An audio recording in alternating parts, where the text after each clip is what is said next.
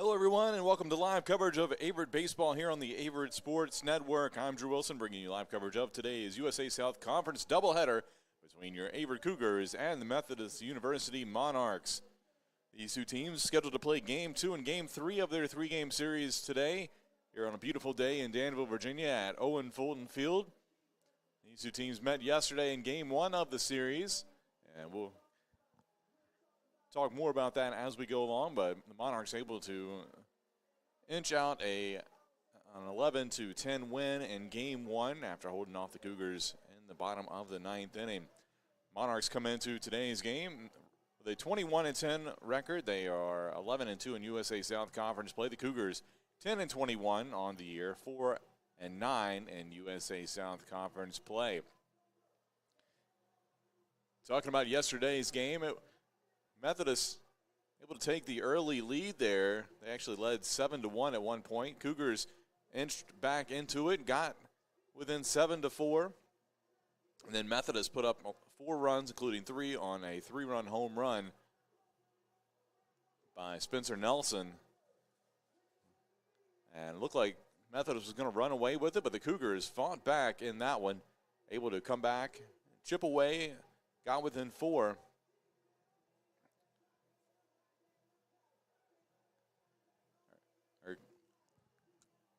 Or got within 5, and then Averett able to score 4 runs in the bottom of the ninth inning with all with 2 outs, and had the tying run at second base, winning run at first base before Methodist was able to get out of the jam with a ground ball fielder's choice to third base. But Cougars certainly threatened there, and I think it gave them some confidence and momentum coming into today's game, even though they didn't complete the comeback. Certainly knew that one was for the taking and could have easily gone their way. So today looking to win Game 1 and take Game 2 to win the series. Let's take a look at the starting lineups for both teams. First for Methodist, very similar to what we saw yesterday. Rob Wilkerson in center field, Jacob Austin at first base. Spencer Nelson is the DH batting third. Wesley Hall at second base. Hall had a fantastic game yesterday, went 5 for 5. And Stancil Bowles at third base. Gavin Wheeler in left field. Justin Blunt in right field. Will Degenhardt at shortstop. And getting the start behind the plate today, Charles Jordan. And on the mound for Methodist, Ryan Hill, who comes in with an 8-0 record.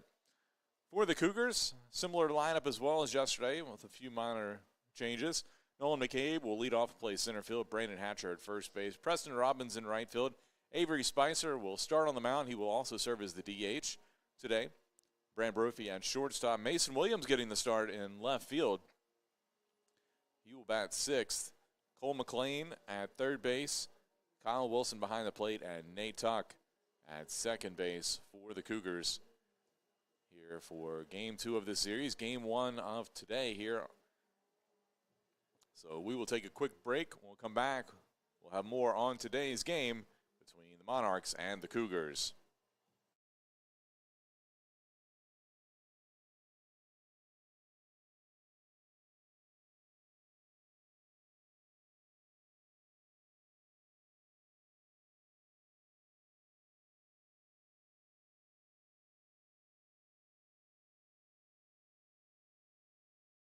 Being a student athlete and an aviation major was actually a huge plus for me in deciding to come to Averett. I looked into multiple schools, hundreds of schools actually, and Averett just felt like home to me as soon as I stepped foot on campus. As soon as I stepped foot in the airport and when I got on North Campus, it was just a great feeling. Very home-like feeling, especially being so far away from home, me being from Houston, Texas. I felt like it was amazing being able to kind of see the atmosphere that they had built here and the family and really the community that they built here. You know, it really feels like you're being in a big neighborhood kind of. I really enjoy my time here at Averett so far. And one of the biggest reasons that I picked Averett was because of me being able to do both, being a student athlete and also being able to fly planes. That's one of my I think favorite things to say to anybody when they ask me what my collegiate experience has been like. I could definitely say, you know, I've been flying planes and playing football. There's not too many people in the country that could say that.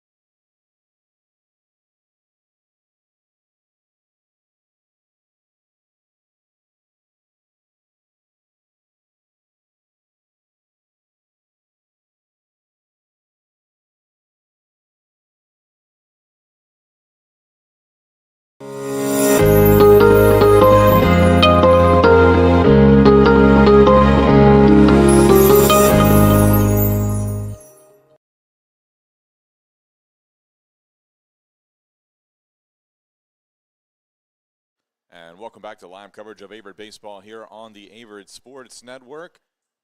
Thanks for tuning in to today's doubleheader between the Cougars and Monarchs.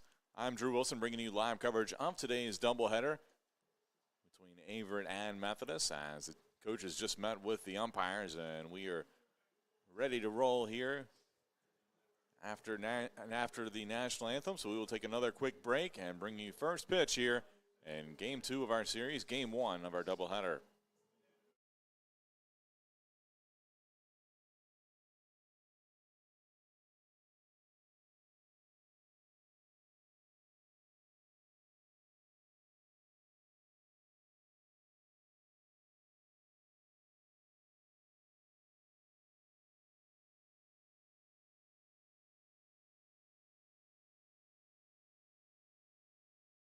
What makes Averett special to me is the family-oriented and diverse background and communities. Here at Averett, we believe in one family, one team philosophy. As an RA, being able to guide people in the right direction and building a community helps me develop leadership. Also, being a leader on the football team and captain, it helps me guide people to be better each and every way.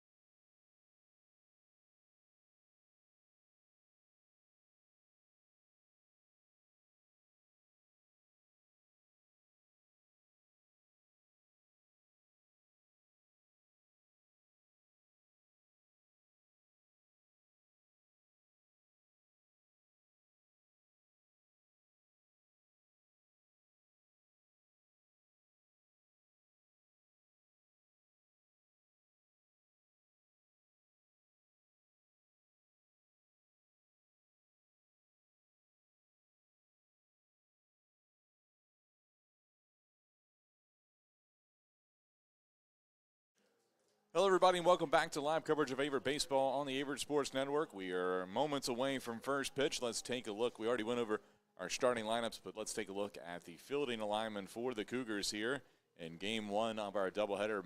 Mason Williams getting the start out in left field. That's only his second career start this season. Nolan McCabe in center field. Preston Robbins in right field. Your infield for the Cougars from third base over to first. You got Cole McLean, Brant Brophy, Nate Tuck, and Brandon Hatcher. Behind the plate today, Kyle Wilson getting the start on the mound. The senior Avery Spicer, who will also serve as the DH in today's game. So that is your Averett lineup here for Game 1 of our doubleheader. 2 9-inning games here for the Cougars and Monarchs to finish up their 3-game series in conference play.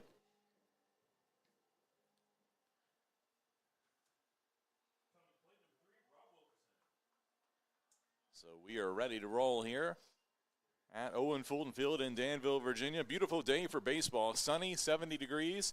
Should get up to about 75 today. Light wind blowing from right to left field. And first pitch in there for strike one as Avery Spicer on the mound today facing off against Methodist. And line drive over to first base caught by Brandon Hatcher. for out number 1. So nice play over there by the senior first baseman. And that will retire Rob Wilkerson. That'll bring up Jacob Austin. Austin went 1 for 4 yesterday, but scored 3 runs, able to get on base quite a bit. First pitch from Spicer, breaking ball, drops in there for strike 1.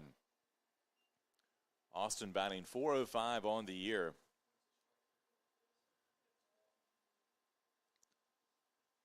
Oh, 1 pitch, swing and a miss. Spicer got him to chase the high fastball inside. Spicer on the year, 2-4 record. He's had some solid outings. Just hasn't had the consistency that I know he would like with some of those results. But he making his 9th start today, 33 2/3 innings with 34 strikeouts. And that pitch misses the zone. 2-2 the count here to Austin.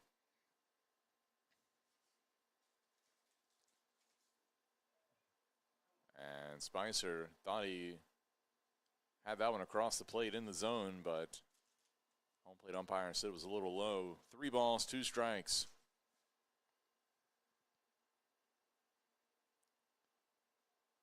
And strike 3 as Austin goes down swinging here for out number 2.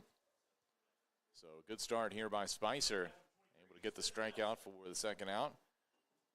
And that'll bring up Spencer Nelson. Nelson went 1 for 6 yesterday. He had struck out his first 3 at-bats as he looks at strike 1 here from Spicer.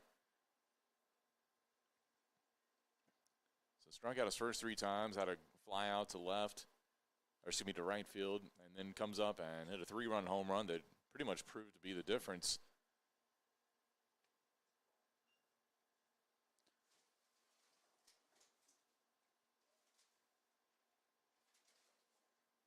Ball thrown by Spicer, 2-1 the count. Nelson batting .412 on the season. And this one lined, and it's going to be a fair ball down the left field line. Williams having trouble getting it in the corner, but it will be a 2-out double.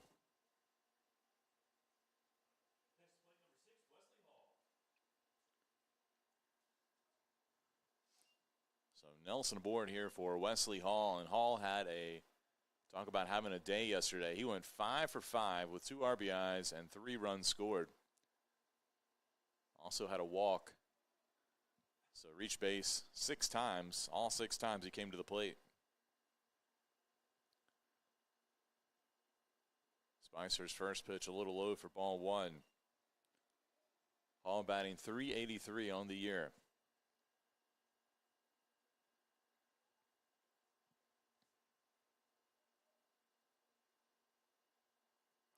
Breaking ball, chop foul down the third baseline.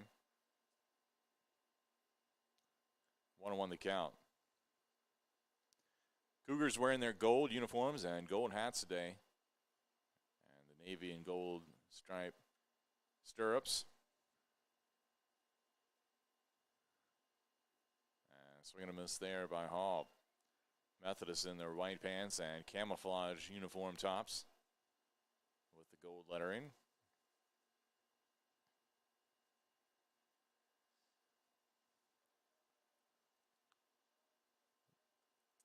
1-2 pitch from Spicer.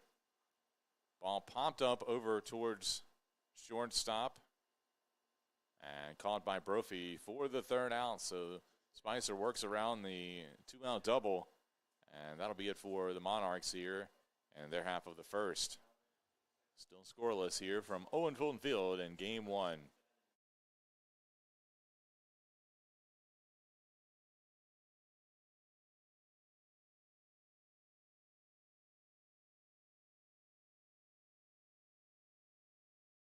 Being a student athlete here has definitely pushed me to do things that I have not been able to do in the past. Because of my team, I have opened up more socially, and they have pushed me to be a better athlete and a better student, and I wouldn't be who I am today if it weren't for them.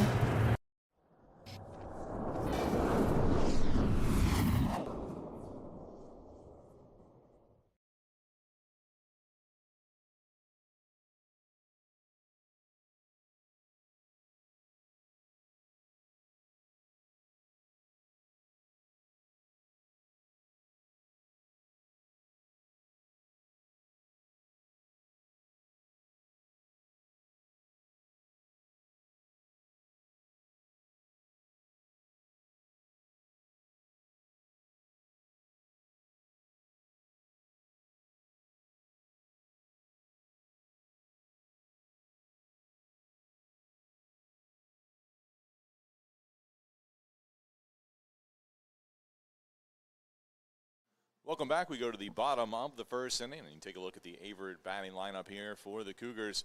It'll be McCabe, Hatcher, Robbins due up in this inning for sure, and then you have Spicer, Brophy, Williams, McLean, Wilson, Tuck, and the rest of the batting order here for Averett. So Nolan McCabe will come to lead things off here for the Cougars. McCabe batting .295 on the year. Yesterday, McCabe 2 for 5 with a run scored.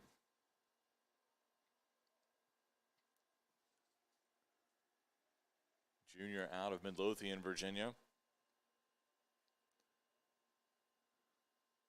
First pitch, fastball, misses for ball 1. He's facing off against Ryan Hill today, and Hill, perfect 8-0 on the mound this year with a 2.70 earned run average. Fastball missed outside. Hill has 53 strikeouts in 60 innings pitched this year. This is his 10th start, 11th overall appearance.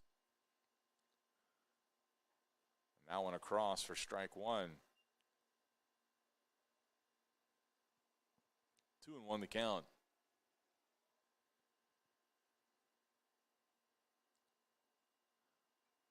And that one fouled out of play to the right side. Count now even, 2-2. Hill, a senior out of Asheboro, North Carolina, transfer from Guilford College.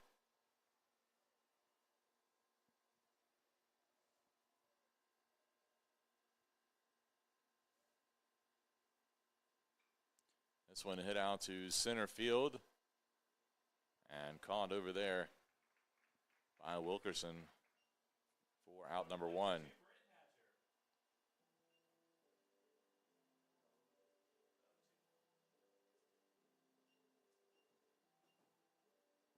So Brandon Hatcher now coming to the plate for Averett. Hatcher leads the team in batting average at .376 on the year. Yesterday, Hatcher went 3 for 5 with 2 RBIs and 2 runs scored. Had a solid outing against the Monarchs.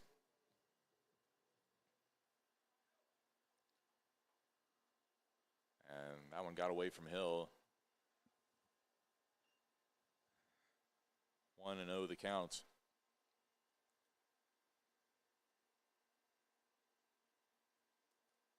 Fastball inside.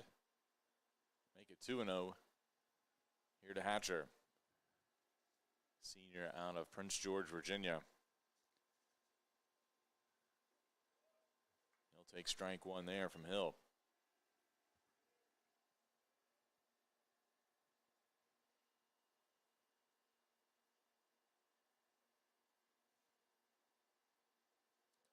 And a swing and a miss there on the inside pitch.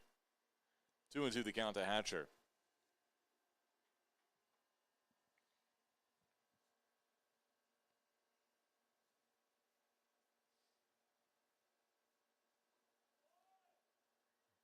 That one just missed the outside corner.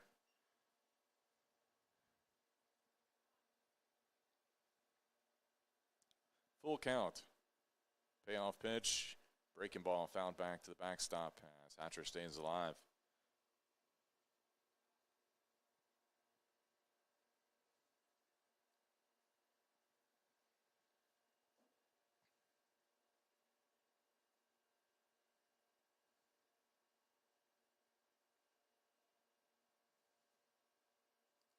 They'll do it again, 3-2 pitch, and Hill able to jam Hatcher with the inside fastball and got him to swing through it for strike 3. So 2 away now for Preston Robbins. Robbins had a very solid day yesterday as well. Went 3 for 4 with an RBI and a run scored.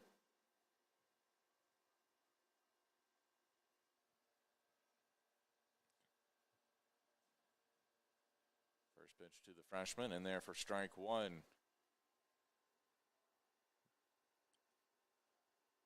Robbins out of Chesterfield, Virginia.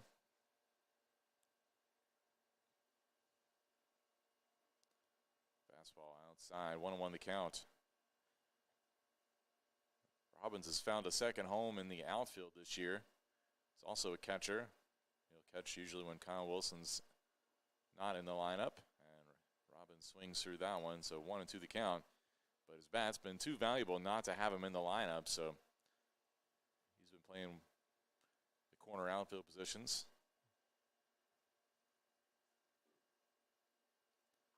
And this one popped up. And drop in foul. Charles Jordan couldn't quite find it in time. So still a 1-2 count here to Robbins.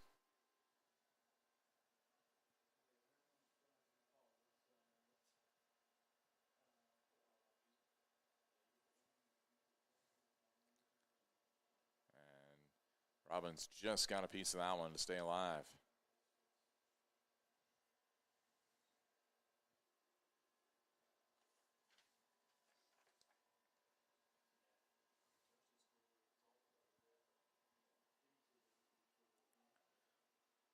Misses low and inside, 2-2 the count.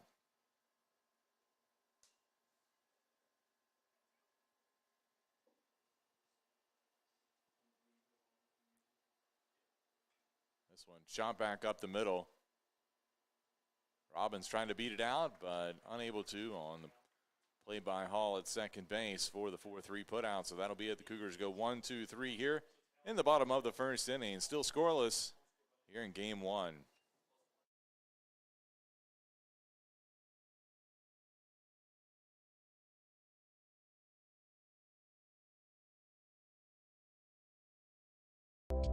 For me, it was important to leave home and experience new cultures and travel while I'm young before I settle down and be comfortable in my own skin. And Averett University has really helped me develop as a person and be more outgoing.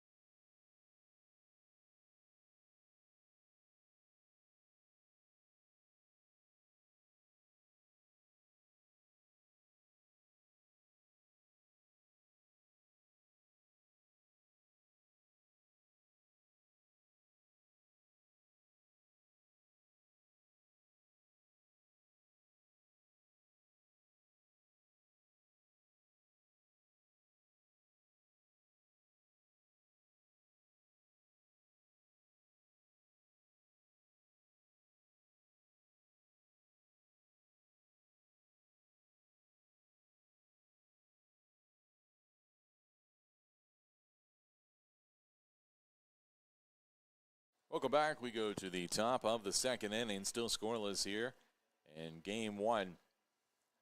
Stancil Bowles comes to the plate.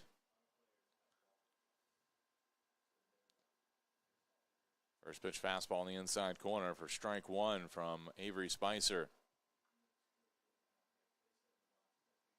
Spicer, the senior out of Glen Allen, Virginia. And this one roped but foul down toward the Averett bullpen. 0-2 the count.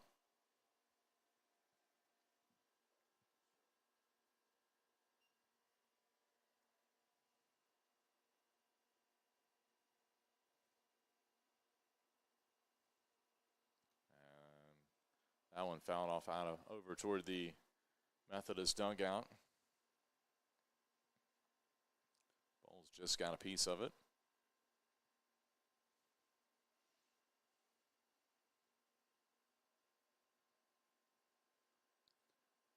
And Spicer tries to find that inside corner again, but just a little bit off the plate.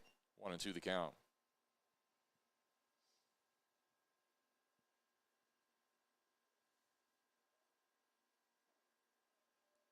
Trying to nibble that outside corner, but no luck there. 2-2.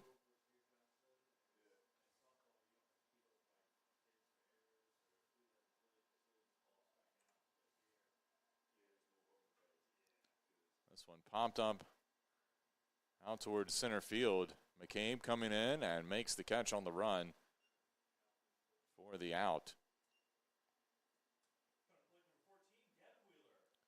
So one away for Gavin Wheeler.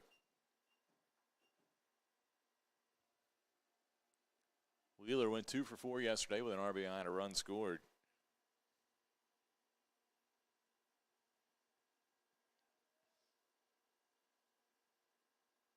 First pitch breaking ball drops in there for strike 1.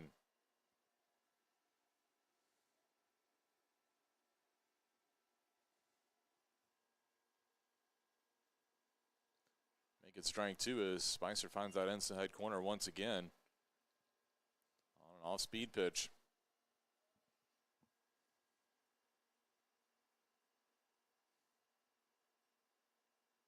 0-2, got him again.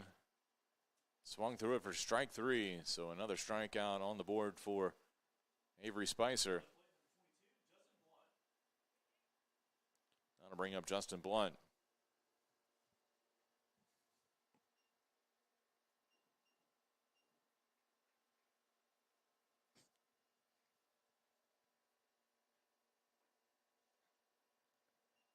And Spicer across the plate there for strike 1.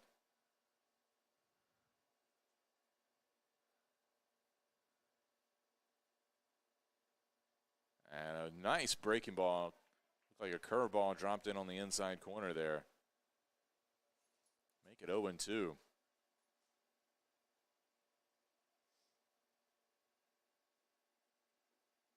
That pitch in the dirt. Blunt not chasing it.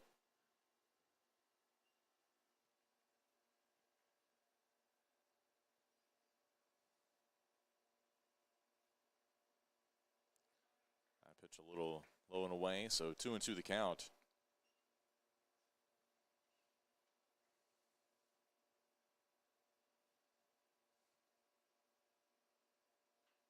This one poked out to Brophy at shortstop. He'll field it. Makes the long throw over to first for the third out. So another 1-2-3 inning in the books here. We will go to the bottom of the second inning. Cougars coming to the plate.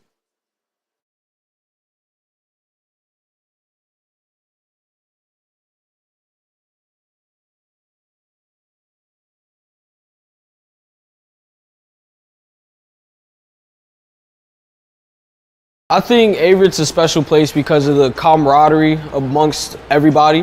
I feel like it's a lot of friendships that won't be broken throughout my life, and it gave me a chance to show my abilities in wrestling and in the classroom.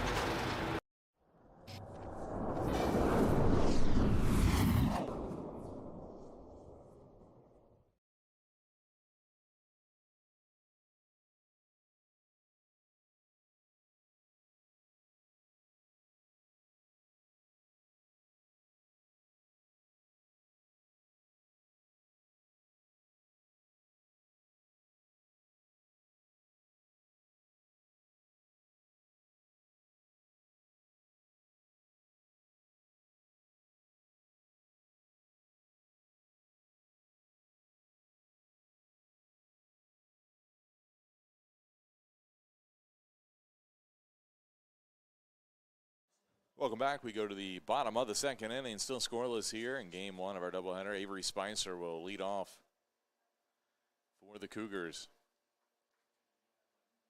Spicer, the pitcher and DH today here in game 1. First pitch, chop foul for strike 1. Just noticing Spicer got a fresh haircut.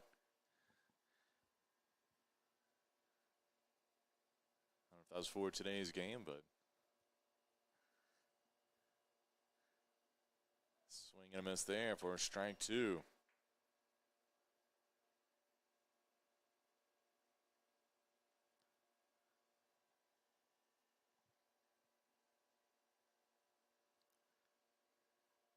Spicer lays off the high fastball. On the year, Spicer batting .330 at the plate. Top hitters for the Cougars average-wise, and as he calls time, he got something in his eye. He's got 30 hits, which ranks 3rd on the team, 5 doubles, 2 home runs, and just got a piece of that one to stay alive. His 18 RBIs is tied for 2nd on the club. –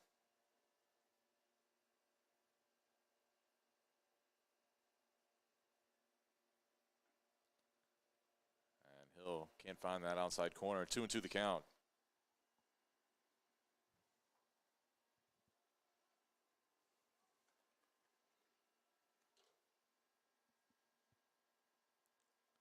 Spicer doesn't chase that outside pitch. So full count now.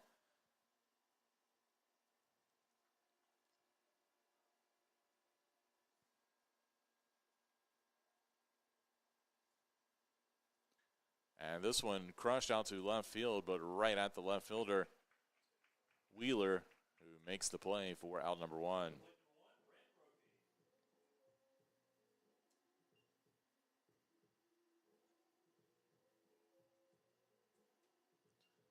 So Brant Brophy will now come to the plate here with one away. Brophy, the sophomore out of Hayes, Virginia. First pitch fastball misses high for ball one. Brophy on the year batting .263, has 21 hits, 11 RBIs.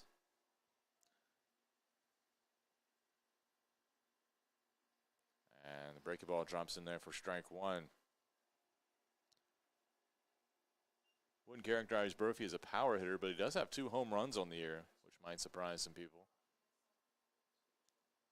And fouls that one out of play.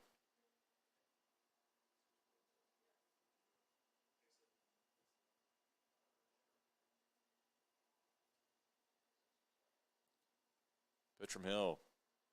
And Brophy chased it for strike 3.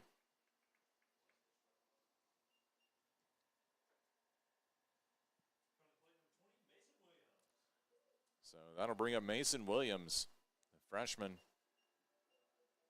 out of Mechanicsville, Virginia, getting the start today. Only his second career start. But he's batting .333 in limited action. He's 2 for 6 at the plate this year. Breaking ball misses for ball one. Williams got in yesterday as a pinch runner and scored a run in the 9th inning as he takes strike one there.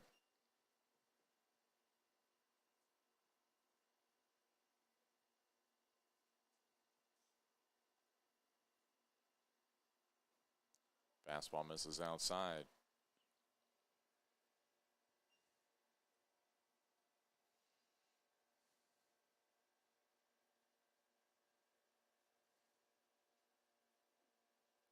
Breaking ball misses the inside corner. 3-1 the count here to Williams.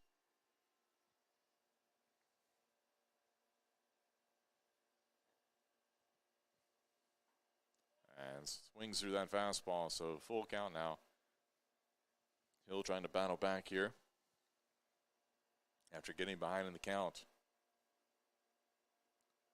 And Williams will draw the walk here. And he'll reach with 2 away. Only the 15th walk given up this season by Hill in nearly 62 innings. So rarity there for the Methodist right-hander. That'll bring up Cole McLean.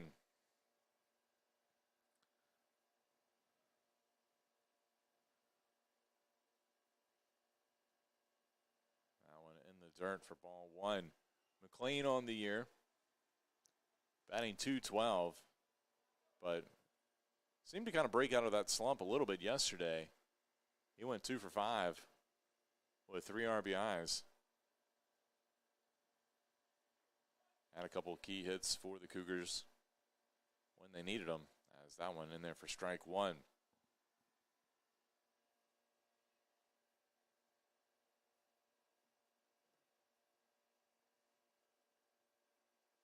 Quick throw over to first, and they're going to pick off Williams. So that'll be it for the Cougars here in the bottom of the second inning. Still scoreless here in game one.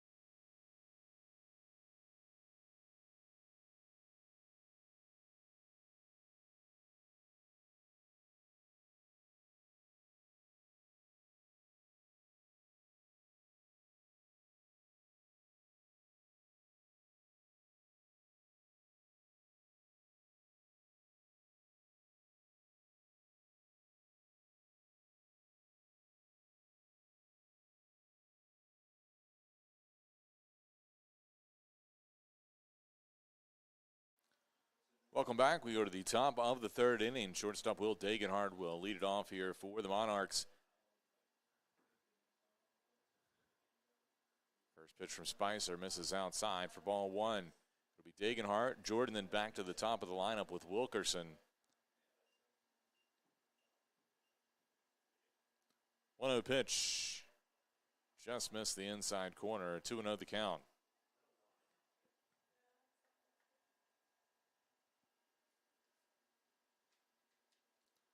Breaking ball across, but a tad bit high, so 3-0.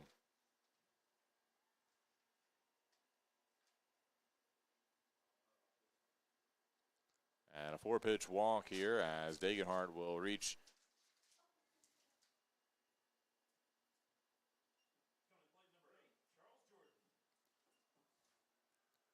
That'll bring up Charles Jordan, sophomore catcher out of Clinton, North Carolina. Seeing his first action of the series. Showing bunt, but pulled it back as the pitch was a little bit outside.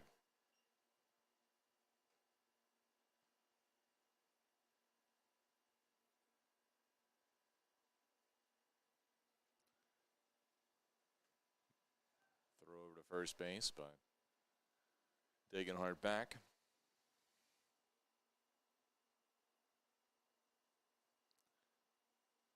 Methodist always known for playing a little small ball. They'll move the runners over when they need to. And bunt again here by Jordan. He'll drop it down. It's going to be a tough play for the catcher's Wilson, but he makes it. So a sac bunt moves the runner over.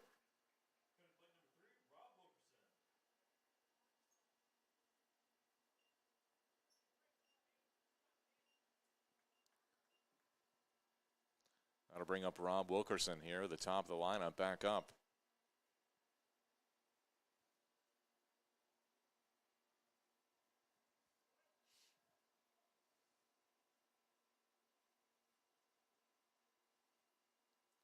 First pitch. Spicer finds the outside corner for strike one.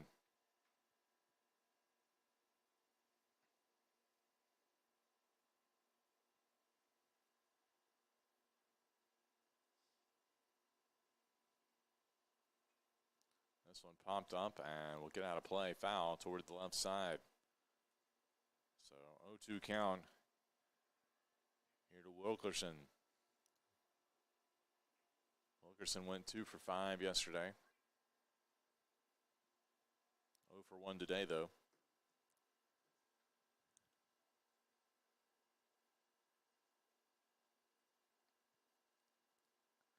Pitch from Spicer.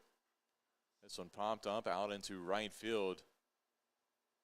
Preston Robbins will come in. He'll make the catch. And they try to catch Dagenhart at second base, but he's back just underneath the tag.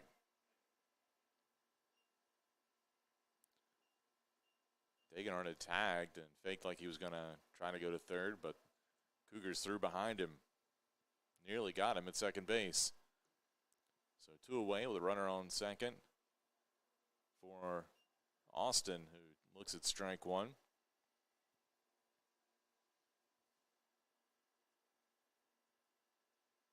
Austin struck out in his first at bat today. This one popped up over toward the left side, and it'll make its way out of play for strike two.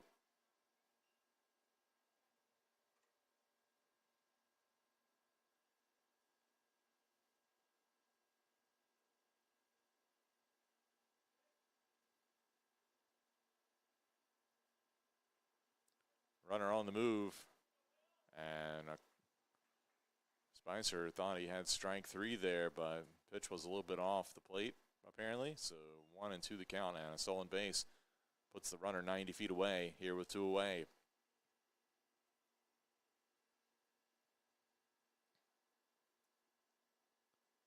And that's going to plunk Austin on the arm.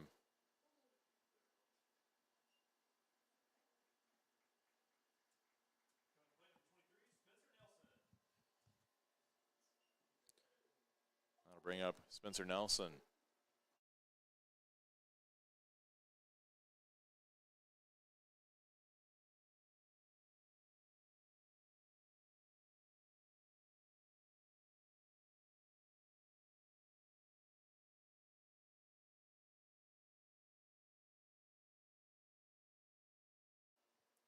So runners on the corners here for Nelson. Looks at ball one here from Spicer.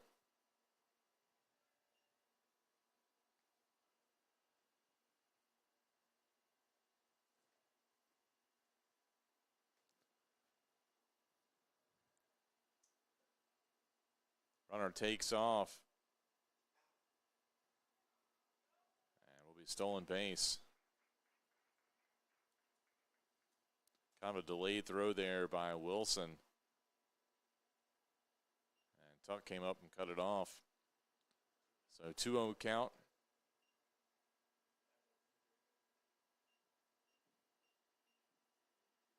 Runners on second and third.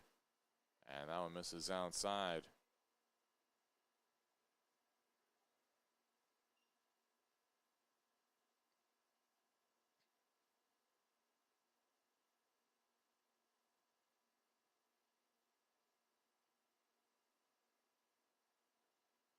And a 4-pitch walk, so that'll load the bases here with 2 away. That'll bring up Wesley Hall.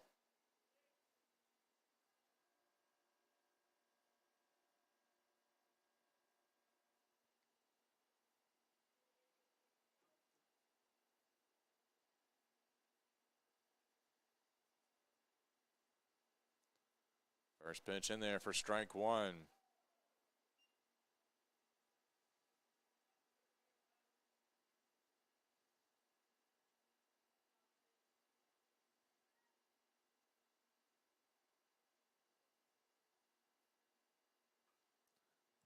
This one line foul down the left side.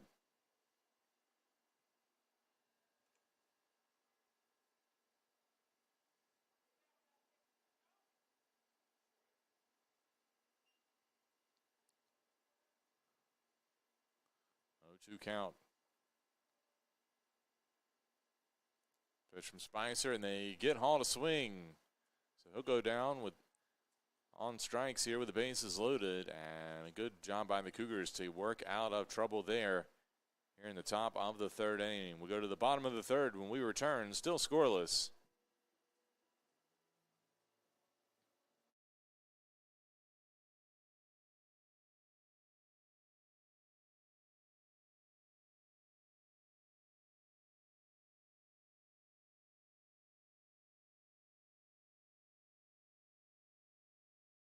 Being a student athlete impacts my overall experience a lot, just gaining a brotherhood with my teammates, and then with all the other teams, a big connection throughout all of athletics, and makes it fun to walk around campus and see everyone you know, and everyone comes out and encourages you at games, so it makes it a really fun environment.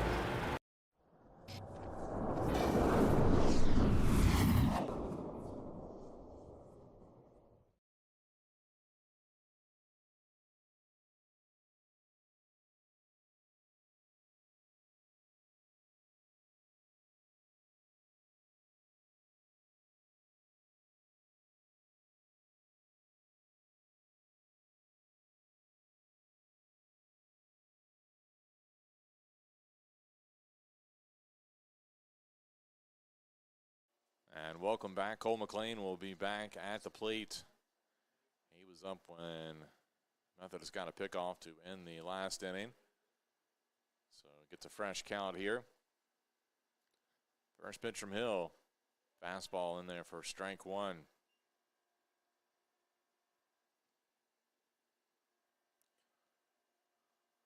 McLean, the freshman out of Roanoke, Virginia. Went to Northside High School. And crushes that down the third baseline. Great diving play there by Bowles to try to corral it. Able to knock it down with his glove, but McLean aboard here with a base hit. So first hit of the day for the Cougars.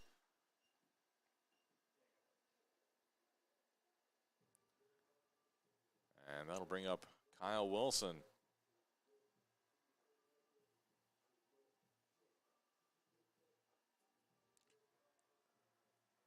Wilson, the junior out of Wake Forest, North Carolina.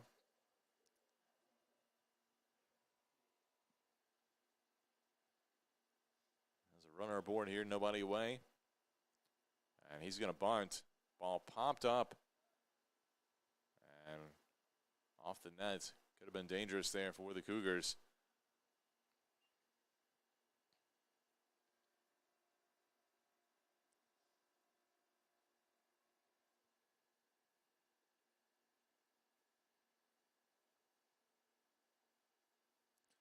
I guess sack bunt probably still on here.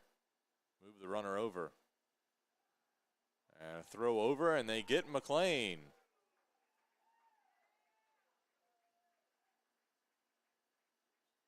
So, second pickoff of the day for Hill.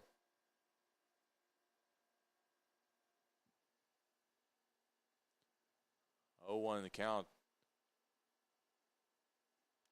Pitch outside, 1-1. For Hill, he came into today with 2 pickoffs. He's got 2 here today, so 4. That leads the team. And a called strike 2 here to Wilson.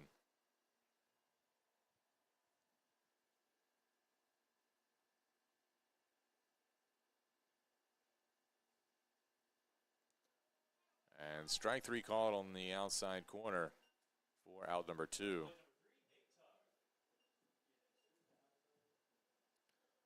So 2 quick outs here, and Nate Tuck now coming to the plate for the first time today.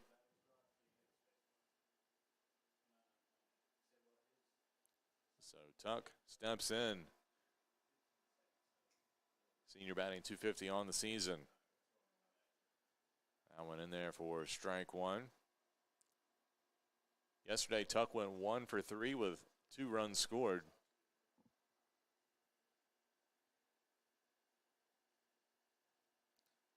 And the curveball just missed the inside corner.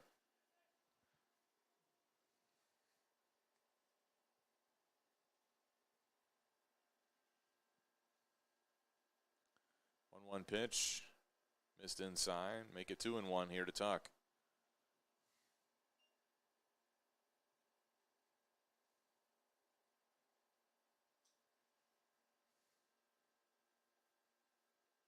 Little check swing, fouls it off. Count now 2-2.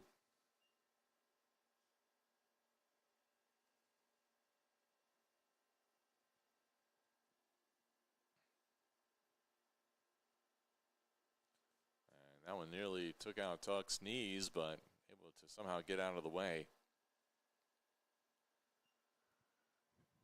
Pretty good Saturday crowd here for baseball. Some more fans trickling in as we've gone along, as this one poked out foul towards third base.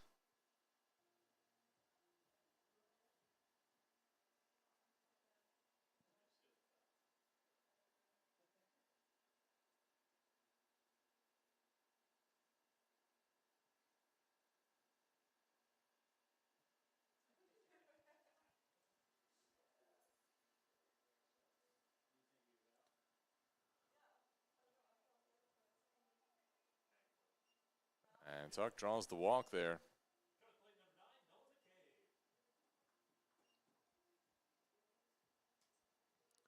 That'll bring up Nolan McCabe. McCabe over 1 today.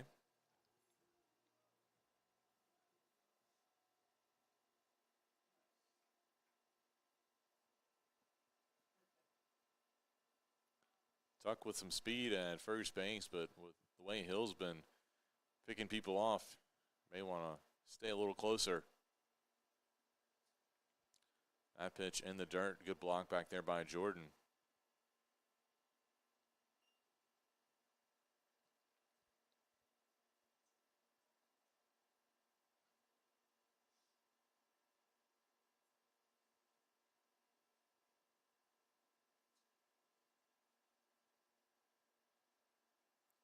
One 0 pitch.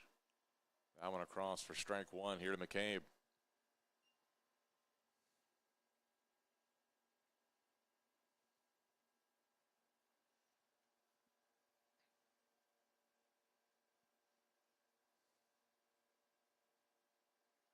Runner takes off, pitch inside, throw down to second base offline, and Tuck has a stolen base.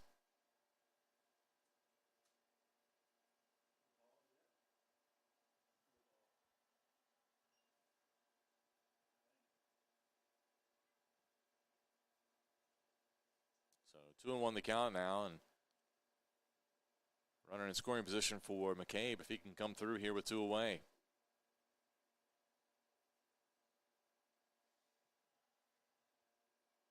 Fouls that one back to the backstop. 2-2 the count.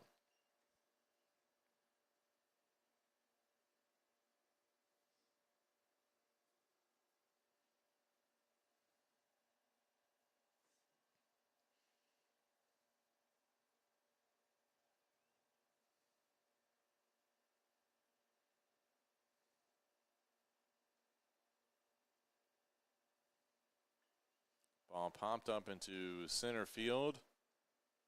And Wilkerson there to make the catch. So the Cougars stranded runner at second here in the bottom of the 3rd inning. And we are scoreless through 3 complete innings of play here in game 1 of our doubleheader between the Monarchs and Cougars.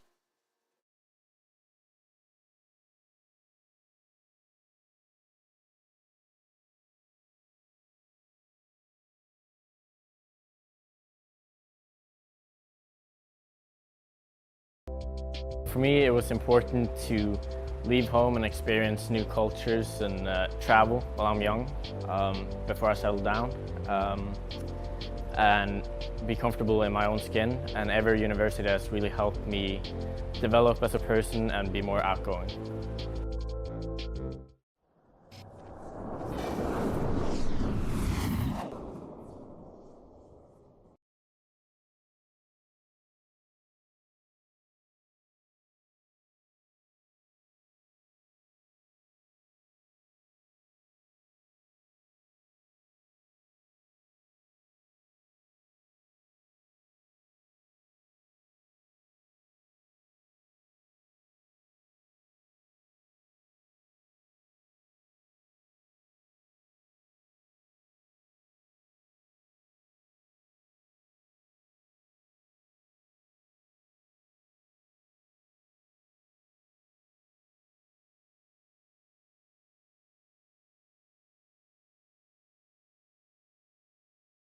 Welcome back. We go to the top of the 4th inning, still scoreless here.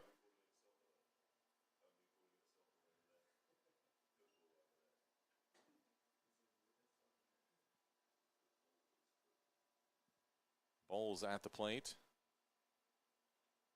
This one chopped over towards first base. Takes a wicked hop off the lip.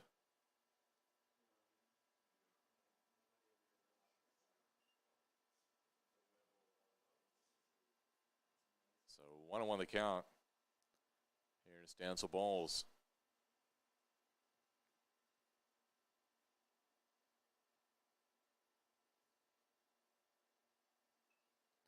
And this one fouled out of play to the left side. Make the count 1-2.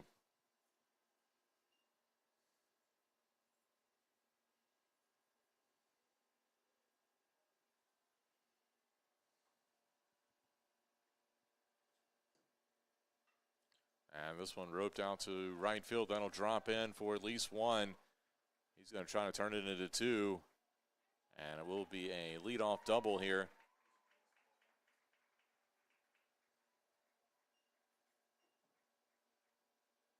Second base hit of the day for the Monarchs. First for Bowles, and that'll bring up Gavin Wheeler.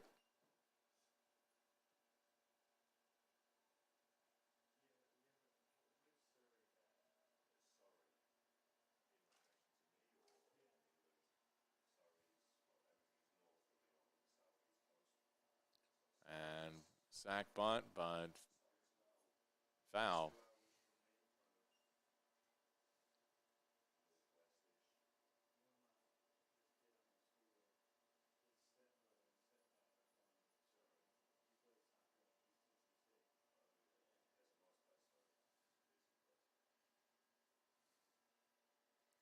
So 0-1 count.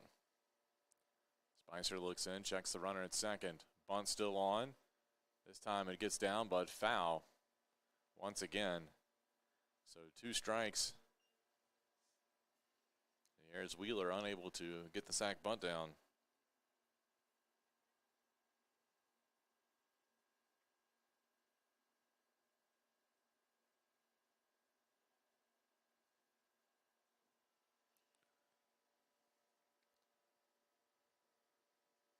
And Spicer wheels around and keeps the runner in check.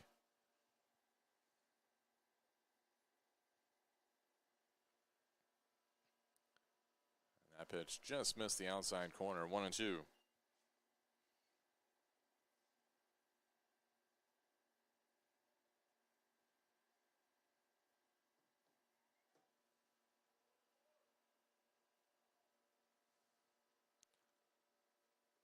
One, 2 pitch a little low, make it 2-2.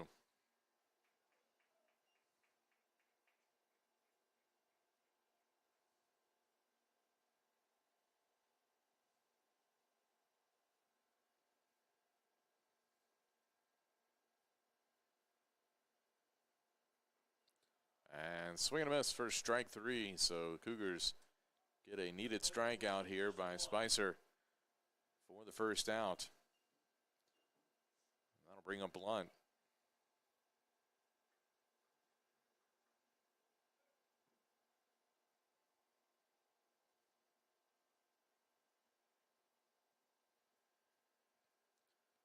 And that one fouled off over toward the Averett dugout.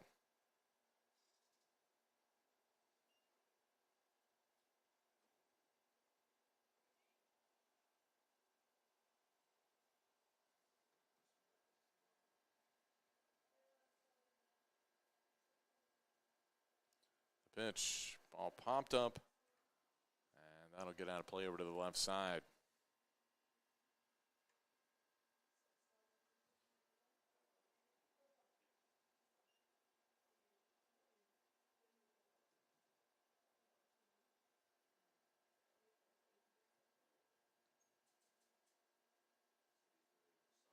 Oh, 2. Ball popped up again. This one might stay in play. McLean giving chase, but it hooks foul off the top of the dugout. Still 0-2 count.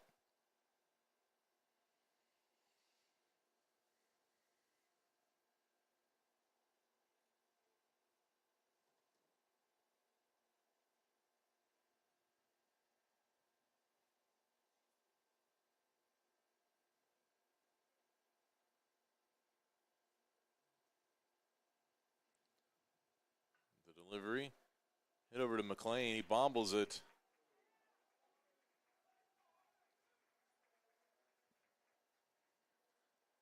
So he'll reach on an error. So 2 aboard here with 1 away.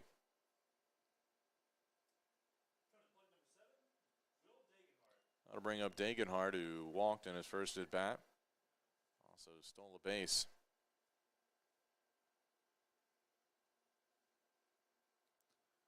Swings through that one for strike 1.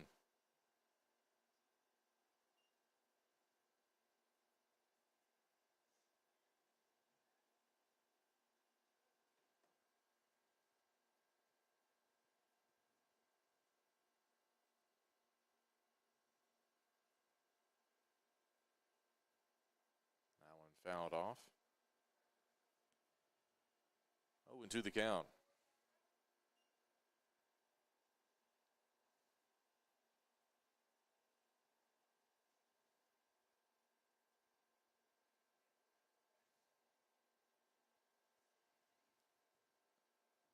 Pinch from Spicer. That one fouled off out of play.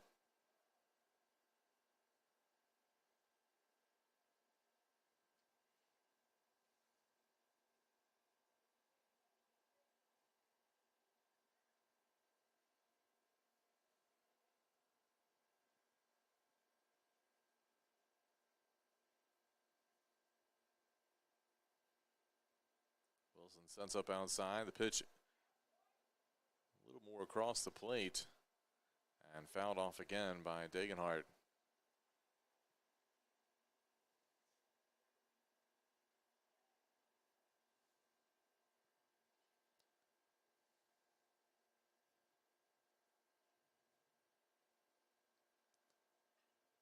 This one hit over to McLean. He'll take it at third base, so the fielder's choice will retire the lead runner there. Makes it 2 outs. That'll bring up Charles Jordan.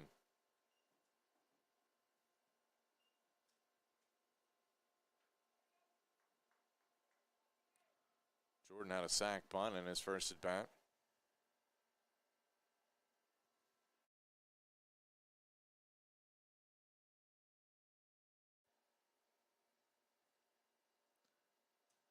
And a swing and a miss on the first pitch here to Jordan.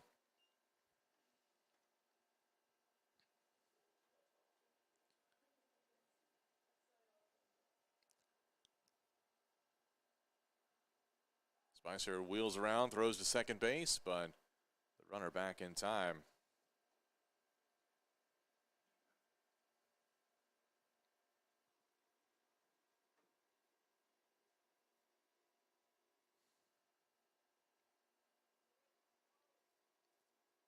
Blunt at second base. He's 5 for 5 in steals this season.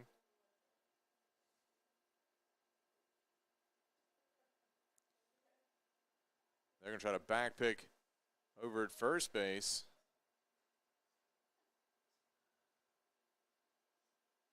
Degenhard back underneath the tag.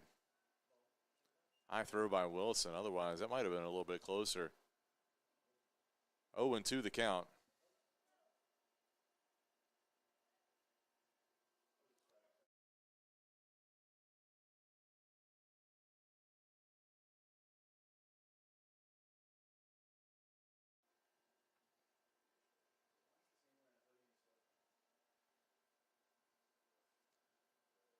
So 0-2 the count here.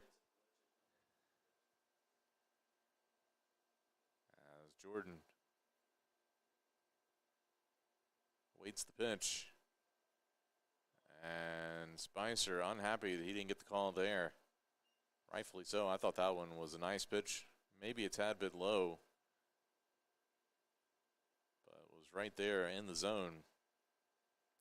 So 1-2 now.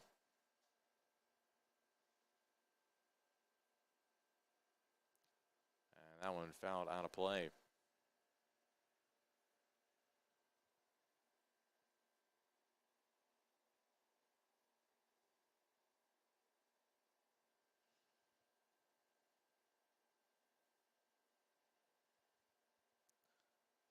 Spicer with the 1-2 pitch. This one hit out to left field. And Williams makes the catch on the run. Good defensive play out there by Mason Williams. And that'll be it for the Monarchs here as the Cougars keep them off the scoreboard. Still 0-0 the score.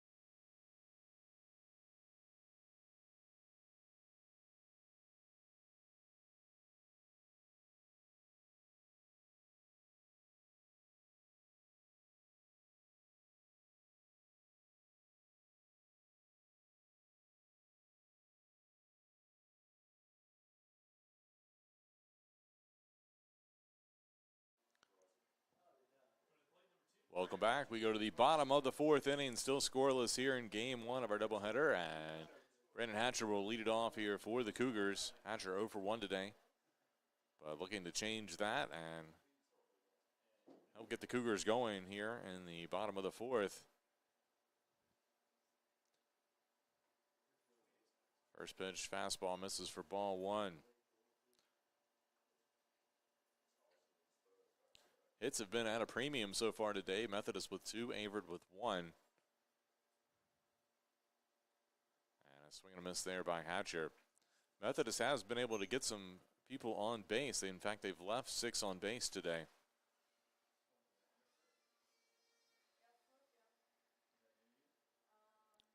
1-1 pitch to Hatcher, and can't get around on that inside fastball.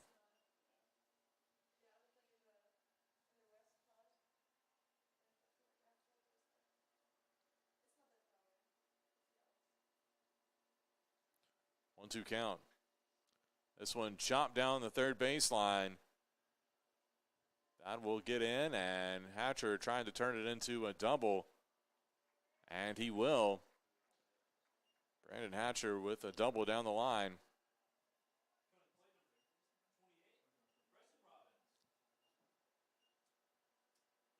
Second hit of the day for the Cougars.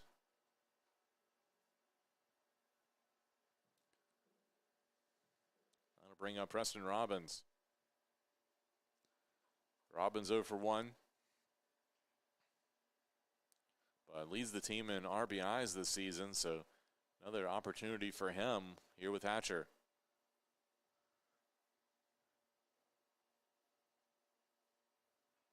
Little chopper and called foul at the plate. And they're going to call catcher's interference, it looks like. So he will reach.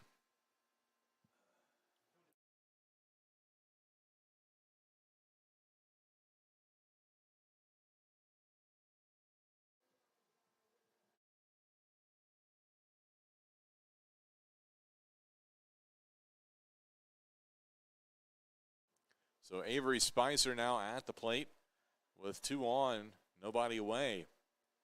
So Averett has some things cooking here in the bottom of the fourth. Spicer takes strike 1 on the inside corner.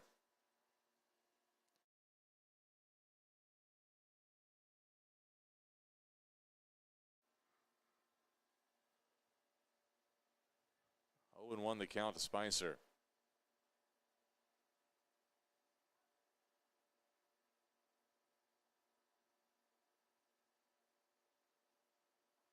Fastball misses the outside corner. 1-1 the count. Spicer 0 for 1 today. Has 30 hits, 18 RBIs on the season.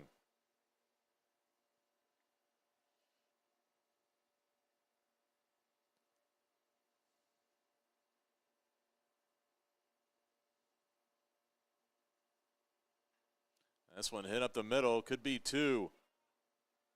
And it will be on the 6-3 double play. However, it does move Hatcher over to third base.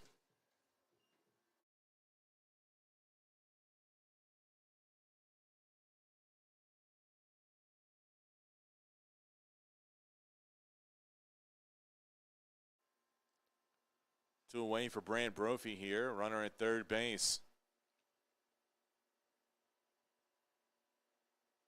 Brophy fouls that one out of play for strike 1.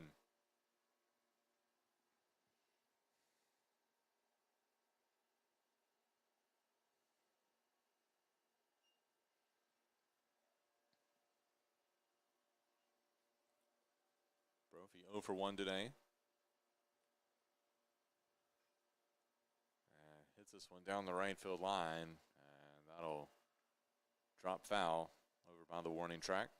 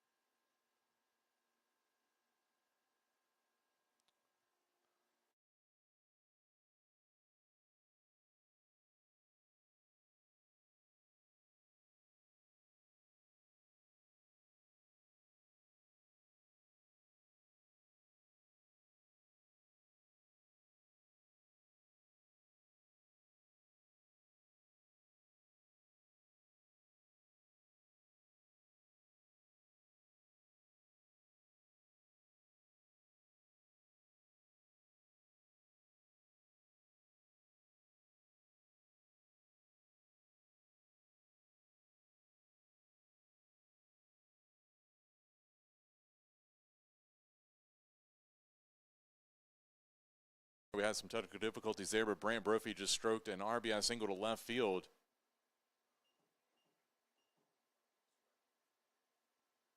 And the Cougars have a 1-0 lead.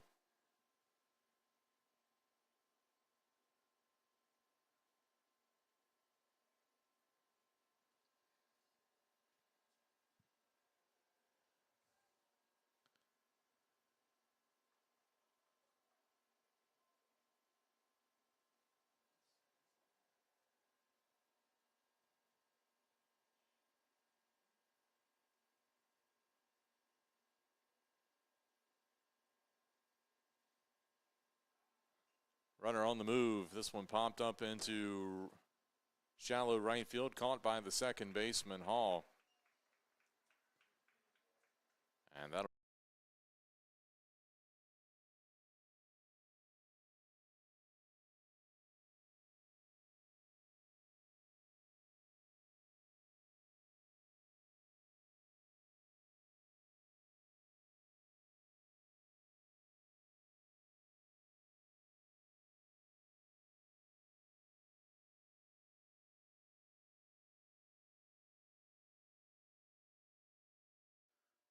welcome back. Not sure if you can hear me or not, but hopefully you can. We are in the top of the fifth. This ball popped up over behind the plate. Wilson makes the catch for the second out.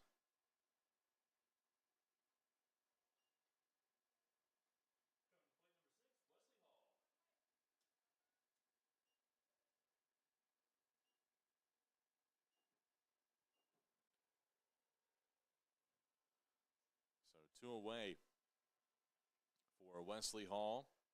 Here with a runner.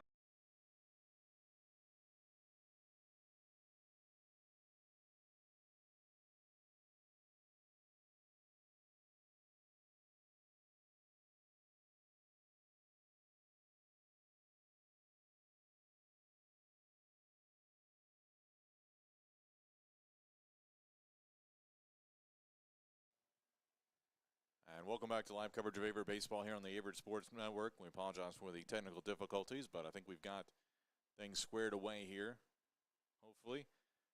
Methodist with the bases loaded now with 2 away in the top of the 5th inning.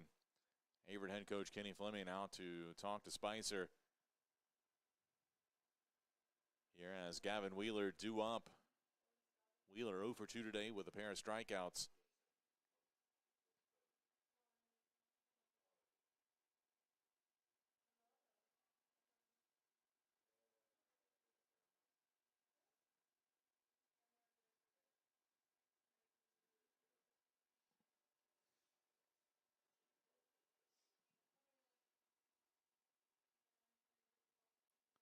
Spicer with the pitch. That one fouled out of play for strike 1. 1-0 your score. Cougars holding on to that 1-run lead, but Methodist certainly threatening here. This one popped up and caught by Kyle Wilson, and that'll do it as Averett gets out of the bases loaded jam.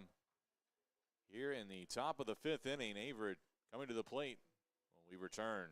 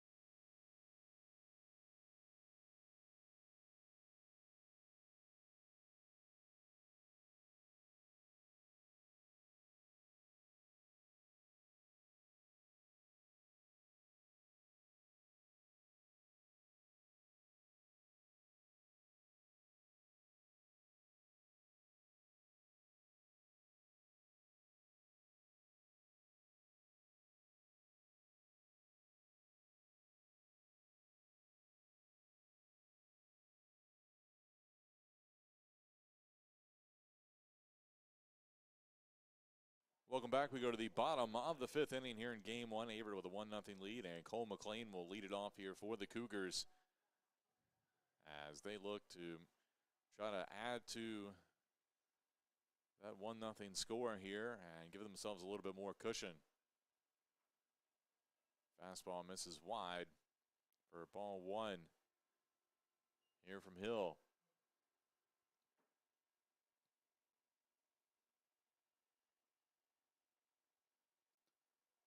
Fastball a little wide as well there, so 2-0 the count. Despite being down a run, Hill's had a pretty solid outing so far. 3-0 count now to McLean. 3 strikeouts, 2 walks. He's given up 1 run on 3 hits and 4 innings coming into the 5th here. And fires in a strike to McLean, who was taken with a 3-0 count.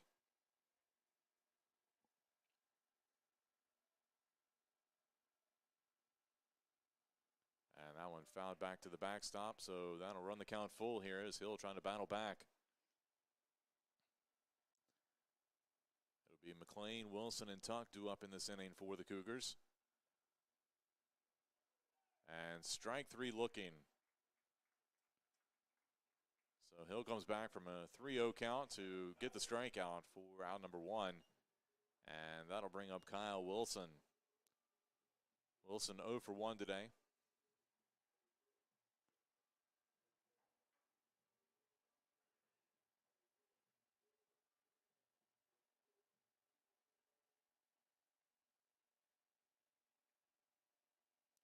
And curveball nearly hit Wilson.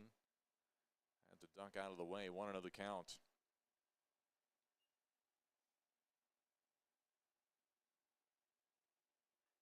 And this one popped up over to the first base side. Austin giving chase. Runs into the fence. Unable to get it as the ball landed out of play. Good effort, though, by the first baseman, Austin.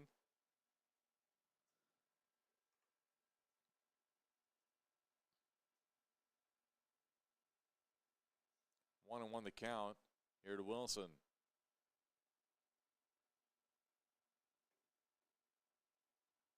And swings through that one. Couldn't get around on the inside pitch. 1-2 now to the Averett catcher.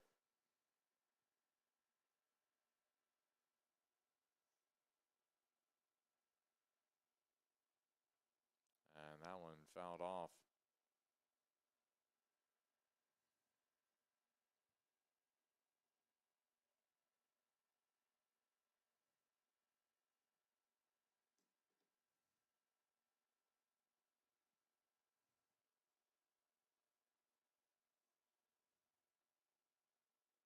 One-two pitch, and Wilson fooled by the curveball there on the off-speed pitch. So he goes down for the second out.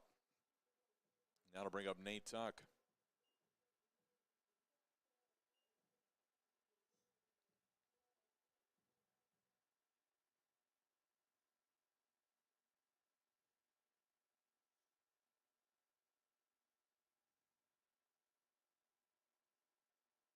Pitch to Tuck, popped up and out of play for strike 1.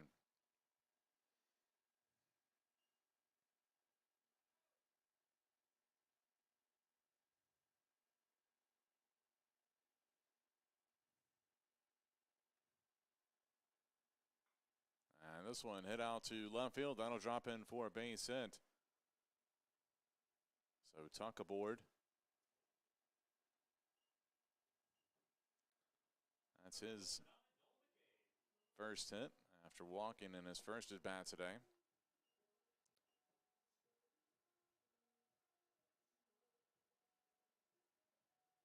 I'll bring up Nolan McCabe as the top of the lineup, up for the 3rd time this game.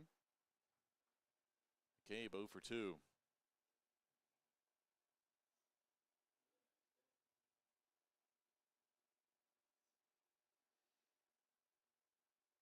Breaking ball hit up the middle and snagged out there at second base. Hall with a great grab as he made his way up the middle. for the out. So that'll be it for the Cougars here. Through 5 innings, Averett with a 1-0 lead over Methodist here in game 1.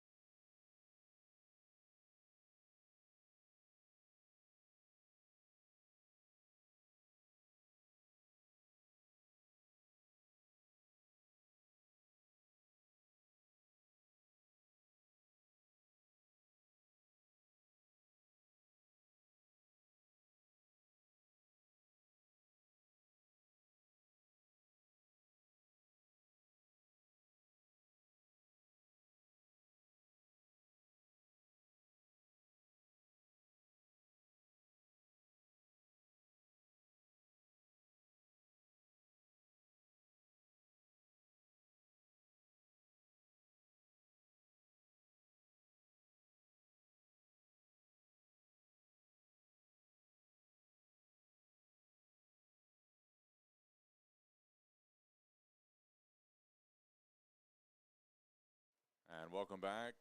Blunt will lead it off here for the Monarchs, who trail 1-0 here in the top of the 6th. Spicer comes in with a strike on the first pitch.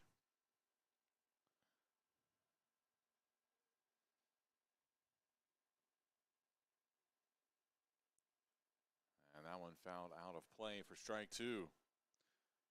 Spicer, through 5 innings, has given up 3 hits. He's given up 4 walks, but he does have 4 strikeouts and has been able to force Methodist to strand 9 base runners here in this one. And this one hit out to right field. Robbins had to make a late adjustment out there and come in and make the shoestring catch for the out. So Spicer gets the first out, and that'll bring up Will Dagenhart here. Spicer just over 100 pitches on the day.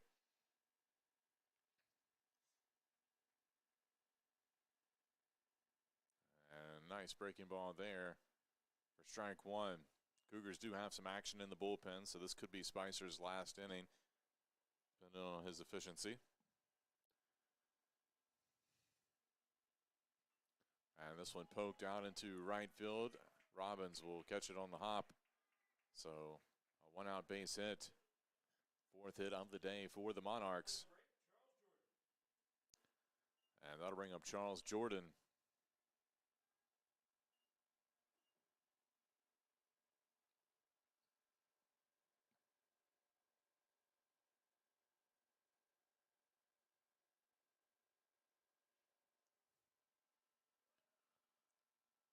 So Jordan steps in. Runner takes off. Called strike inside, and it'll be a stolen base. So Dagenhart moves down to second.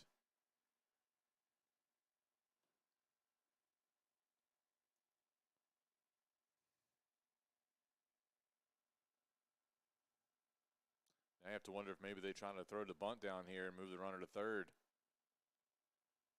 And that is, in fact, what they're going to try to do. But can't get it down, and that will be strike 2. It's the benefit of Averett getting that strike on this steal attempt. Only gave Jordan 1 strike chance to try to get the bunt down. Now with 2 strikes, unlikely to see him bunt.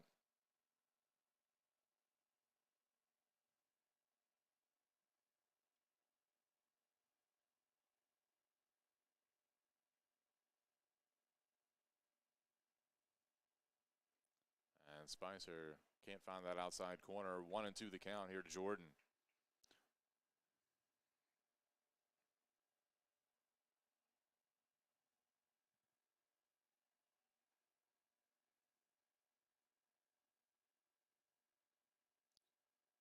And they're going to get runner into a pickle.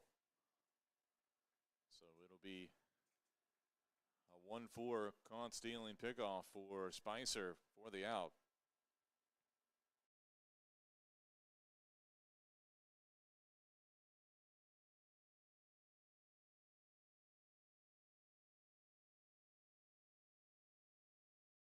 So 2 away here, and a 1-2 count to Jordan. That ball hit down the left field line, but hooks foul.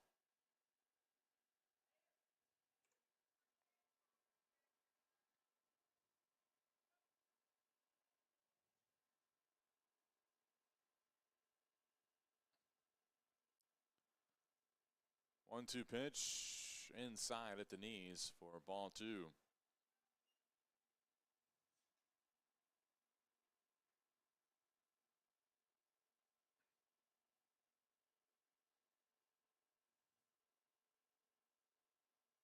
Two-two pitch, ball popped up over towards third. McLean getting called off by Brophy. Brophy makes the catch at short for the out. So that'll be it for Methodist here in the top of the 6th inning.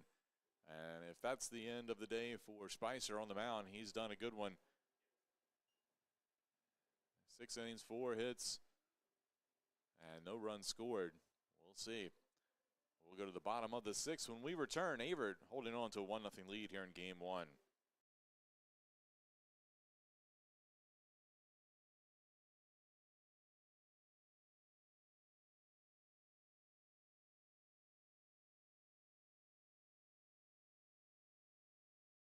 Being a student athlete here has definitely pushed me to do things that I have not been able to do in the past. Because of my team, I have opened up more socially, and they have pushed me to be a better athlete and a better student, and I wouldn't be who I am today if it weren't for them.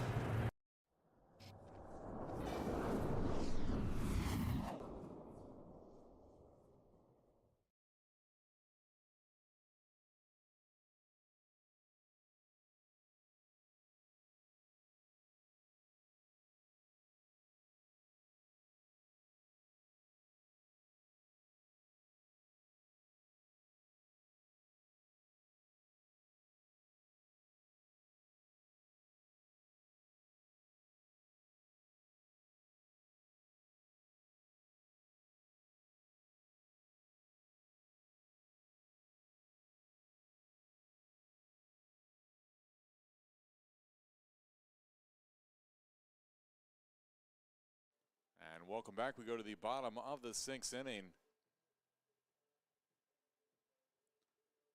Averett with a 1-0 lead here, and Brandon Hatcher will lead it off for the Cougars. Hatcher 1 for 2 today with a run scored. This one hit out to the right center gap, but caught in center by Wilkerson for the first out.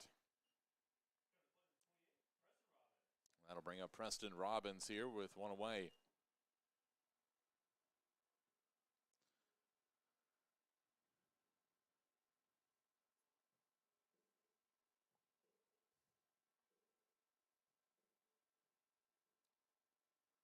Robbins 0 for 1, reached on a catcher's interference in his last at bat. Takes strike 1 here from Hill.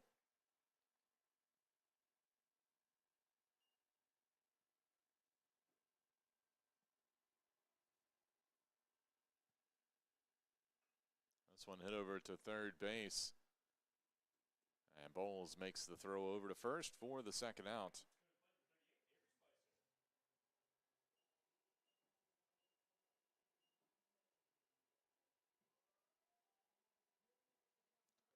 So that'll bring up Avery Spicer.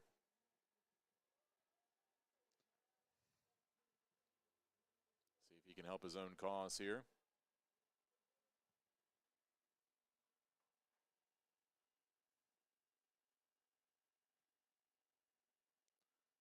And that pitch, a ball.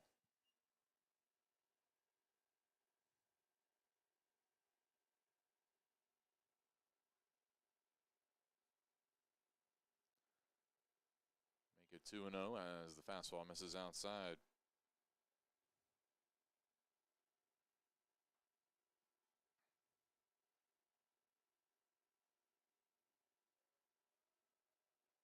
Still misses a little low there. Looked like he was unhappy with that call. 3-0 the count. And nearly the same spot. Spicer already taking a step towards first base, but a called strike.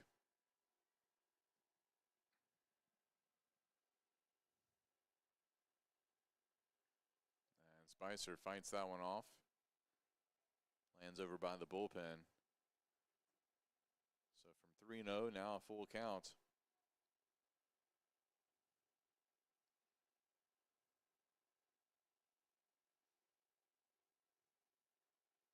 And once again, fouled out of play.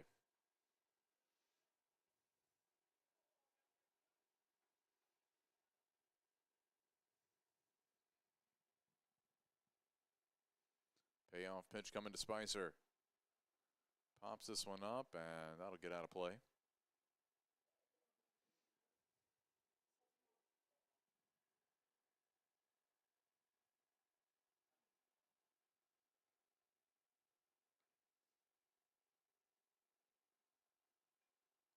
Spicer pokes that one foul down the right field line and caught by Austin. A little over the shoulder catch. That'll be it for the Cougars here in the bottom of the sixth. 1-0 still your score. We go to the seventh when we return. You're watching Averett Baseball on the Averett Sports Network.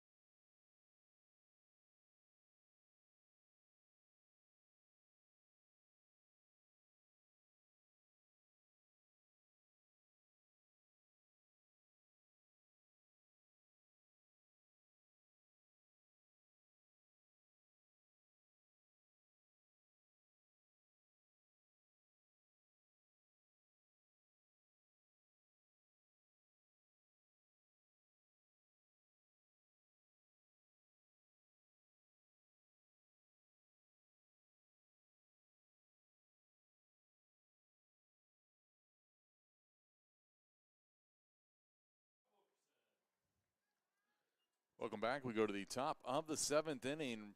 Rob Wilkerson will lead it off here for the Monarchs. Averett holding on to a 1-0 lead. Avery Spicer back on the mound for the Cougars. And he's going to plunk Wilkerson with the first pitch.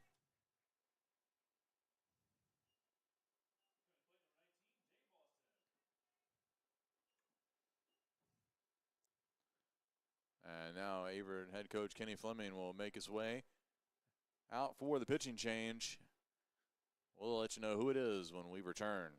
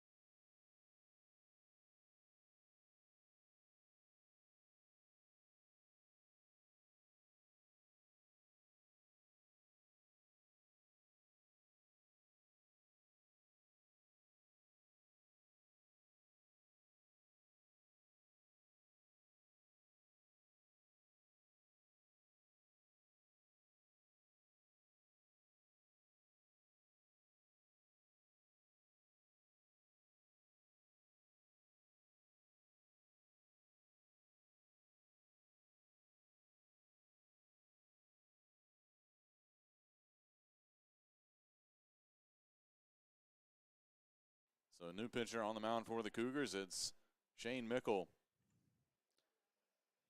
He'll come in with a runner on first base, nobody out. Runner on the move, throw down to second, not in time. It will be a stolen base. Cougars had the right idea. They had the pitch out, but just a good jump over there by Wilkerson. His second stolen base of the day, and now the tying run at second base here for Austin at the plate.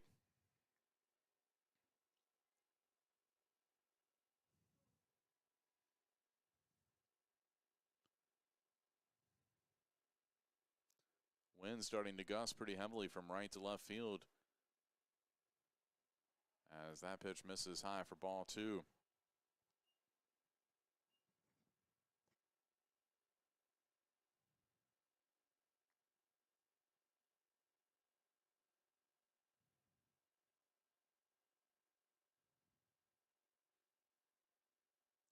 Mickle having a hard time finding the zone here. 3-0 count. Mickle on the year 1-5. This is his 18th appearance, 17th in relief. And finds the outside corner for strike 1. Mickle does lead the team with 4 saves on the year. Kind of served as the closer at times.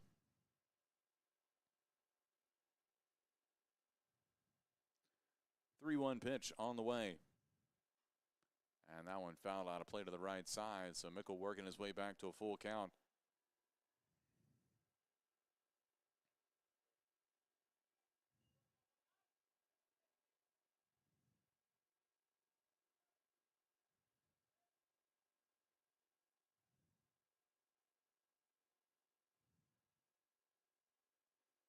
And a wild pitch on ball 4. That will allow the runner to reach third. I'll bring up Spencer Nelson.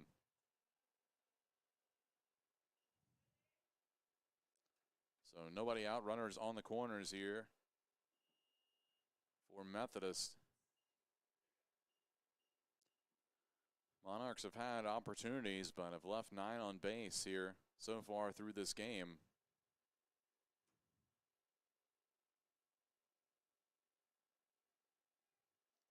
But another opportunity here. And you got to imagine that Austin may be on the move here to try to get out of a double play situation and also put him in scoring position.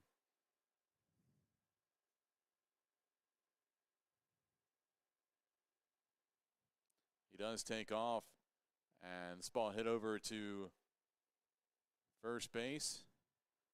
And Hatcher makes the tag.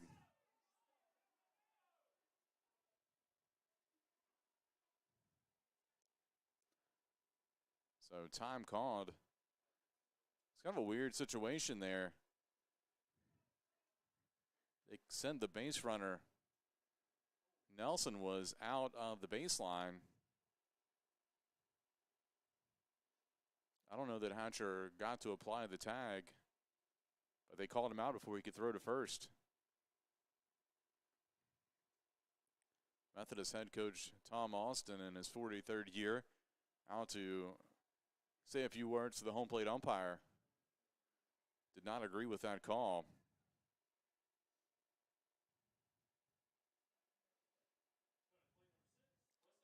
So one away, runners at second and third for Wesley Hall. Hall 0 for 2 today with a walk.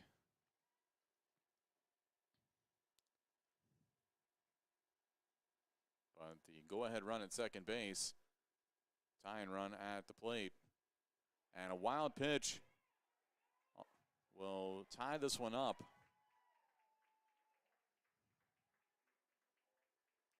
Hall had squared away to bunt. The safety squeeze possibly on for Methodist, and it threw Mickle off a little bit. And the pitch was inside and couldn't be handled in the dirt. So 1-1 now the score, and the go-ahead run now 90 feet away at third base. 1-0 count to Hall. He'll throw down the bunt again, but pulls it back as the pitch is in the dirt.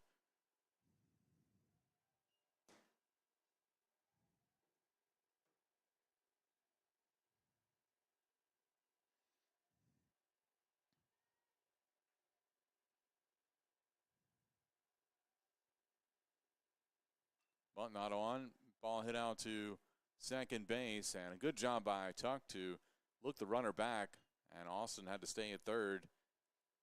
And Tuck made the 4-3 put out. So 2 away here for Bowles.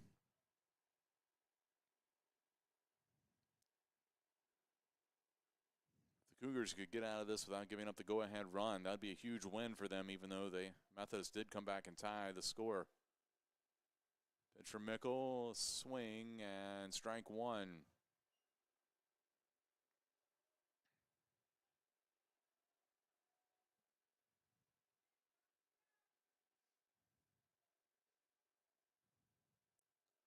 Oh, 1 pitch.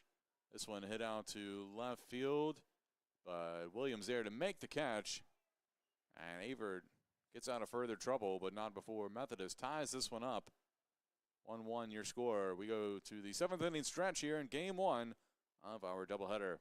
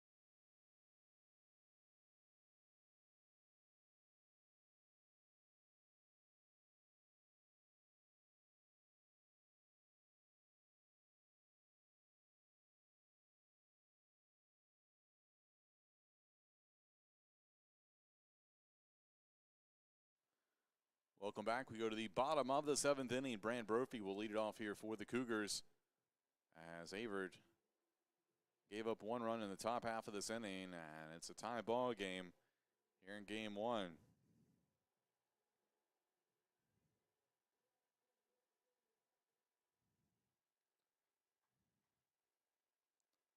First pitch to Brophy. Ball 1 apparently.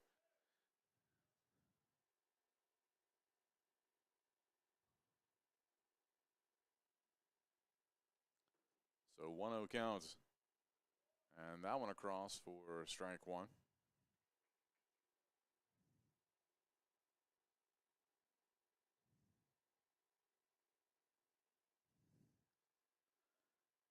The 1-1 pitch. Brophy reached for that one and poked it foul.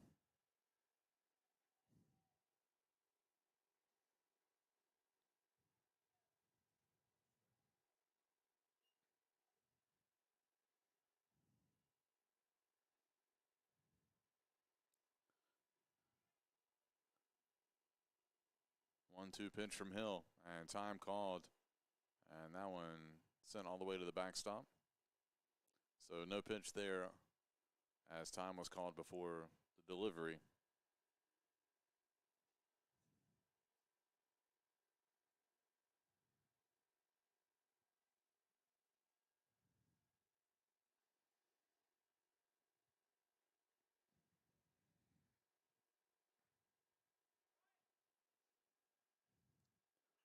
This one hit out to shortstop.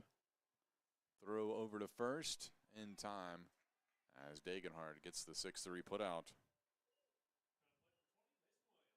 Got to bring up Mason Williams. Williams 0 for 1 today with a walk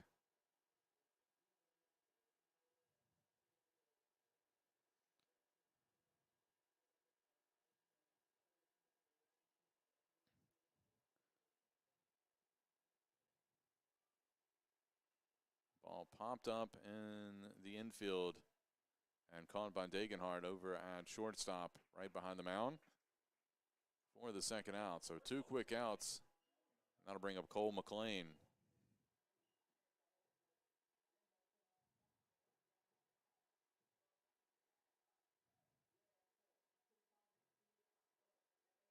So McLean steps up. 2 outs. And this one hit over to the left side.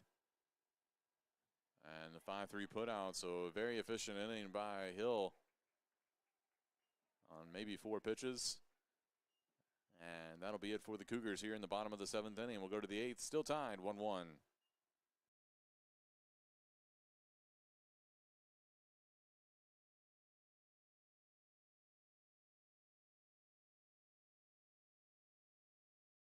Being a student athlete impacts my overall experience a lot, just gaining a brotherhood with my teammates, and then with all the other teams, a big connection throughout all of athletics, and makes it fun to walk around campus and see everyone you know, and everyone comes out and encourages you at games, so it makes it a really fun environment.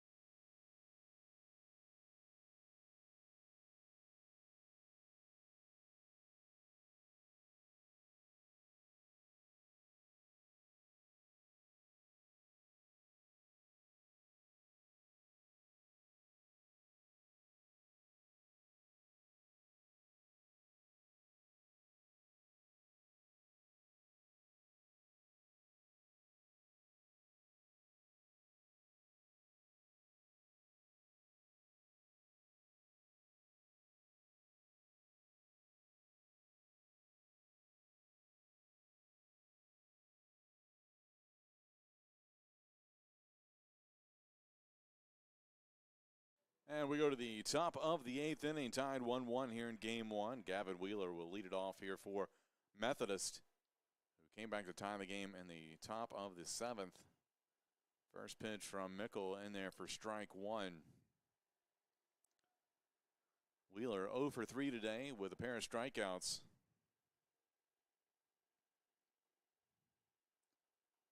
And Mickle finds the zone again, right belt high for strike 2.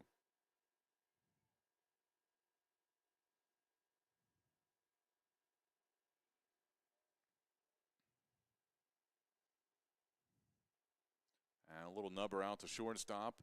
Brophy will have to hurry with it and makes the play for the 6-3 putout for out number 1.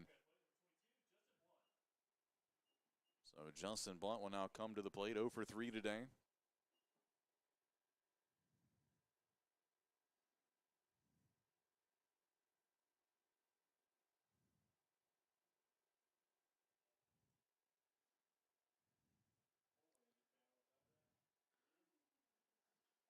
And the pitch chopped up to shortstop. Going to have to hurry with the throw, but Brophy able to make the play for the second out.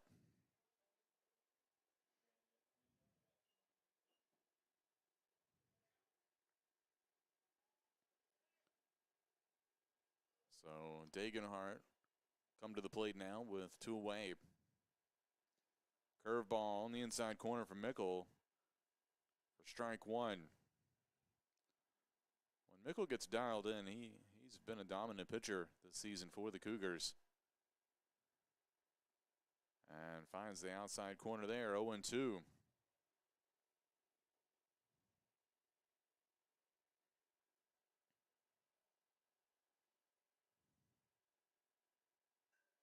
And broken bat, I think, or just bat snapped at the handle, and it'll be a 5-3 putout. You don't see that too often in college baseball or baseball with a aluminum bat.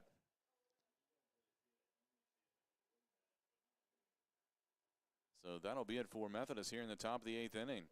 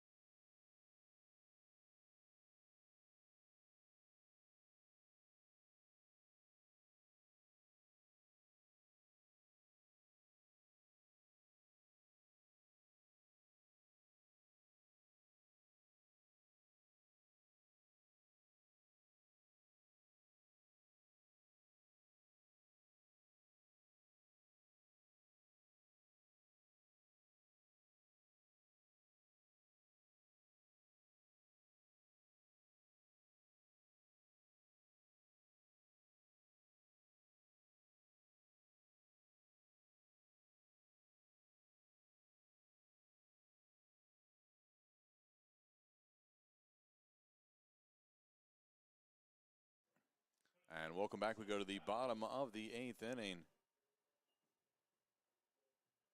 Here, Cougars and Monarchs tied 1-1.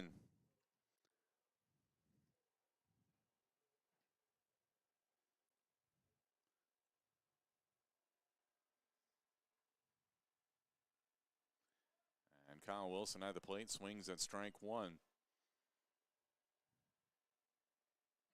Wilson 0 for 2 today, but looking to change that here. Breaking ball in the dirt for ball one, 1-1 the count. It'll be spots 8, 9, and 1 due up here in the batting order for the Cougars. As that one in there for strike 2 from Hill. Hill over 100 pitches himself today. As that one fouled out of play.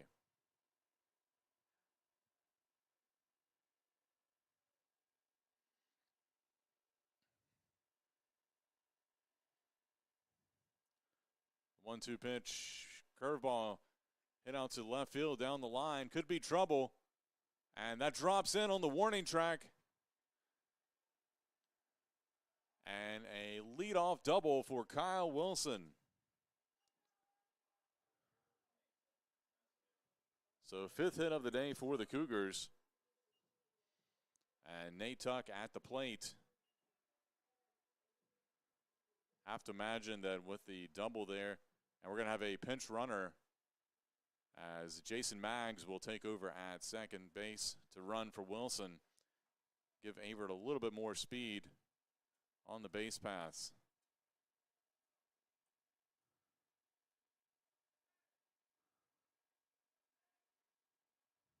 So Maggs at second base.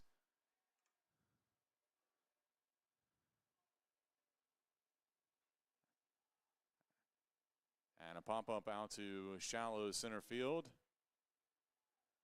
And that'll be one away.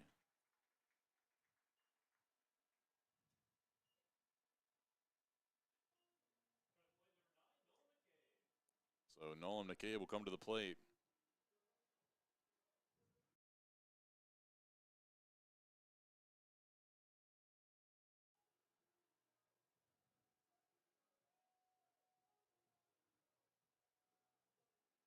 McCabe 0 for 3. Looking to change that.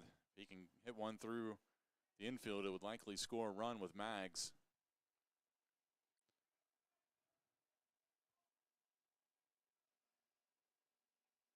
And a called strike on the inside corner.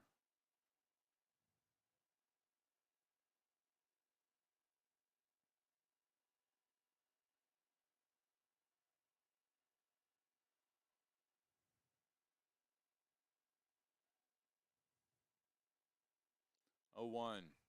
This one hit over to third base, knocked down by Bowles. Runner will have to stay put. And it'll be a 5-3 put out.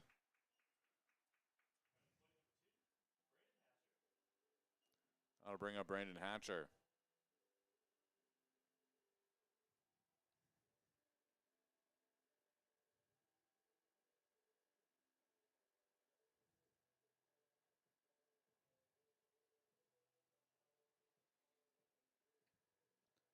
Hatcher 1 for 3 today, has scored the only run for the Cougars.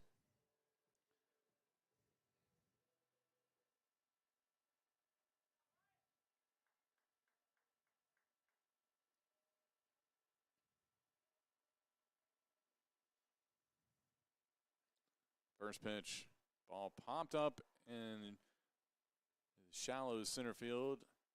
Hall there to make the catch. So the Cougars can't take advantage of the leadoff double. And that'll be it for Averett. We'll go to the top of the 9th, tied 1-1 here in game 1 of our doubleheader.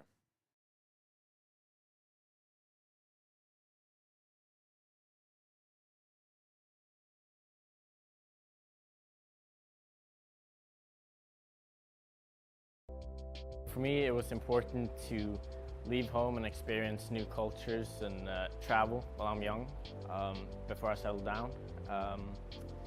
and be comfortable in my own skin. And Averett University has really helped me develop as a person and be more outgoing.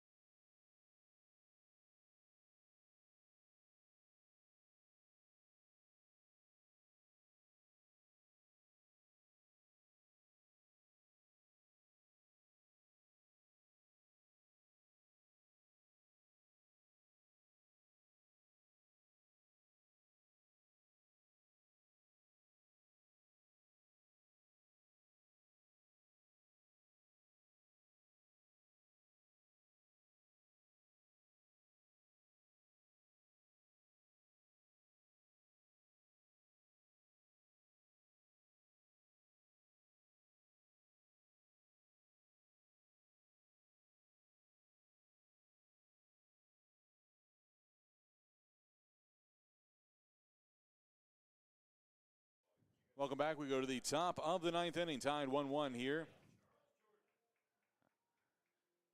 Preston Robbins has come in from right field to catch, and Max, who pinch ran for the catcher Wilson, has stayed in to play right field, so just a switch there. As Jordan at the plate looks at ball one.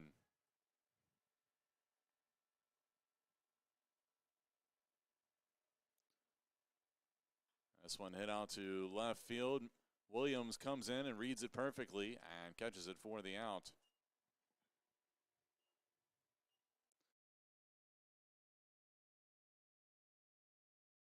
So Rob Wilkerson now coming to the plate as the top of the lineup now up for the Monarchs.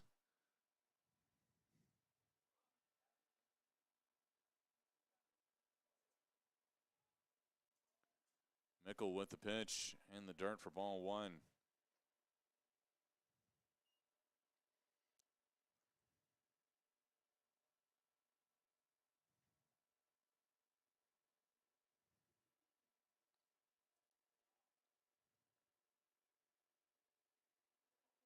And that one across for strike one here to Wilkerson, who's 1 for 3 today with a run scored. Came home on the wild pitch back in the 7th to tie it up. 1-1 count. This one hit down the left field line, foul.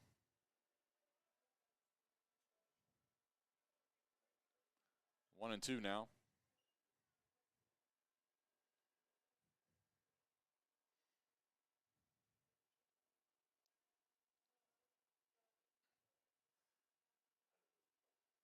And that pitch misses high. 2-2 the count.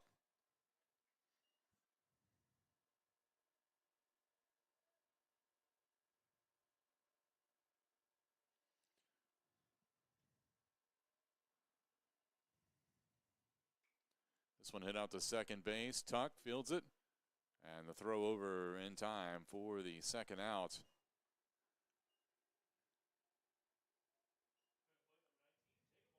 Now to bring up Jacob Austin here with 2 away. Austin 0 for 1 with a walk.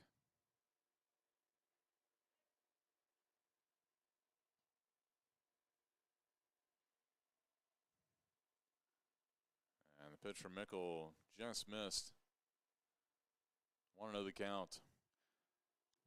Looks like some action down in the Methodist bullpen. Chase Carroll warming up, so that might be the end of the day for Hill, but we will see as this one fouled out of play for strike one. As I mentioned, Hill has pitched an excellent game, only giving up 1 run on 5 hits, but is over 100 pitches, so could be the end of the day for him.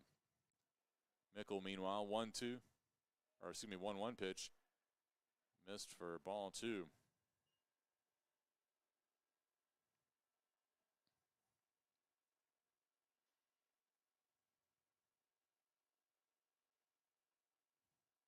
And that's going to plunk Austin. I think that's the second time today he's been hit.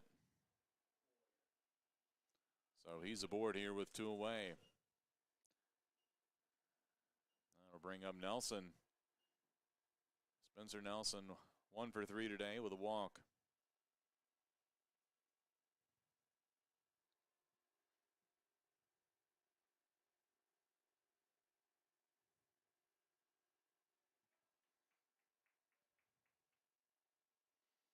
So go ahead, run aboard here for the Monarchs, but 2 away.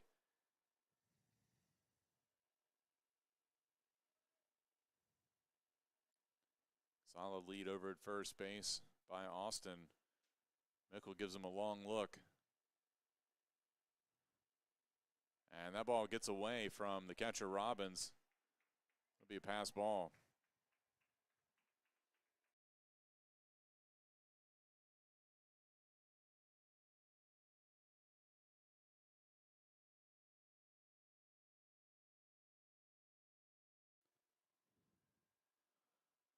So Averett head coach Kenny Fleming comes out and we'll have a talk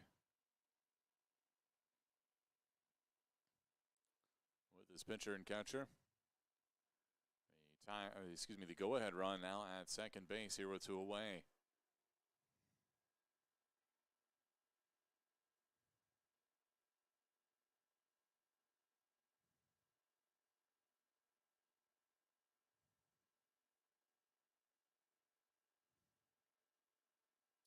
And they're going to intentionally walk Nelson.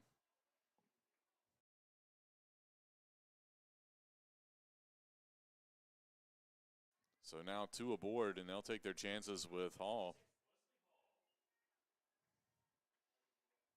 Hall 0 for 3 today after going 5 for 5 yesterday.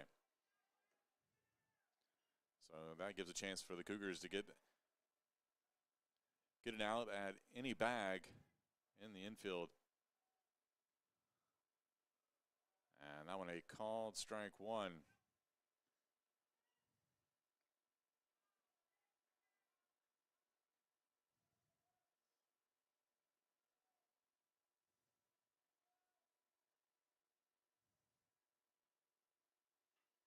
Mickle hits that down the left field line. Runner on the way home. It's going to be a tough play to play, but the run.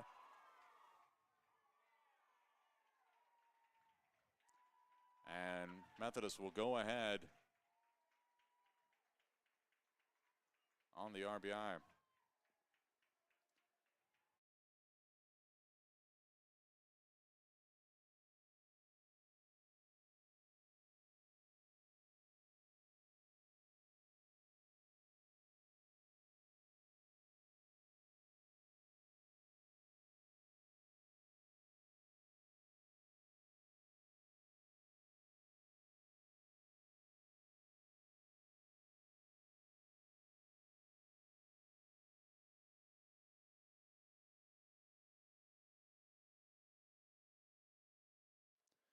So runners on the corners here. Still 2 away. That pitch a little low.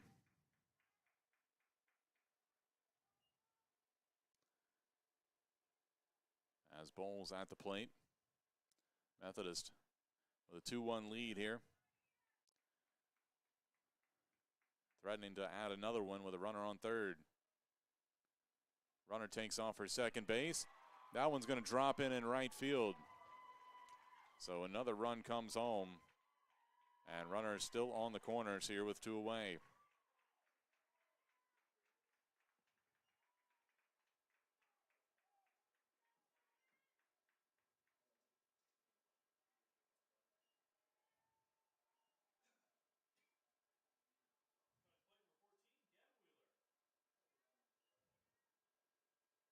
So Gavin Wheeler now coming to the plate.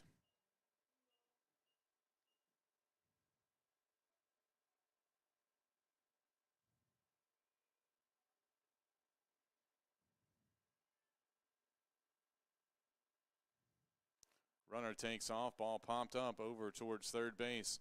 McLean giving chase, but it'll get out of play.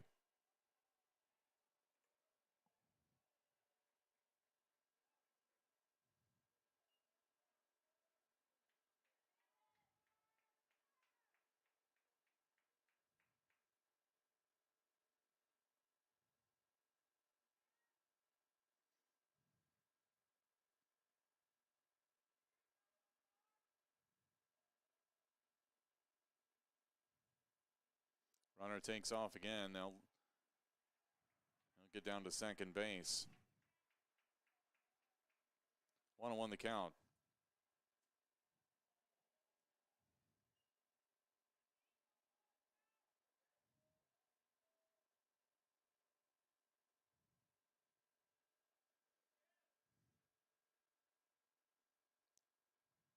Breaking ball outside, 2-1.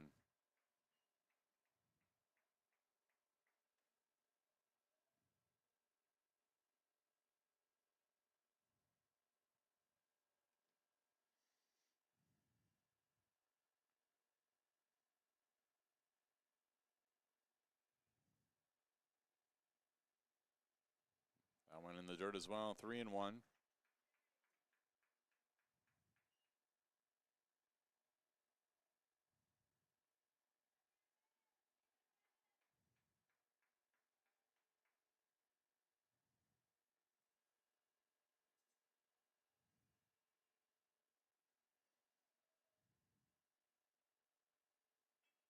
This one hit out to shortstop. That'll get through the left side. 2 more runs will come home.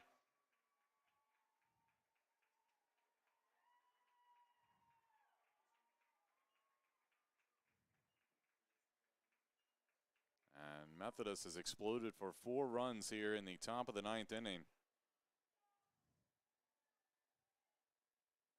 And a pinch runner coming out to first base. Looks like number 36, Jackson Deal, will run.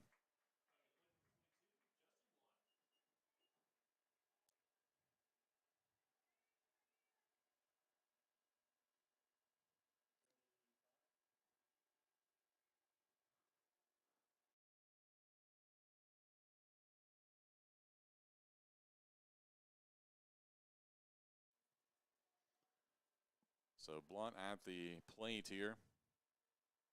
Still 2 away, runner at first base. And a throw.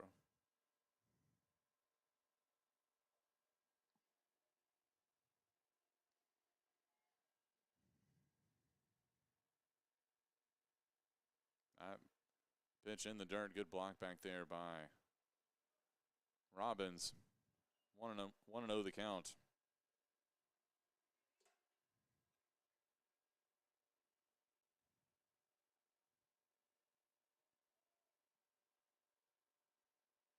Runner takes off, and it will be a stolen base.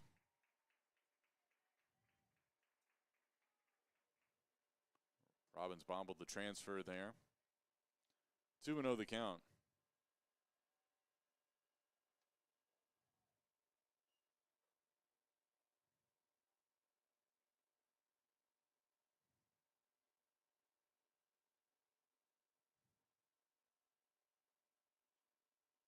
That one popped out of play.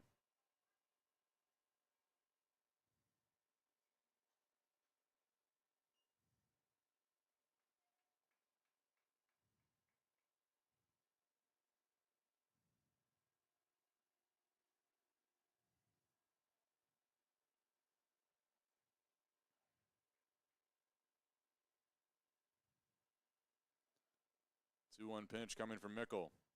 He'll spin around, throw to second base. Not in time.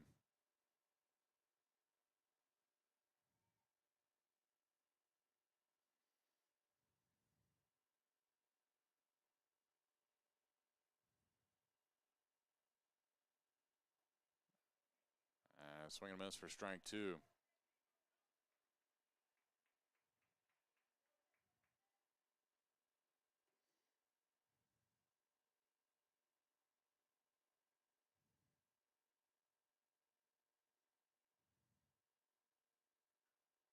This one popped up. Out in right field, and Mag's there to make the catch. But not before Methodist scores 4 runs here in the top of the 9th. They take a 5-1 lead.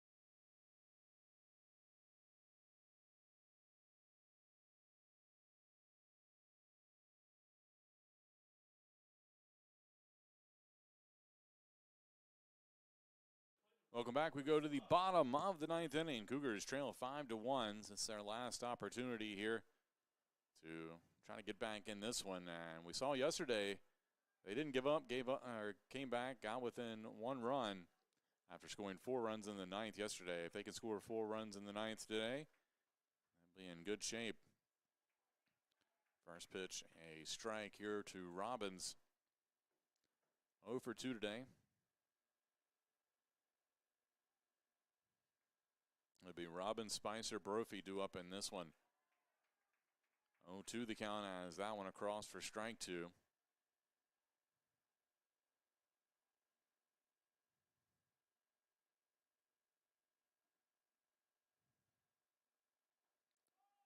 And fastball misses the outside corner.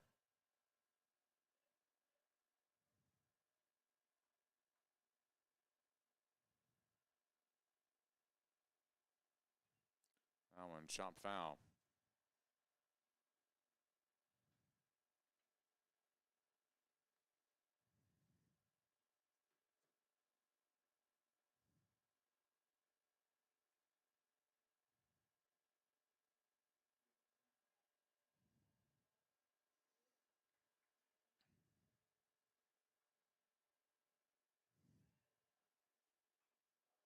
That one hit. That'll get inside the line down the first baseline.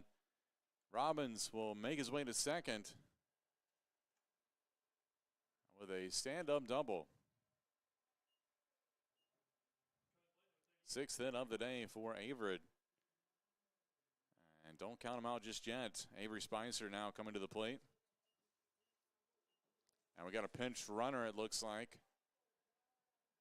Zach Smith has grabbed a helmet. He will run at second base.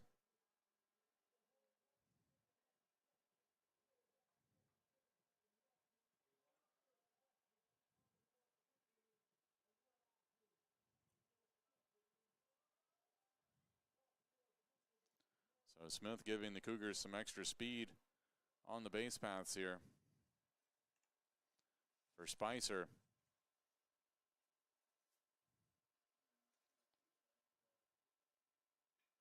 And this one roped into left field.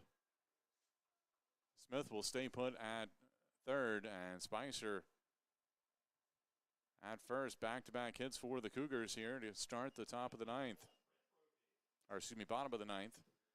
And Brant Brophy now coming to the plate, but we might have a pitching change as Tom Austin will make his way out to the mound.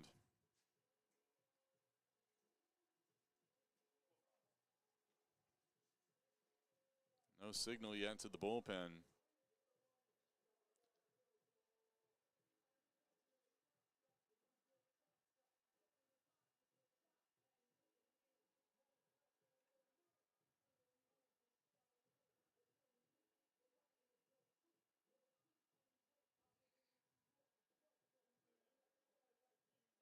And they will make the call to the bullpen now.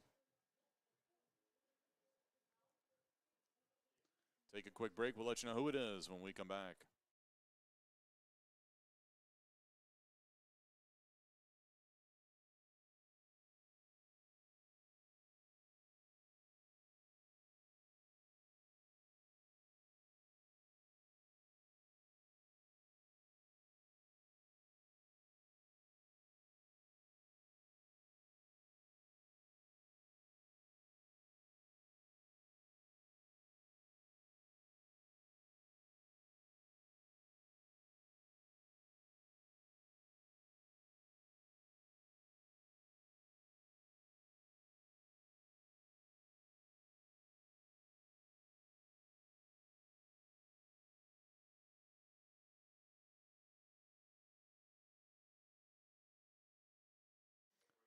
So new pitcher on the mound for Methodist. It'll be Chase Carroll, the freshman out of Benson, North Carolina. Comes in.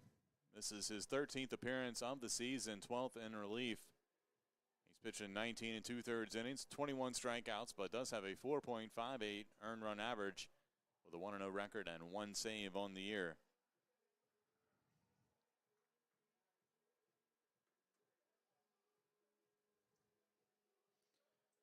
So he'll try to come in and close this one out, but the Cougars threatening here. With runners on the corners, nobody out.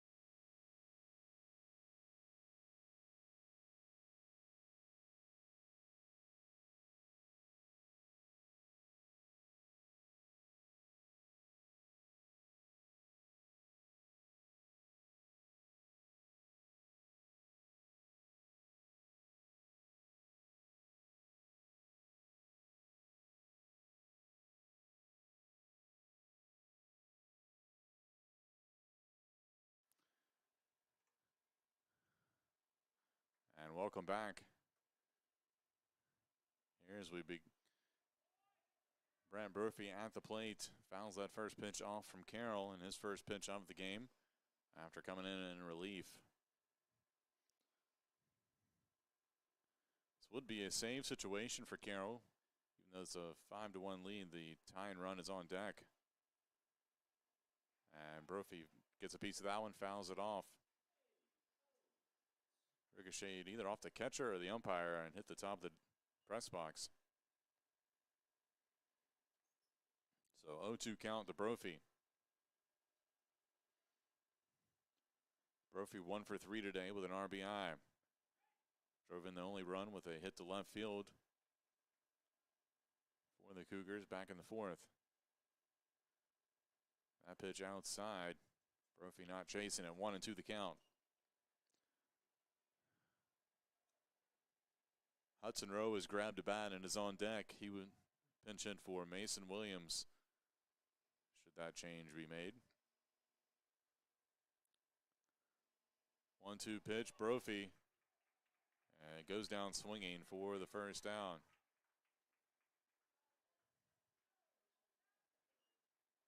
So Hudson Rowe now pinch hitting for the Cougars.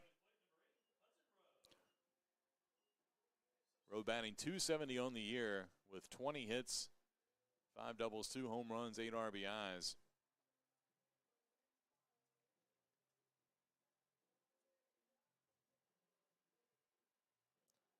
And Joseph Allen also has a bat and is on deck, possibly pinch hit here.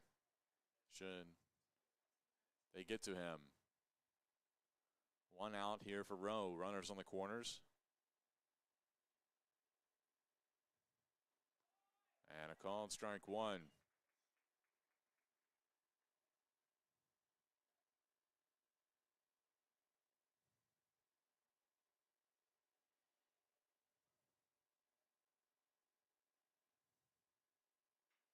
This one hit out to second base.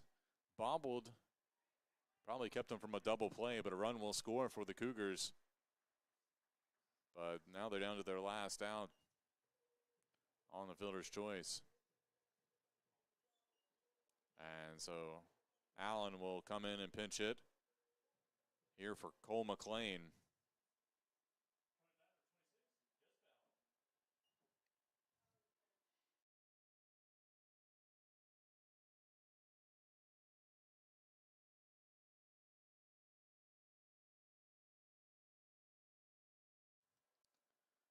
So Allen at the plate, batting .261 on the year. And the freshman looks at ball 1. Your score 5-3, so the Cougars down to their last out. Allen swings through that fastball. Letter high for strike 1. Allen 6 hits on the year and 23 at-bats. He has 5 RBIs.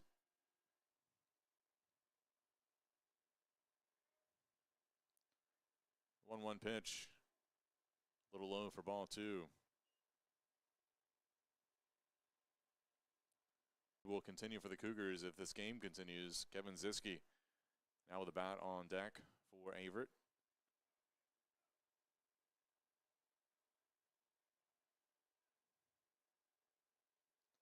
That pitch inside, right at the knees. 3 balls and 1 strike here to Allen.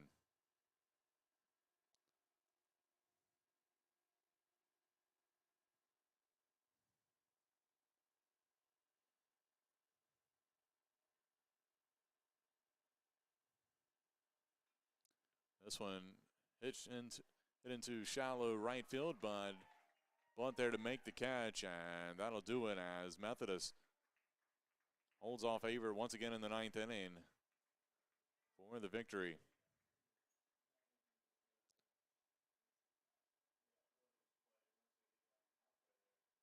So Averett falls to Methodist 5-2 here in game 1 of our doubleheader. And we will take a break and come back in about 25 to 30 minutes for game 2 of our doubleheader, game 3 of this series.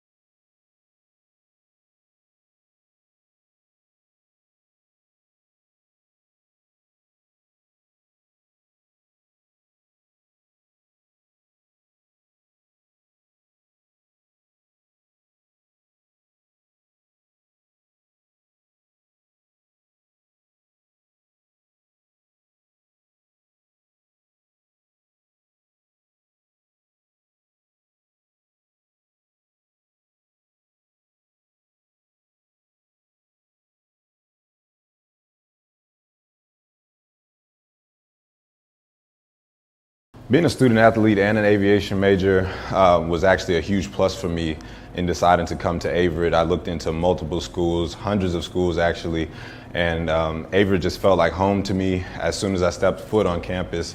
As soon as I stepped foot in the airport and when I got on North Campus, it was just a great feeling. Very home-like feeling, especially being so far away from home, me being from Houston, Texas. I felt like it was amazing being able to kind of see the atmosphere that they had built here and the family and really the community that they built here. You know, it really feels like you're being in a big neighborhood kind of.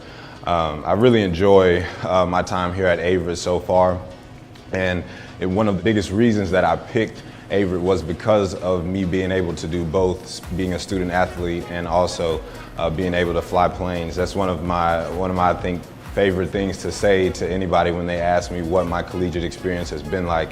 I could definitely say, you know, I've been flying planes and playing football. There's not too many people in the country that could say that.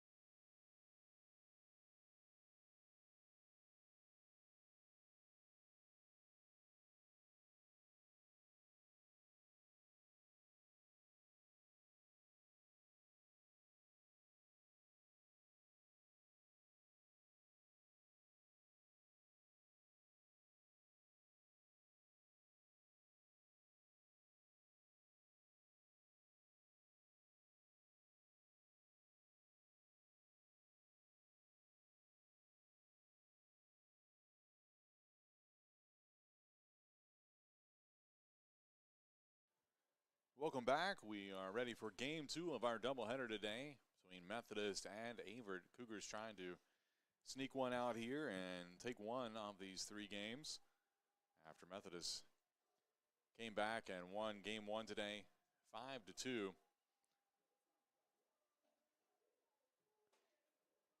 Nathan Comer getting the start today here in game 2 for the Cougars.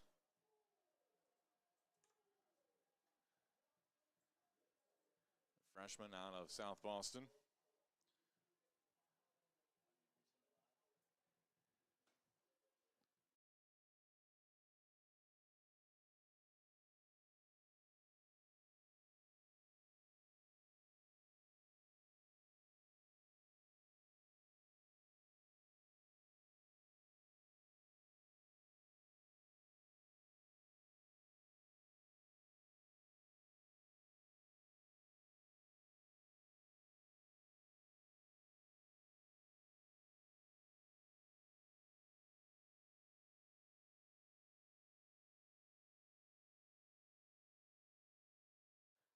There's your defensive alignment here for the Cougars in game 2. Spicer in left, McCabe in center, Ziske in right field, Zach Smith at third base, Brophy at short. And first pitch underway here. Wilkerson will lead it off.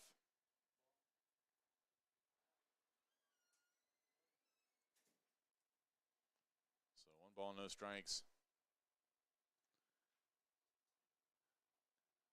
And that one in there for strike 1, 1-1 the count. Finish off the defensive alignment there. Tuckett second, Hatcher at first. Robbins behind the plate here in game 2. And Hudson Rowe is the DH. That one fouled out of play. 1-2 the count. Here to Wilkerson. We'll get you the Methodist lineup here in just a second. They were a little bit late getting it to the press box. That one in the dirt. 2-2 the count. So it looks like it'll be Wilkerson, Austin, Nelson, Ritter at second base.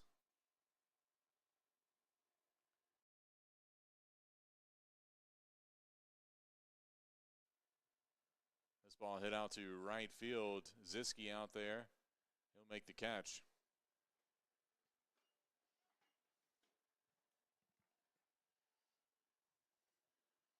So 1 away.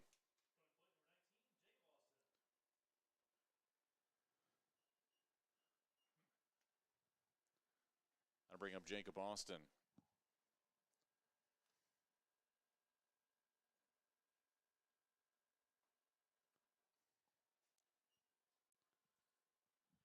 First pitch. In there for a strike.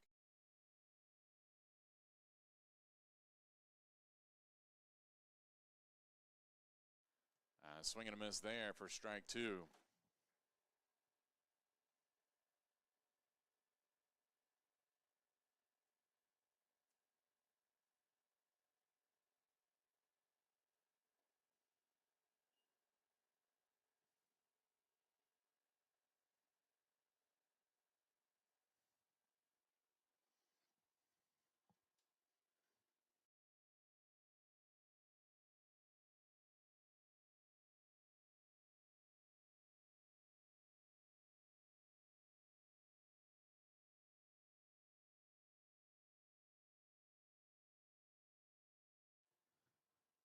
Two and two the count. And strike 3.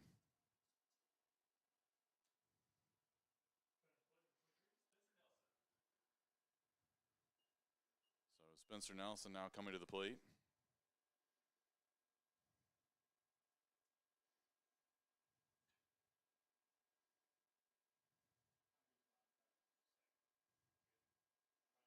Here with 2 away.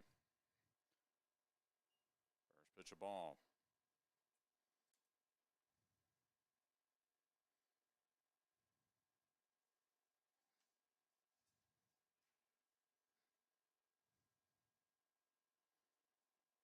That one in the dirt. 2-0.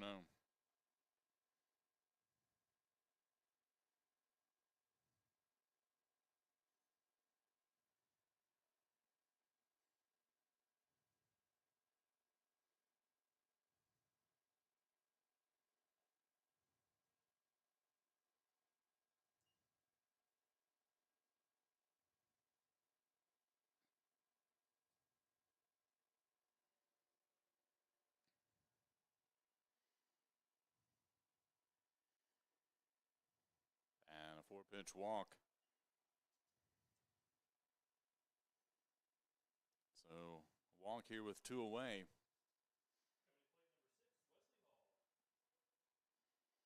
That'll bring up Wesley Hall.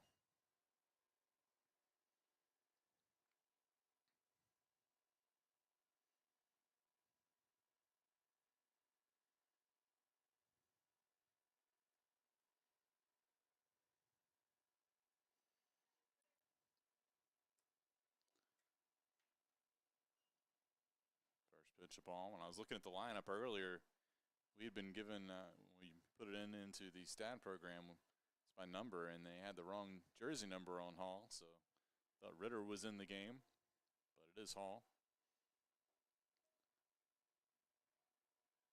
So the wrong jersey number was on the lineup card. As that one misses. 2-0 the count.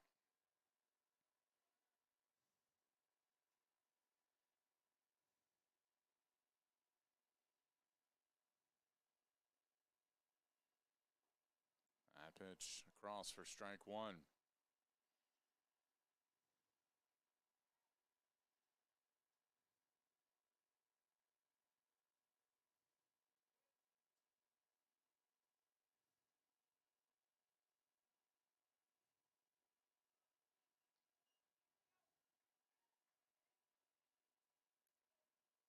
Make it 2-2 as Comer trying to get out of this first inning after giving up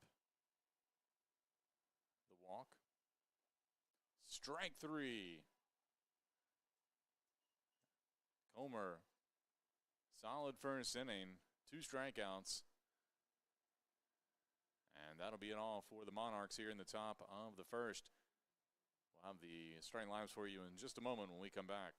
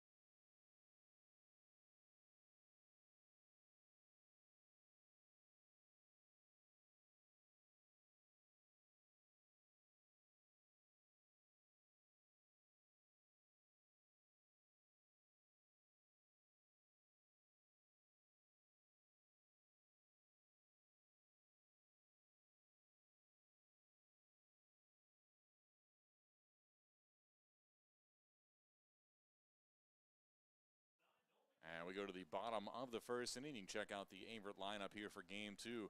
McCabe, Hatcher, Robbins to lead it off here for the Cougars.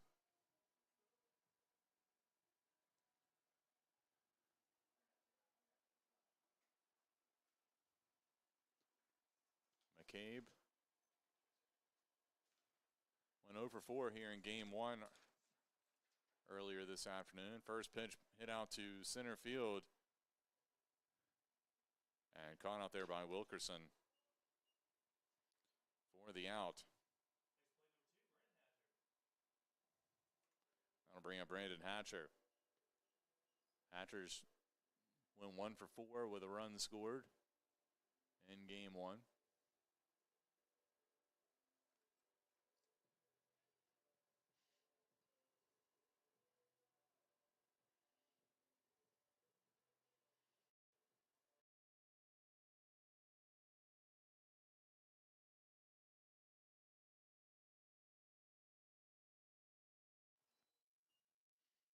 Pitch a ball here to Hatcher.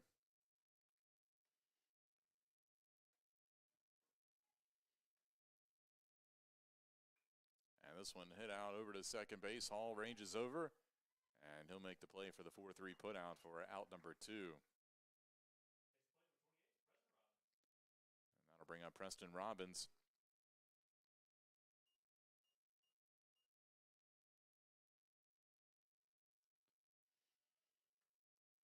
Robbins 1 for 3 in game 1 earlier today.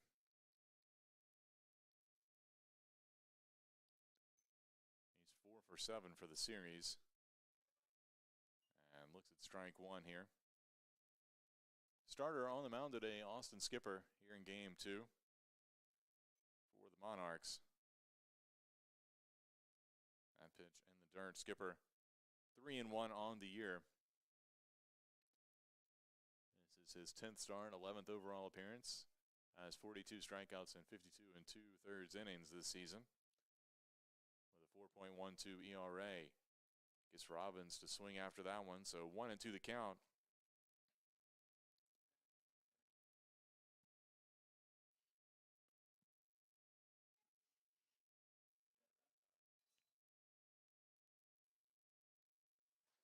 And a swing and a miss for strike 3. So 1-2-3 inning here in the bottom of the first. And we will go to the second. Still tied 0-0.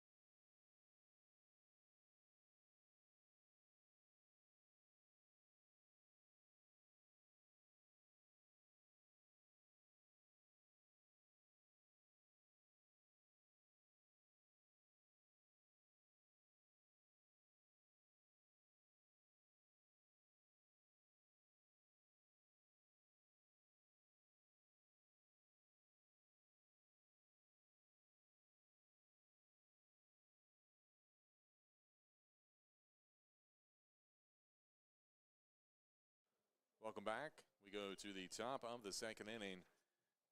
Methodist lineup: Wilkerson in center field, Austin at first base, Spencer Nelson as the DH, Wesley Hall at second, Stancil Bowles at third base, Gavin Wheeler in left, Justin Blunt in right field. Will Degenhardt at shortstop, Hunter Holman getting the start and catcher today here in game 2 of our doubleheader.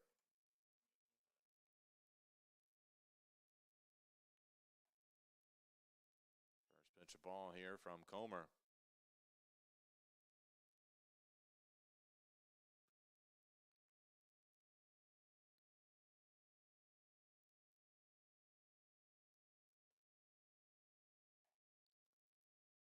Make it 2-0.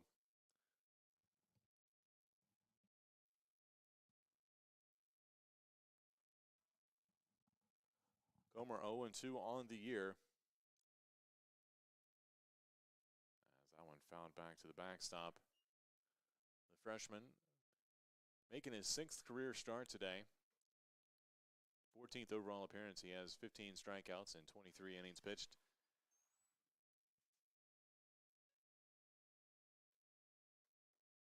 And finds his own there. 2-2 the count.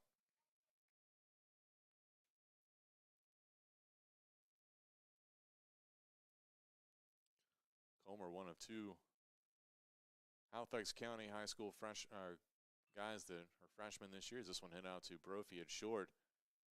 Throw over to first in time for the out. Comer and Gavin Colwell,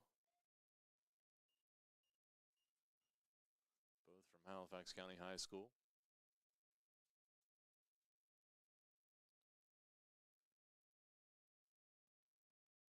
So one away, that'll bring up Gavin Wheeler.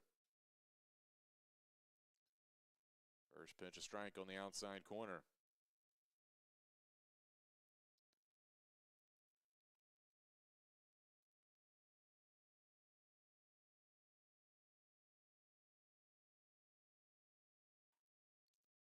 one belt high, called strike.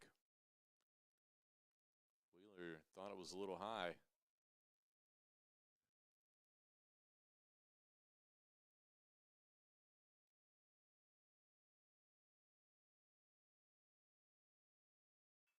And this one hit up the middle. Brophy ranges over, makes the play. Throw not in time, though.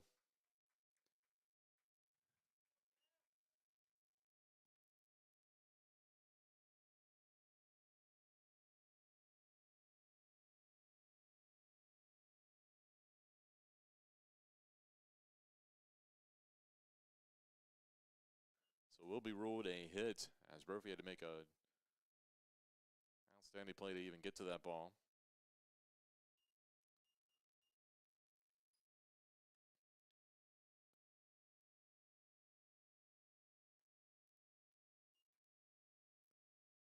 That pitch missed for a ball.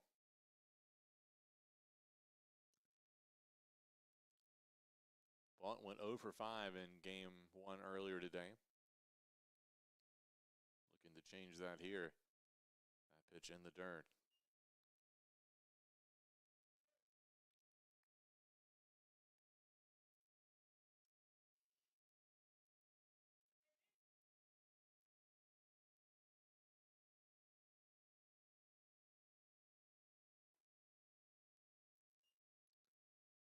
That one in there for strike one. 2-1 the count to Blunt.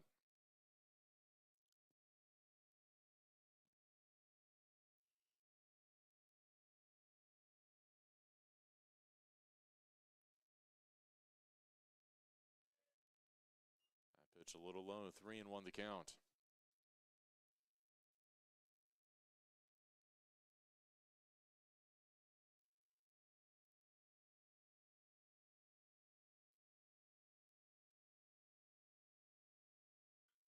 Ball hit out to center field.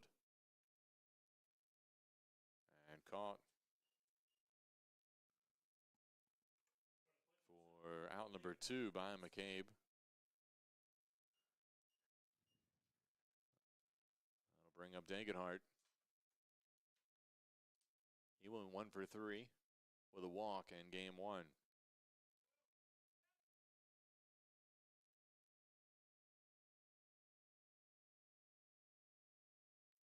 Good lead over at first base by Wheeler. And they will throw over. Make sure he's not trying to take off here with 2 away. If you're Methodist, maybe trying to attempt to steal here, maybe get a runner in scoring position with 2 away. And another close play over at first base. But Wheeler back just underneath the tag.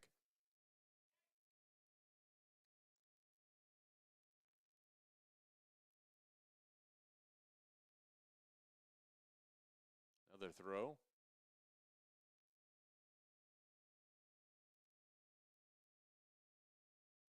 Looked like the throw beat Wheeler there, but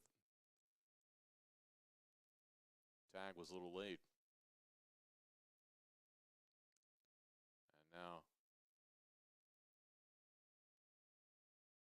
Methodist head coach Tom Austin talking to the umpire.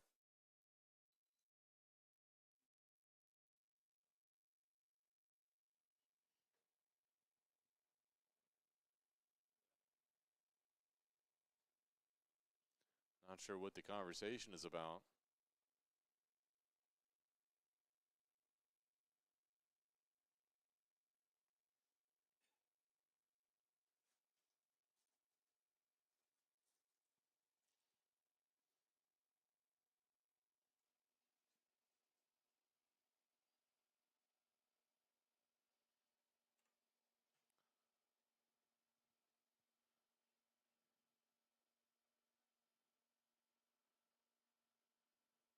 Looks like we are ready to resume play, though. Dangenhart at the plate, Wheeler at first.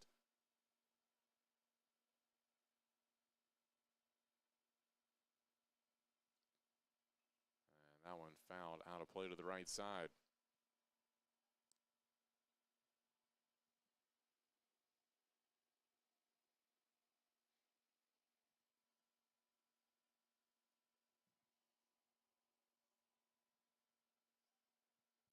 Another throw over to first base.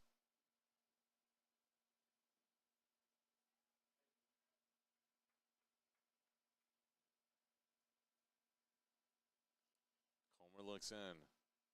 0-1 pitch. Low and away for ball one.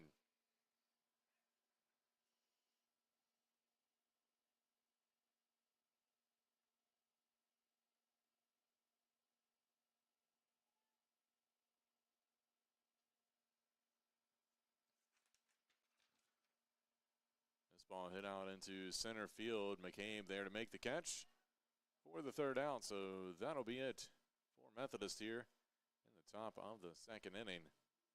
Still 0-0 your score.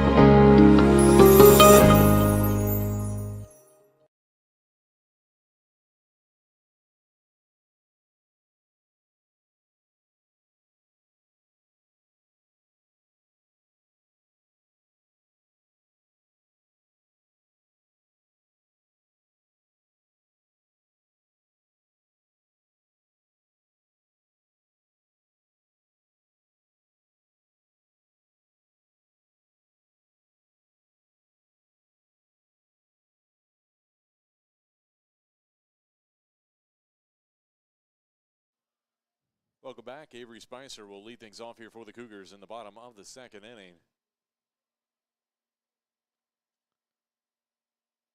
During the break, we were wondering if we might have a defensive change for Methodist, as Wheeler looked like he stumbled coming around second base and was being looked at out on the base paths, but he is back in left field.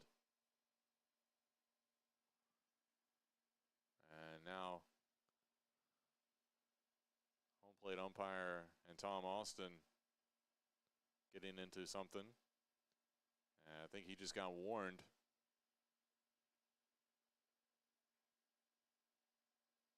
By the home plate umpire.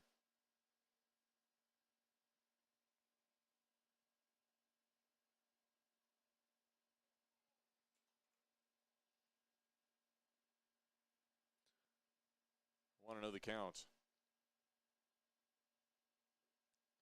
That pitch in there for a strike.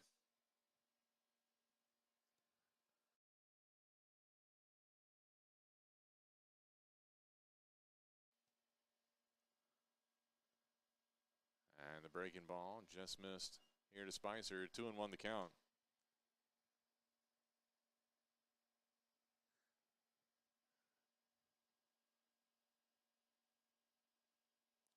And swing and a miss. 2-2.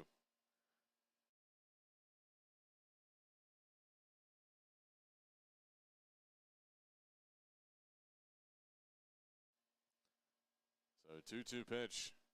That one in the dirt. Full count now to Spicer.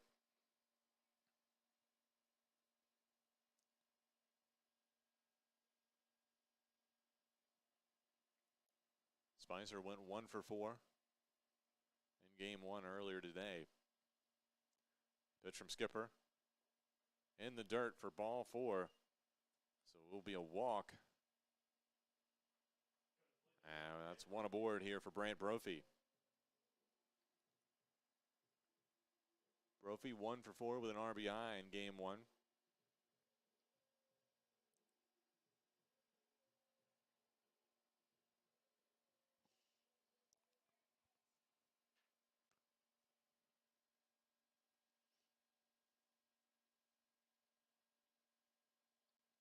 Brophy tries to drop down the bunt. He does, right back to the pitcher skipper.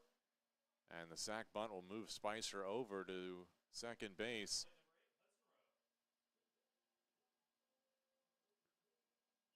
So Spicer in scoring position for Hudson Rowe.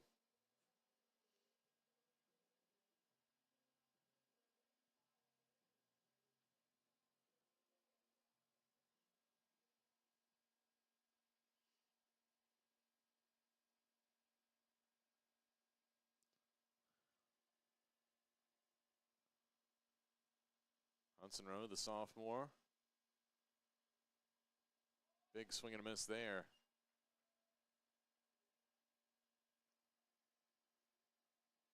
Rowe came in and pitch hit.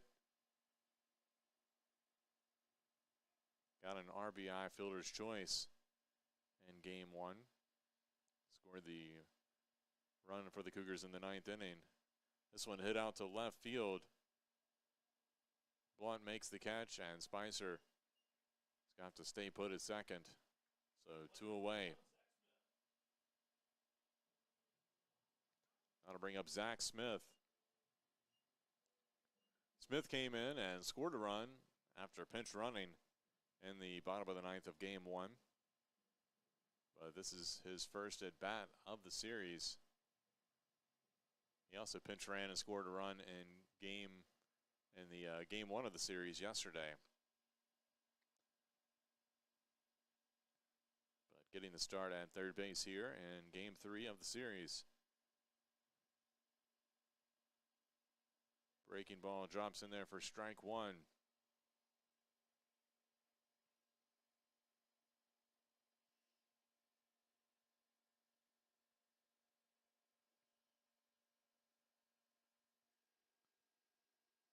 Smith, a freshman out of Fayetteville, North Carolina, playing against his hometown team.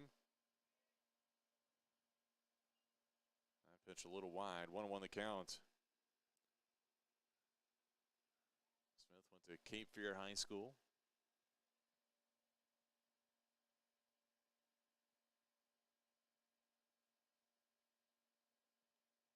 One pitch, breaking ball drops in on the inside corner for strike 2. Smith with 8 hits on the year. He scored 5 runs coming into today. So make that 6 now, but he's got a few starts in the infield this year. 1-2 pitch misses outside, 2-2.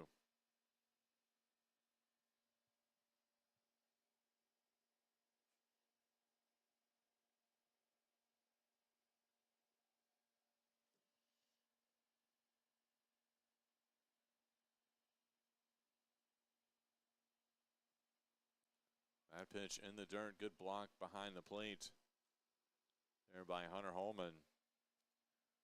Kept that ball from going to the backstop, and Spicer moving up to third base. He'll stay put at second here, full count. And Smith lifts this one into right field. Could be trouble, but Hall backtracking and makes the play in the outfield from second base, and that'll be it for the Cougars. They strand a runner at second here in the bottom of the second. Still 0-0 your score.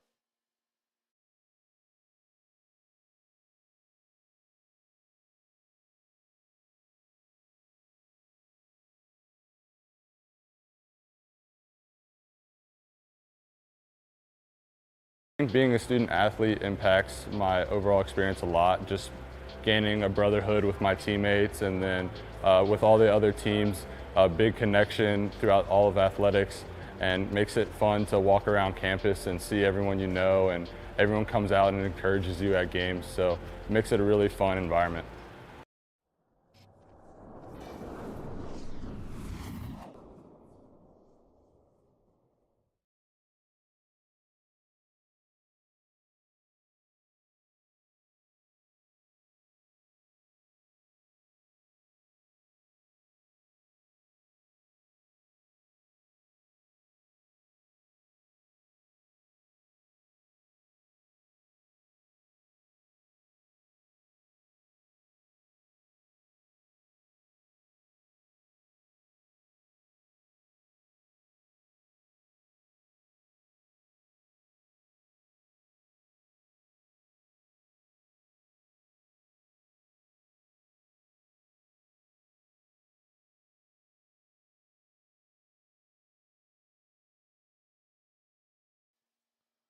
Welcome back. We go to the top of the third inning. Hunter Holman will lead it off here for Methodist.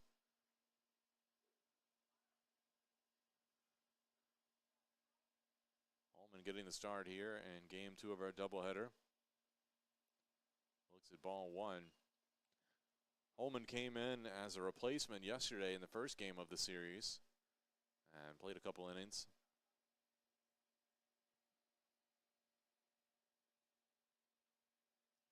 That pitch from Comer misses high. 2-0 the count.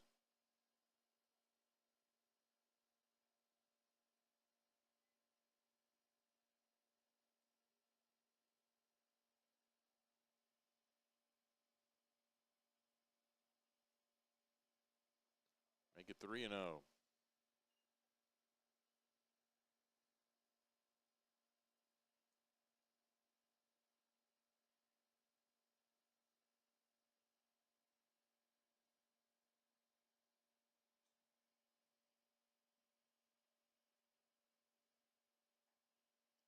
Comer comes back with a strike right down the middle. 3-1 now.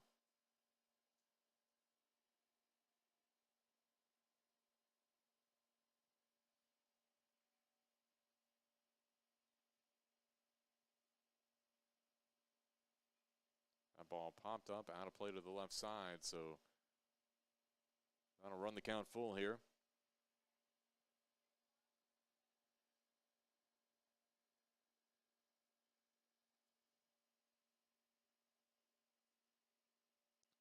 Pitch from Comer and got him to swing through it for the first out. So 1 away. That'll bring back up the top of the lineup with Wilkerson.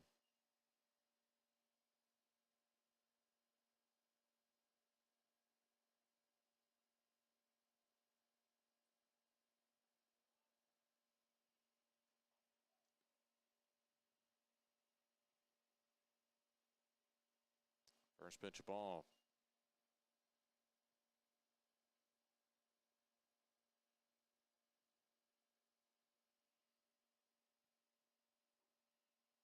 That one in there for a strike.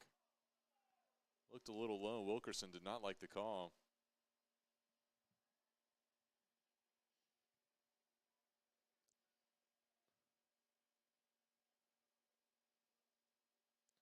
One pitch. A little half swing chopper down the third base line, but it's going to be foul.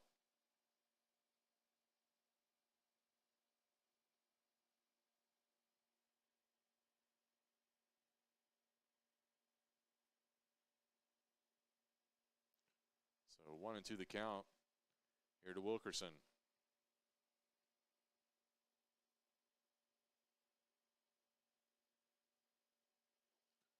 And that pitch way out of the zone, 2-2.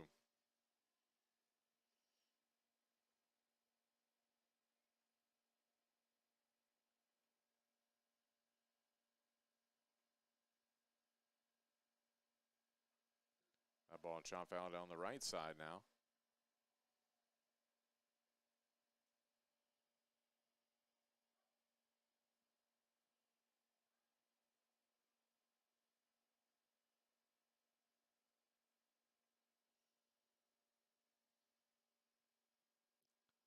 Do it again. 2-2 pitch from Comer.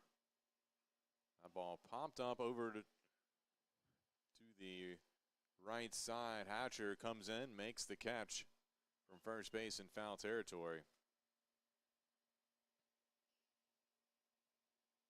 So 2 away. That'll bring up Jacob Austin.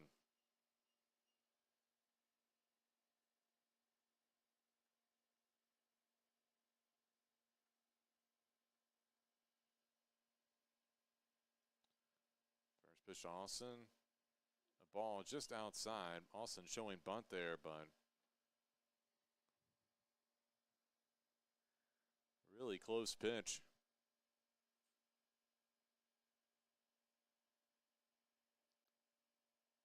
That one in there for a strike.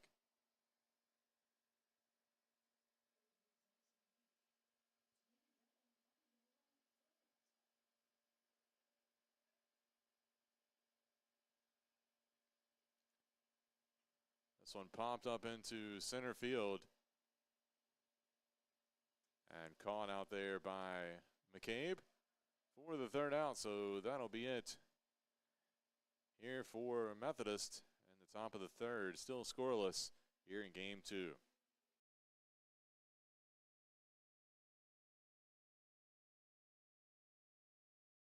I think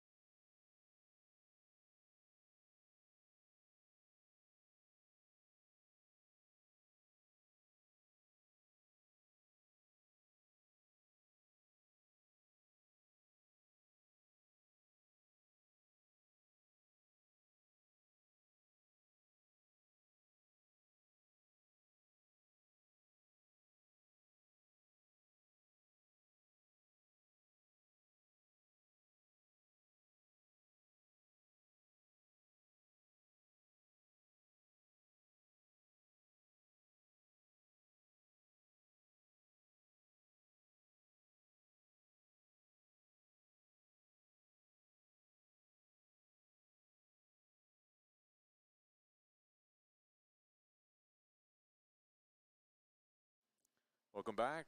We go to the bottom of the third inning. Kevin Ziske will lead it off here for the Cougars.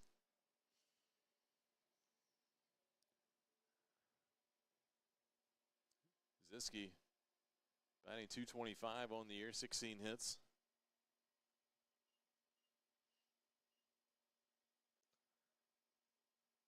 It's been a better part of the first half of the year as the starting right fielder, but having a little slump at the plate, but hoping to break out of that here.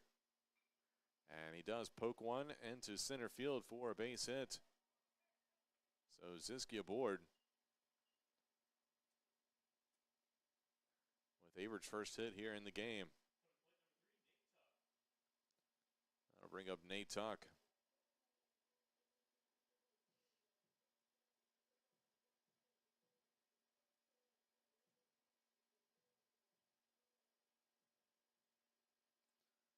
So Ziske in first base, Tuck at the plate. Tuck went 1 for 2 with a walk in game 1 and a quick throw over to first. Ziske back underneath the tag.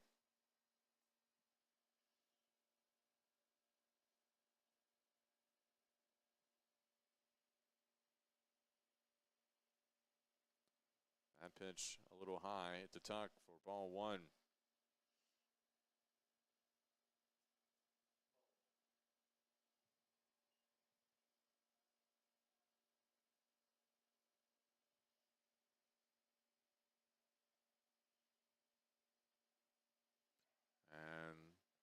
Swing in and throw down to first base. Not in time, trying to back pick Ziske, but he got back. 1-1 the count.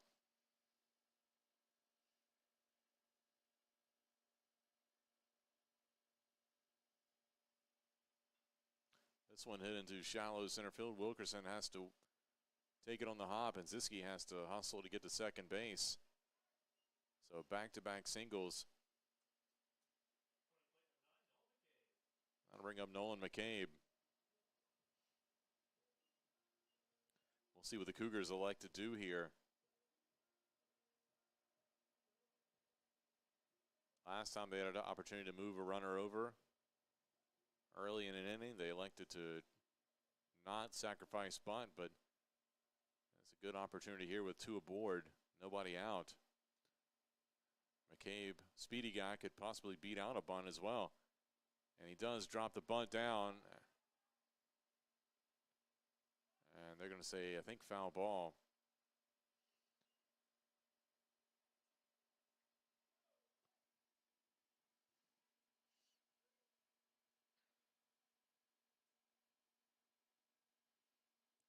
Ball hit him while he was in the box, so not an out.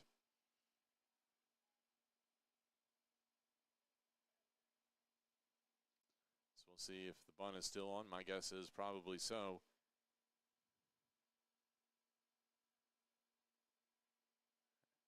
And he does square around, puts it down to the pitcher, and they're going to get the lead runner. So a fielder's choice. He does not get credit for the sac bunt.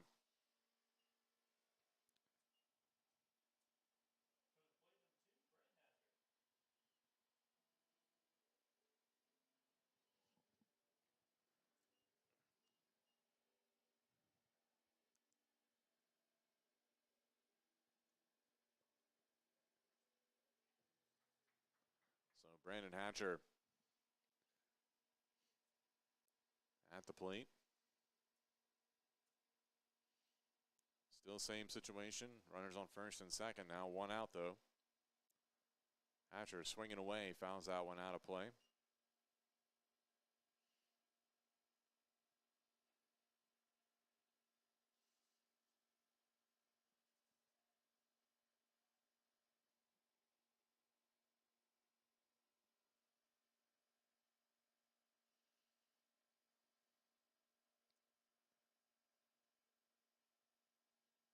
The 0-1 pitch from Skipper. That one chopped foul down the third base side.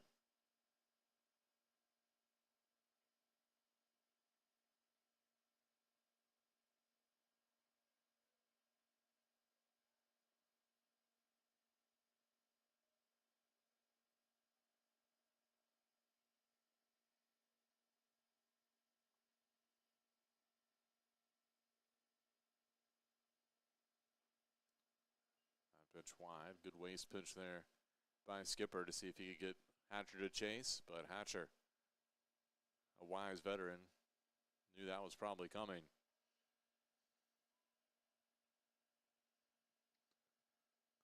1-2 the count here, one away. Runners taking off. And a throw down to third, not in time. And a double steal pulled off by the Cougars here. Pitch was a ball.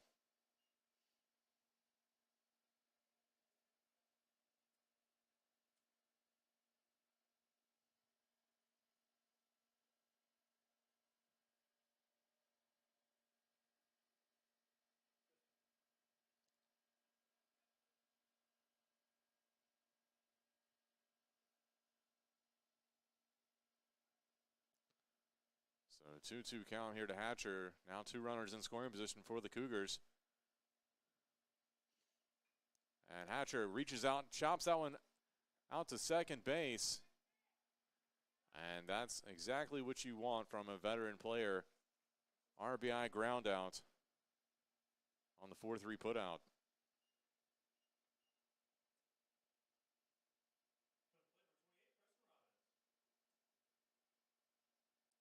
So Hatcher does his job, sends the ball the other way, and allows the run to score. And the Cougars still have a chance to bring the other run in as well. Here with Robbins. 2 away, though. And that pitch in there for strike one.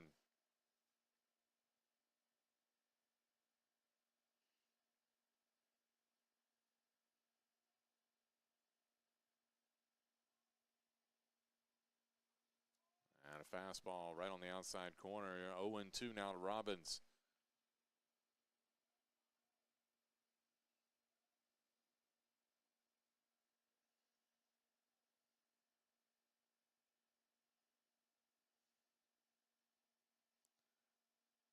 That pitch outside, a little bit high.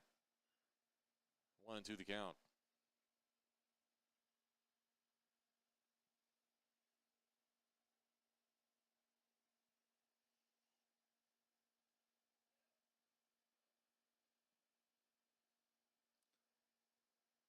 That one in the dirt on the pitch from Skipper. Another good block behind the plate by Holman.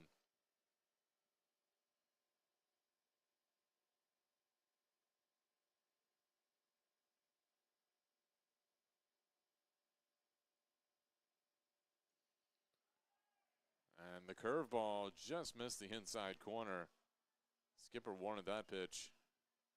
A lot of the Methodist faithful who made the trip here to Danville today didn't like that call.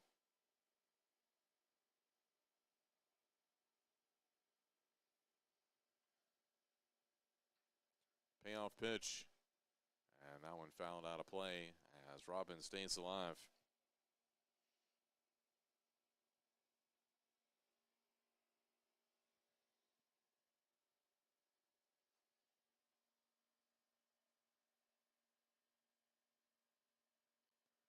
Now do it again, full count. 3-2 pitch, strike 3 on the outside corner.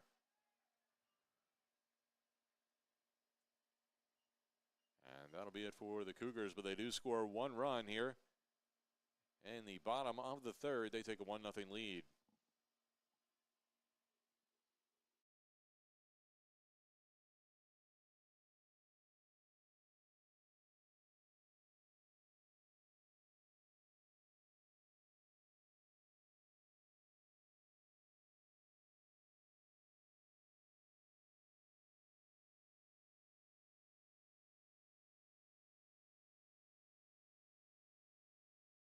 Being a student athlete here has definitely pushed me to do things that I have. Because of my team, I have opened up more socially, and they have pushed me to be a better athlete and a better student. And I wouldn't be who I am today if it weren't for them.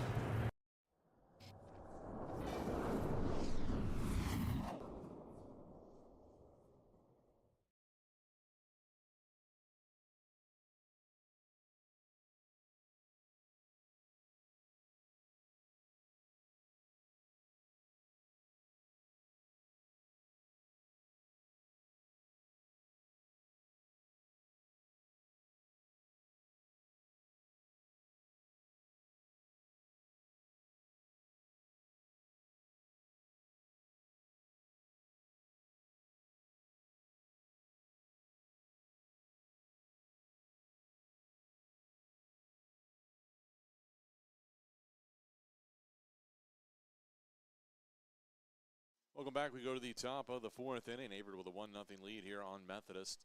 And game 2 of our doubleheader. Nelson at the plate for the Monarchs. Looks at ball 1.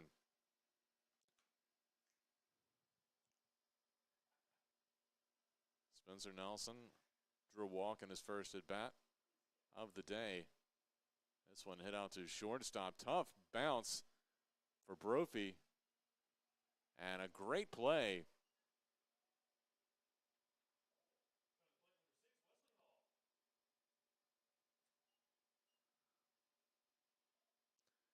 That took a high hop. Brophy had to adjust quickly with the glove, and not only did he do that, but he was able to make the throw in time over at first base. Good stretch over there by Hatcher at first as well.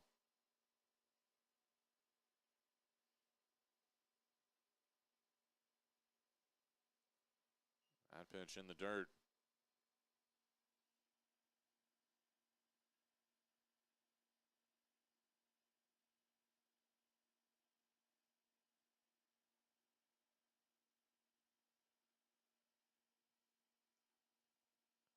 I want to call and strike.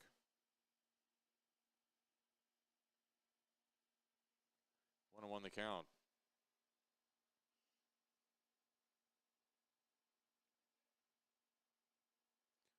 Hall tries to bunt.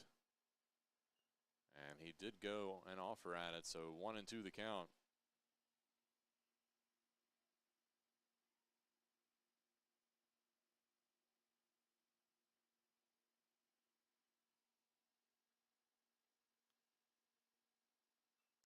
That one fouled out of play to the right side. And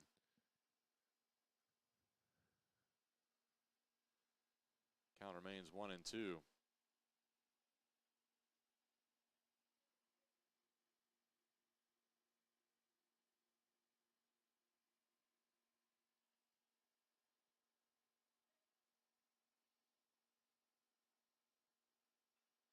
Ball popped up in the infield. Brophy looks like he's calling it right behind second base. Bag and makes the catch for the out, so 2 away.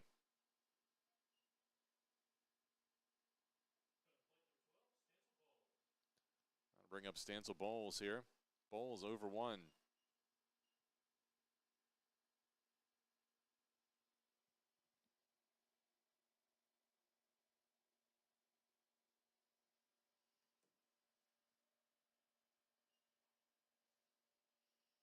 First pitch of ball.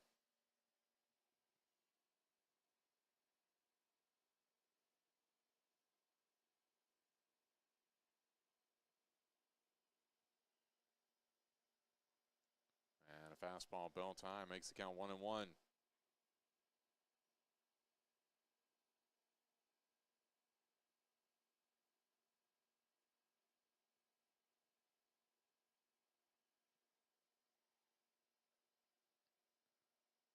Comer misses with that pitch. 2-1 the count.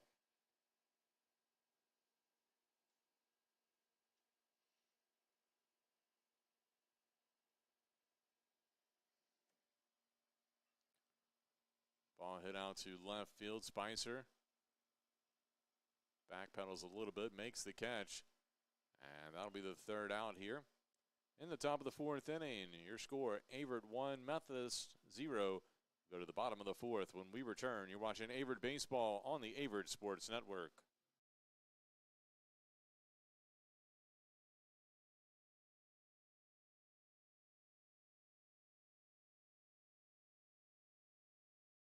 What makes Averett special to me is the family-oriented and diverse background and communities.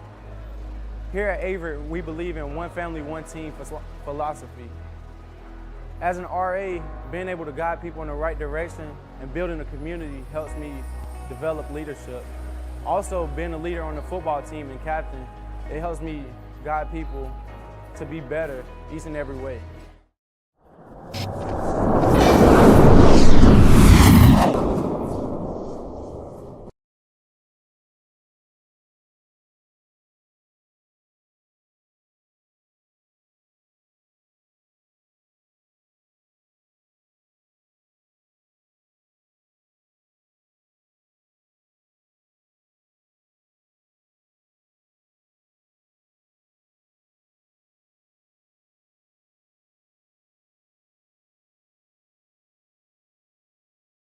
Welcome back. We go to the bottom of the fourth inning. Averett with a 1-0 lead here on Methodist in game 2 of our doubleheader. Avery Spicer will lead it off for the Cougars in their half of the fourth. Averett hoping to add a few runs here for insurance purposes.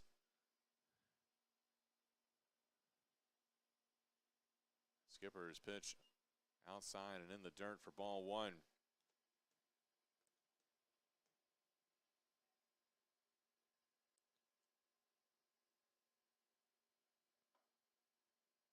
This one hit up the middle, and it'll get through for a single up the middle. Third hit of the day for Averett. And Spicer's aboard here to lead off the fourth. And with Brophy at the plate, we'll see what the Cougars elect to do here. Maybe try to sacrifice a runner over and play a little small ball, or let Brophy hit away. We'll see.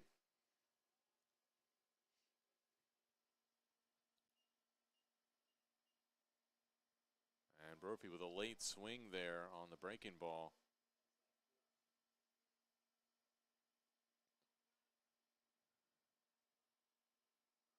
Bowles playing about even with the base at third, so see if maybe Brophy tries to drop down a bunt. He will not. Looks at strike 2. So the bunt off the table here with an 0-2 count.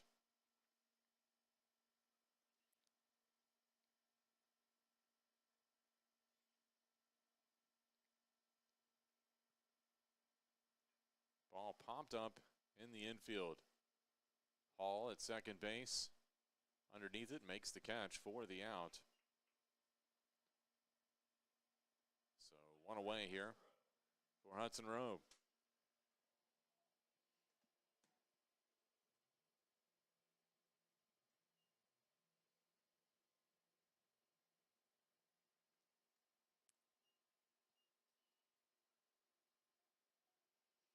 Rowe 0 for 1 today here in this game.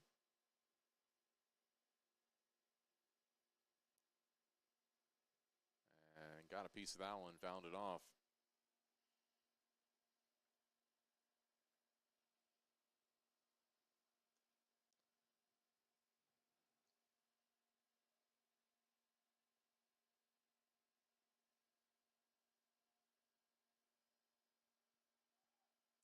Runner on the move. It's a hit and run. And the only play was at first base for Hall with Spicer on the move. So the 4-3 putout moves the runner over here with 2 away.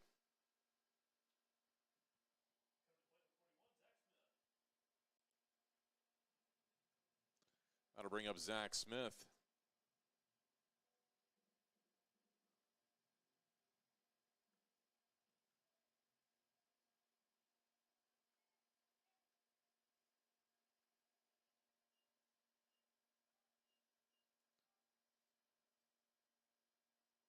Smith looks at strike 1 on the fastball from Skipper.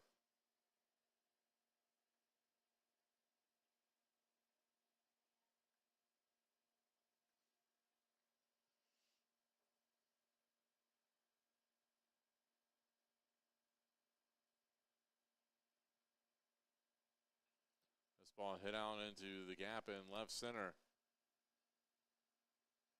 And caught. As Wheeler makes the play for the third out, so the Cougars strand a runner at second. That'll be it for Averett here in the 4th. We'll go to the 5th with the Cougars still up 1-0.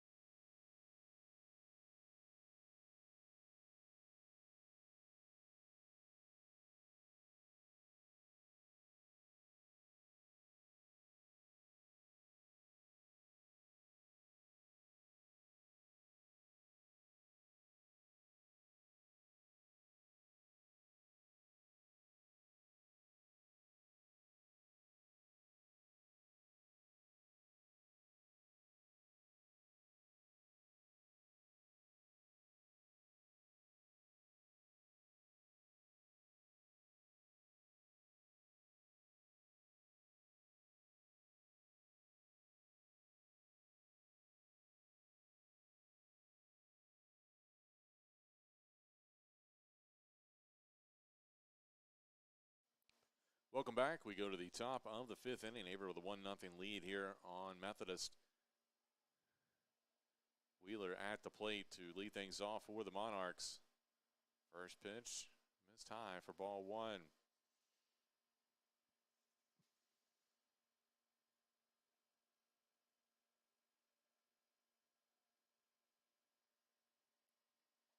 Fastball misses high. 2-0 the count.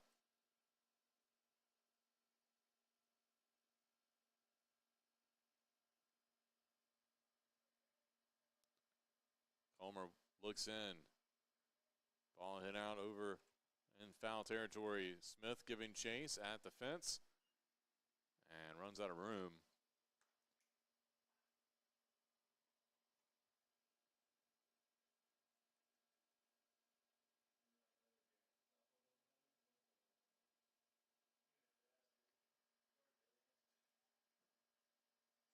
Two and one the count. Pitch on the way, in there for strike 2. Belt high on the outside corner.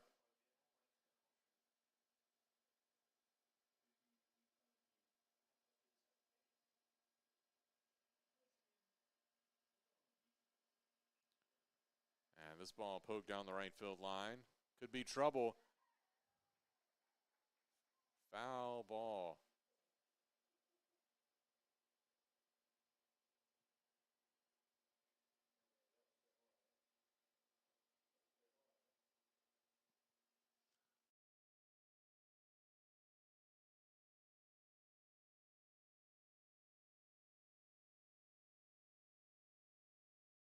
So just a foul ball there.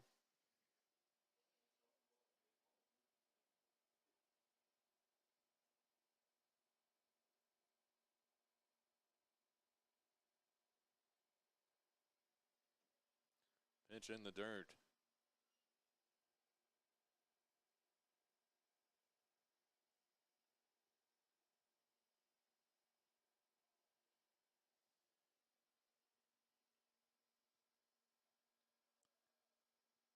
And strike 3.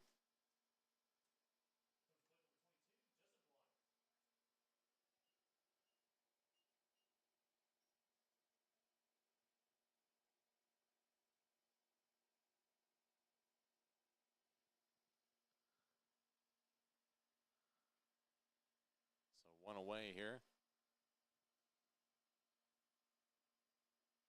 That one in there for a strike.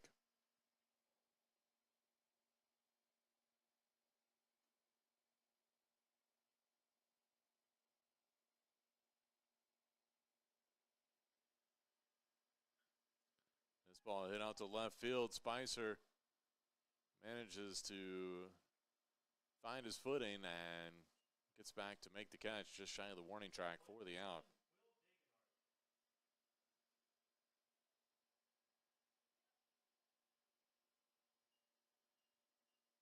So Dagenhart will come to the plate.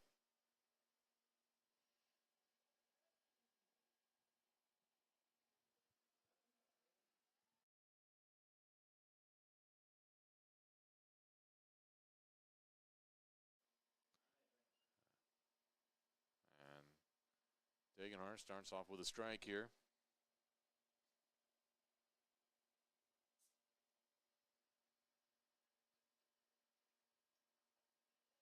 That pitch a little high. 1-1 the count.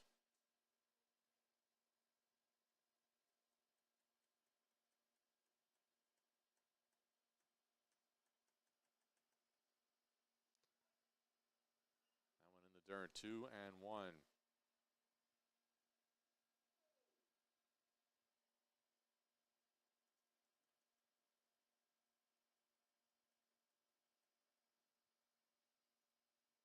Pitch. And Comer trying to find that outside corner, but maybe a tad bit low there.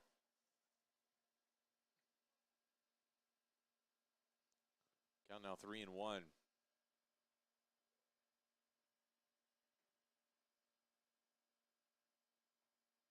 And that one across the outside corner. Full count now here to Dagenhart.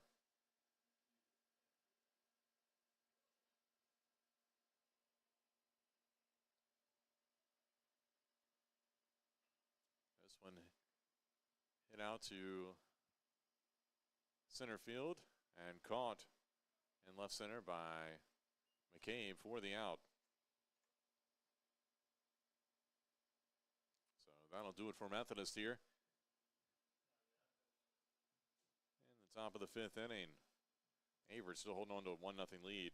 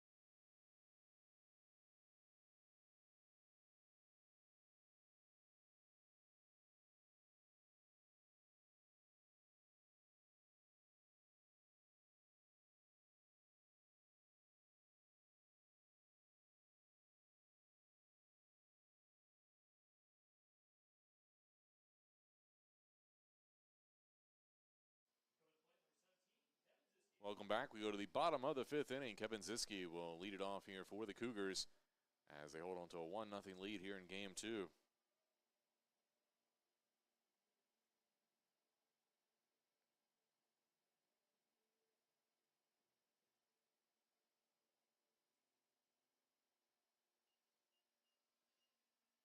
First pitch to Ziske in the dirt.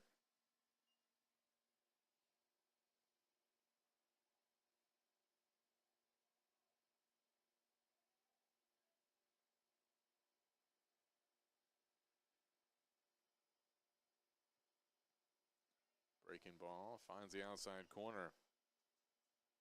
1-1 the count to Ziske.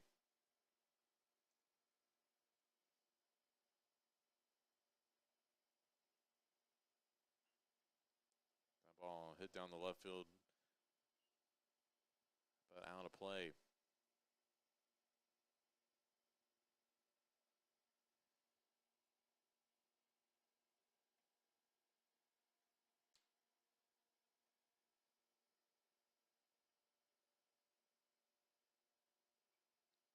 And Ziske reaches out, pokes that one away.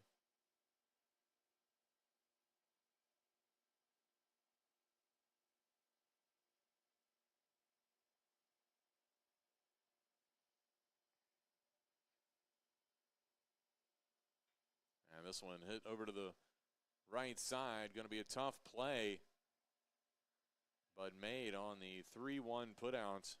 Austin with the toss, high toss over to Skipper there. But Skipper able to find the bag at the last second. So one away.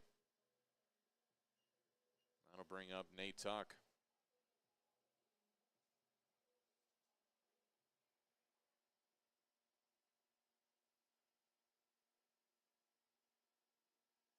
That pitch in the dirt. 1-0 the count.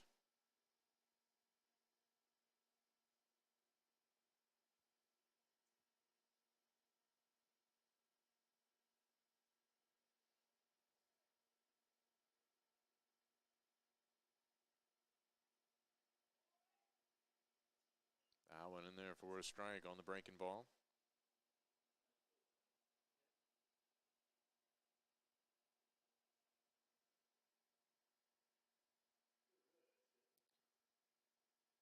Another curveball drops in. This one hit out to center field. Wilkerson there to make the catch for the out. So 2 away here for the Cougars in the bottom of the 5th. That'll bring up Nolan McCabe.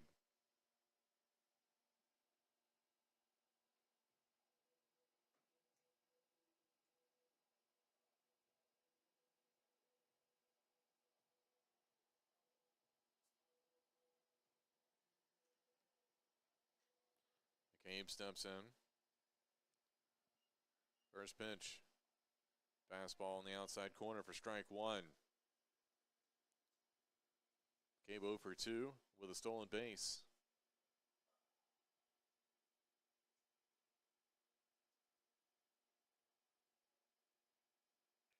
This one hit out to shortstop. Degenhardt makes the play. And that'll be it for the Cougars here in the bottom of the 5th inning, but they lead 1-0. We'll go to the 6th when we return. You're watching Averett Baseball on the Averett Sports Network.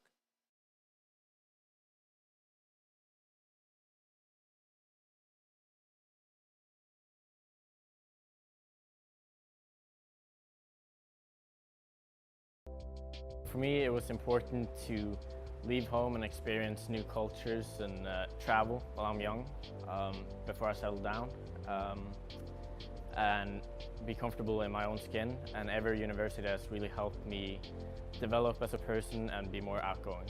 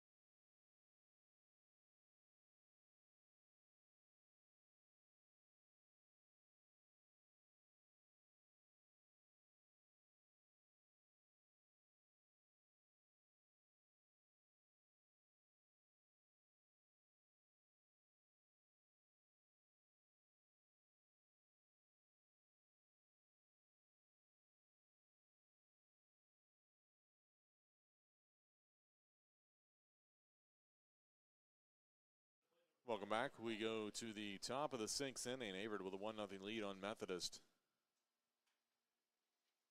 Hunter Holman will lead it off here for the Monarchs.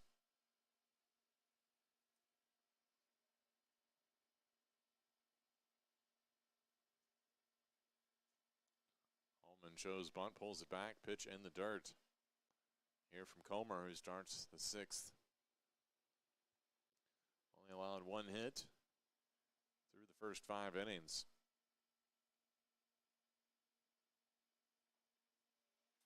Tries to nibble that inside corner, but no luck. 2 balls, no strikes.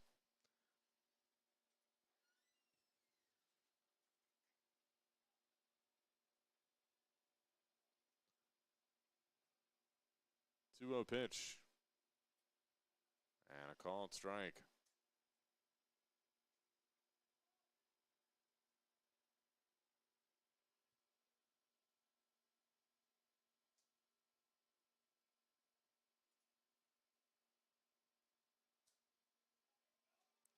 That one in the dirt.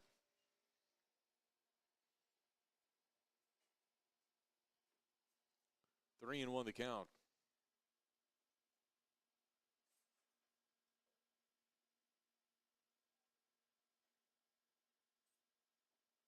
And strike 2 on the inside corner.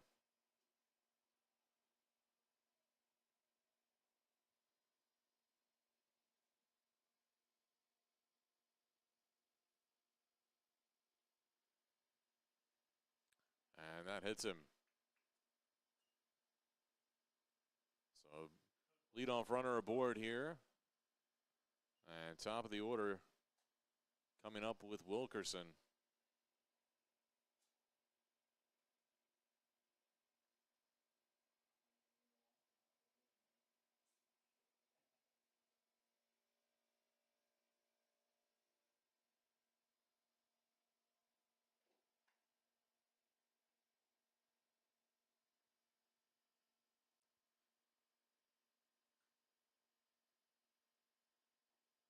Fastball right down the middle for strike 1.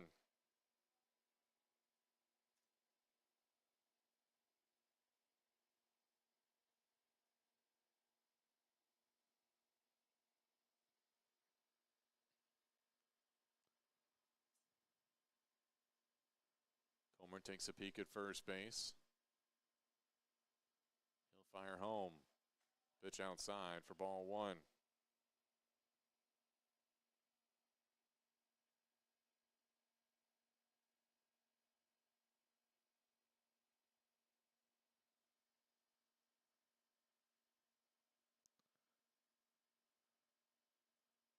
One pitch. Fouled out of play to the left side.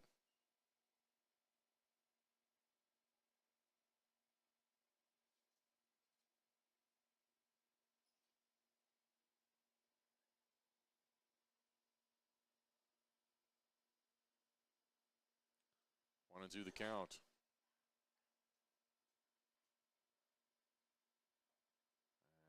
And that one misses. 2-2.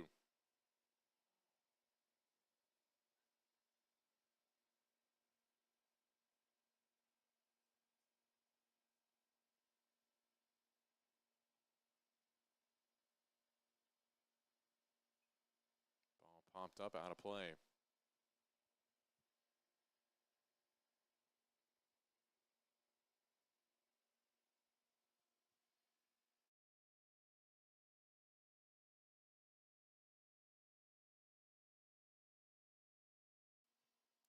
Two-two pitch, and strike 3.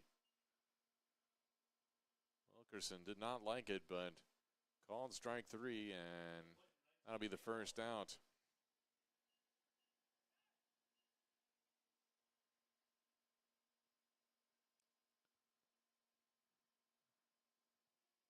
Austin now at the plate. Here with one away, one on.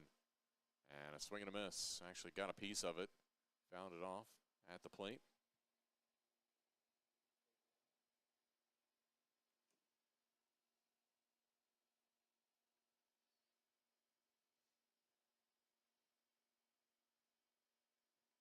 And that one missed outside.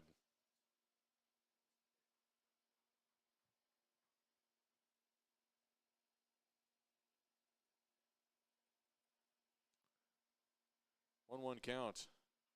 Ball popped up over to right field. Ziske makes the catch for the out. So 2 away now. That'll bring up Spencer Nelson.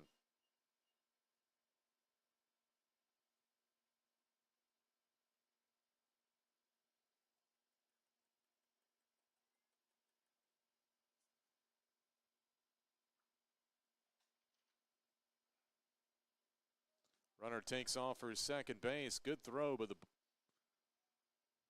not in time to get the tag on him. Let's see what the call was on the pitch. I think it was a ball, so 1-0 the count.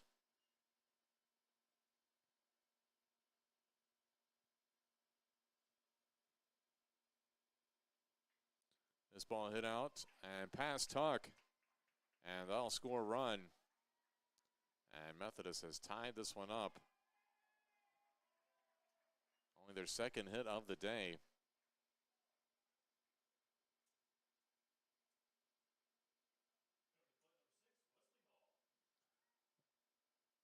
Tuck had a nice dive effort to try to keep that ball in the infield, but just couldn't quite reach it.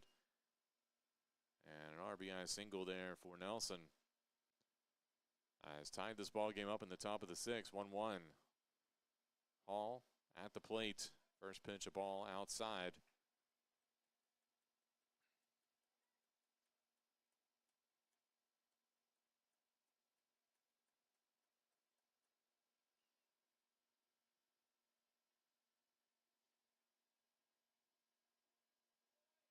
That one a little low, 2-0 the count.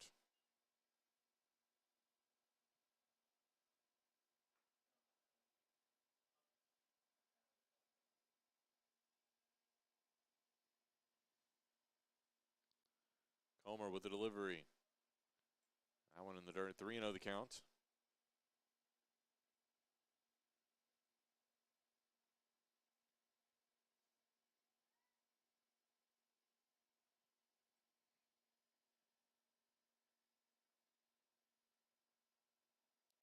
And that one right down the middle. 3-1 now.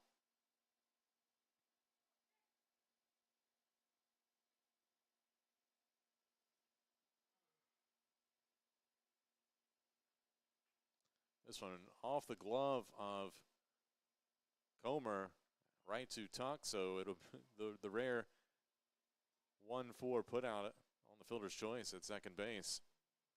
And that'll be it, but not before Methodist ties it up here with a run in the sixth. It's 1-1, your score. We'll go to the bottom of the sixth when we return.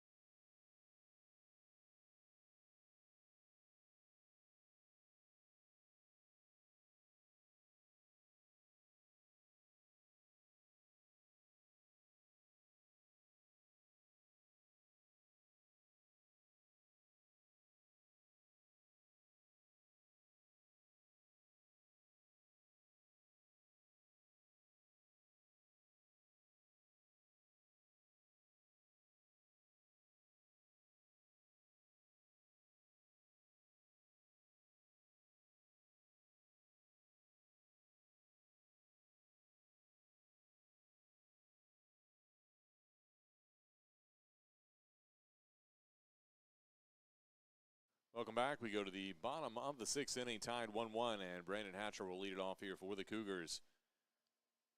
See if they can retake the lead here after Methodist scored a run on the RBI single in the top half of this inning. First pitch from Skipper misses outside for ball one.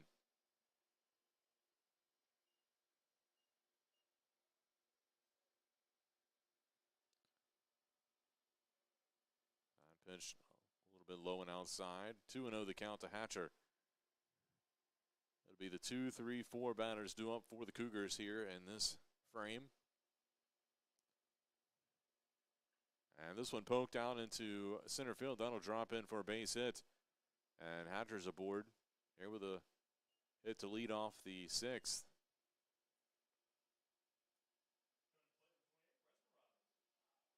That'll That'll bring up Preston Robbins.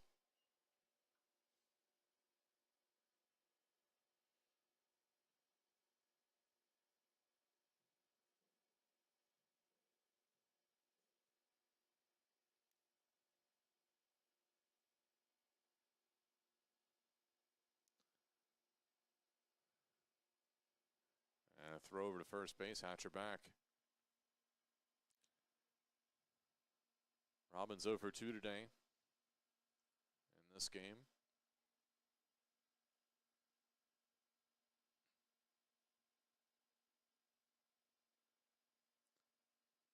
Skipper's pitch in the dirt. 1-0 the count to Robbins. Averett does have some action in the bullpen here.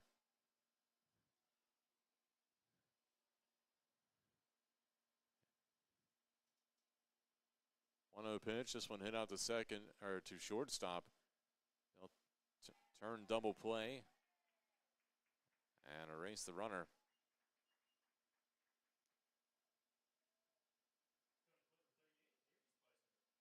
So Spicer comes to the plate after the 6-4-3 double play, and bases will be clear for the Monarchs here with 2 away.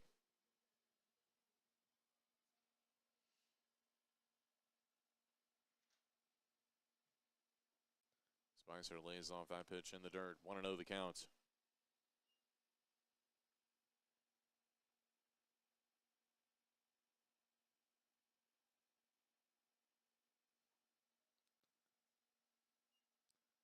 Fastball misses outside. 2-0.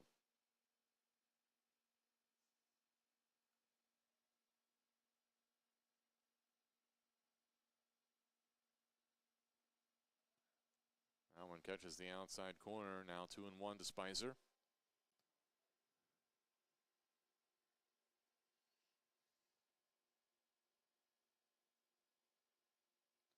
Breaking ball fouled out of play.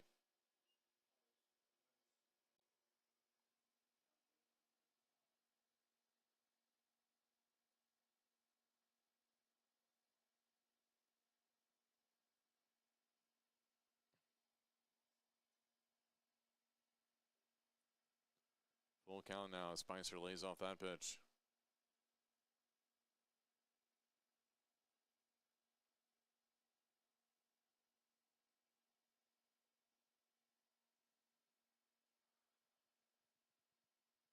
And ropes that one into left field, but right at Wheeler, who came in and made a good play, a good read on that ball as it was tailing down.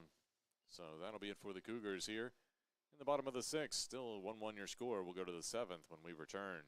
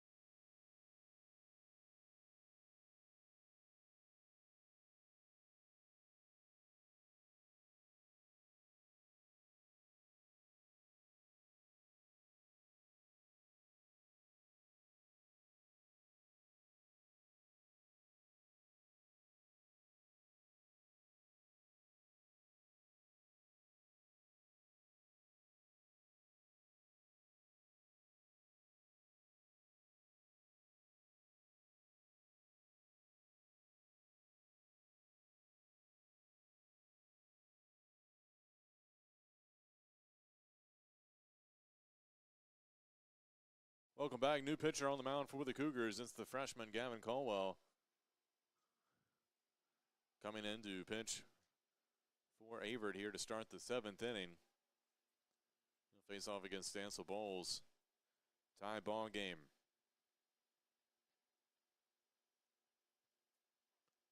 Fastball misses high for ball 1.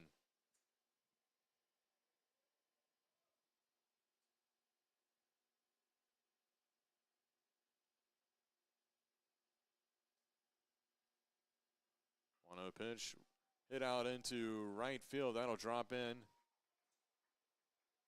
for a base hit. And it'll be a leadoff double.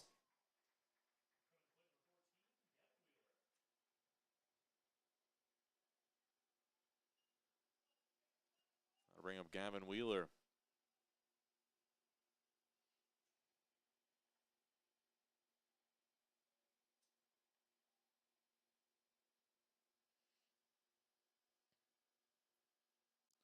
Third hit of the day for the Monarchs in this game. Wheeler showing bunt. And apparently didn't get a piece of it. The ball was just wide, and it'll be a wild pitch.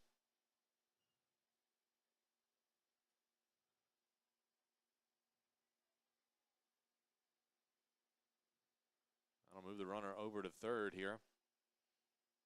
That's the go-ahead run, 90 feet away here with nobody out.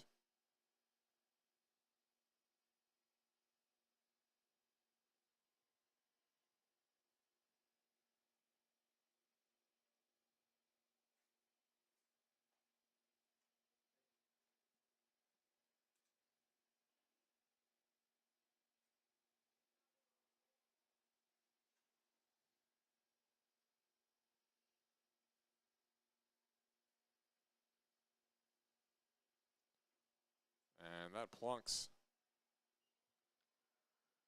Wheeler, and he's now aboard.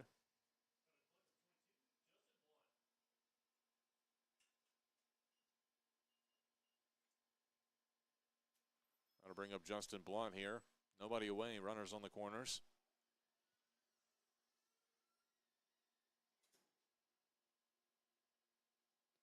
And if you're Averett, you know what Methodist is going to probably do here. They're going to try to steal.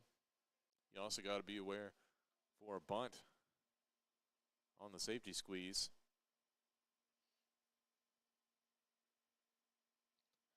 And there it is.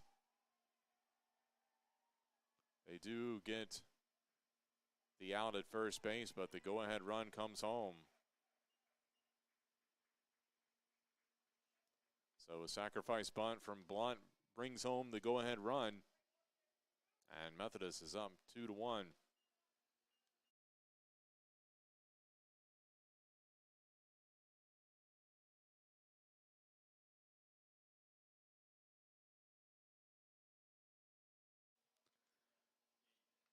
That'll bring up Will Dagenhart here.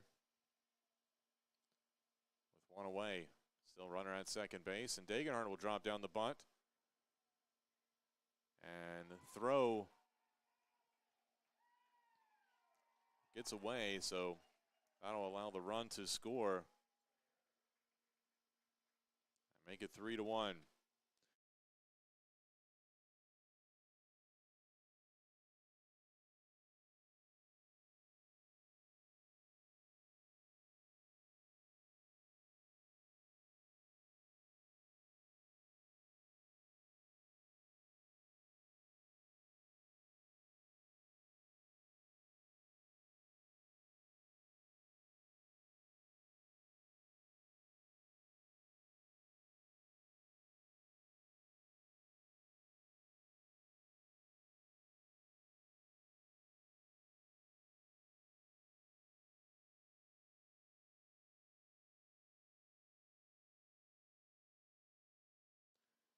So hit by pitch, Sean Holman there puts runners on second and first with one away.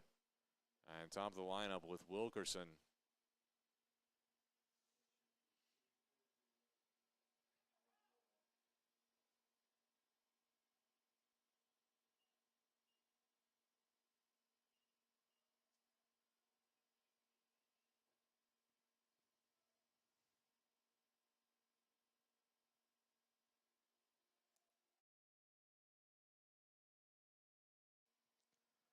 Runners on the move.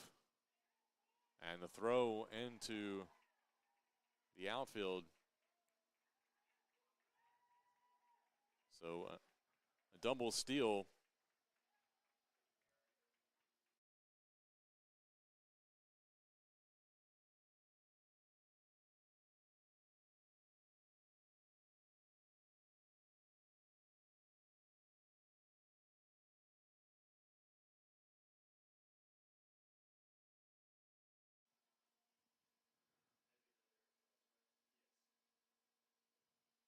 So 4-1 your score. And a 2-0 count here to Wilkerson.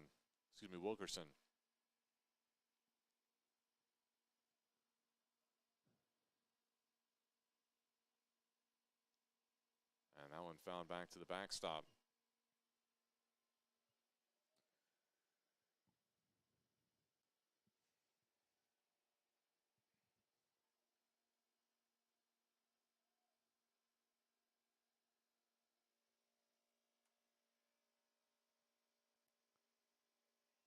That one low.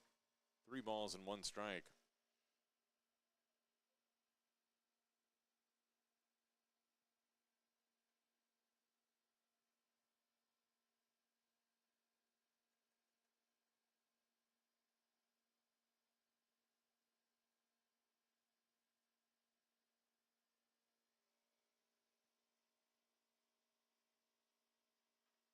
This one chopped, that'll get through. Single through the right side. And another run comes home.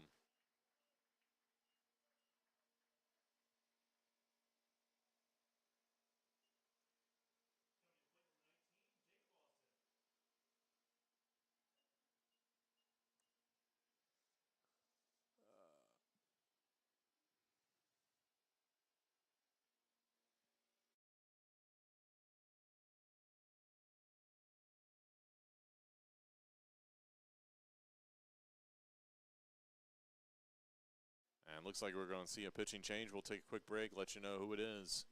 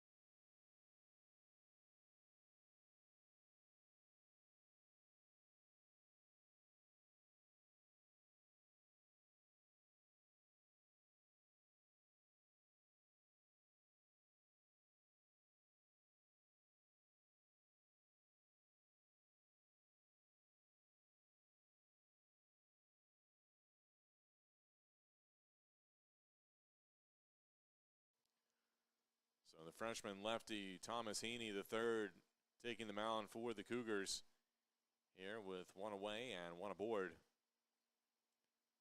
Heaney out of Kernersville, North Carolina. And making his 8th appearance on the year, 6 1/3 innings pitched, has 5 strikeouts and a 2.84 earned run average.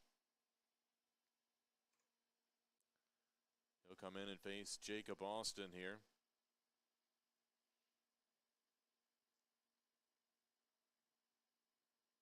Breaking ball in the dirt inside for ball 1.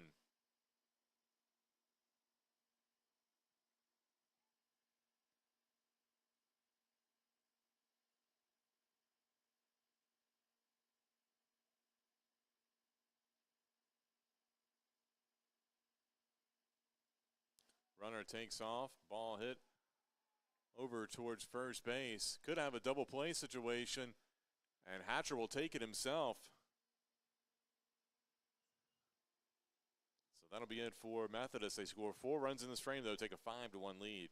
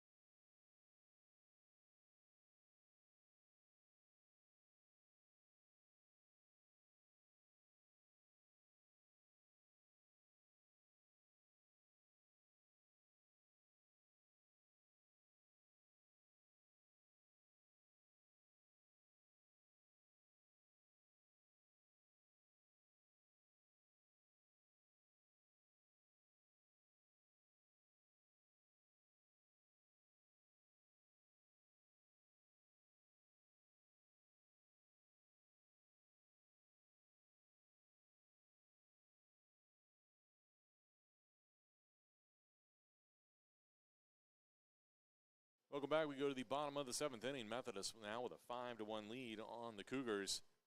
And Averett has some work cut out for it in this last couple of bats here. Trying to bounce back. Averett has been able to score runs late on Methodist these last 2 games. They'll need to do so here. Trying to pick up the win. First pitch, a fastball, but high to Brophy, who will lead it off here in the bottom of the 7th inning.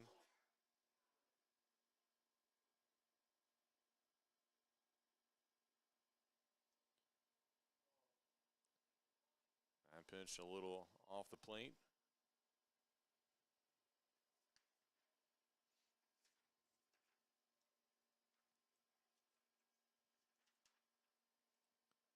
And Brophy lays off the high fastball again. 3-0 the count.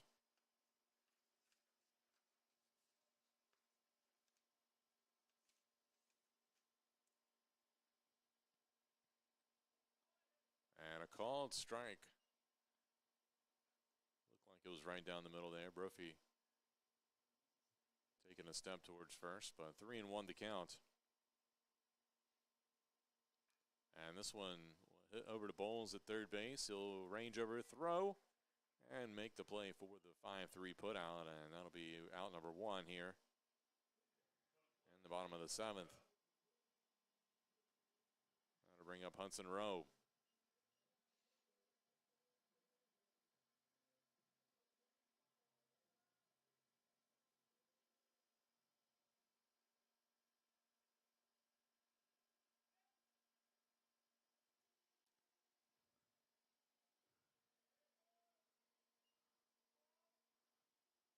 A strike there.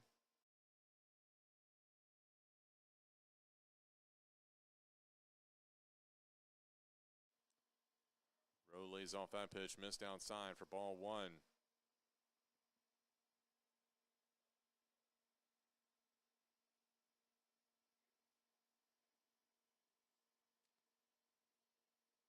Hudson got a piece of that one, fouled it off. 1-2 the count.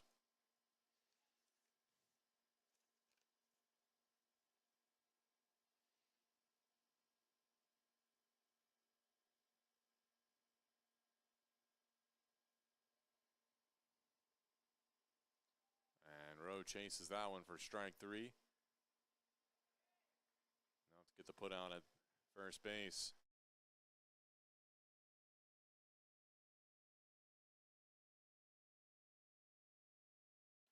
Two away, and we're going to have a pinch hitter for the Cougars. Caden Grider at the plate.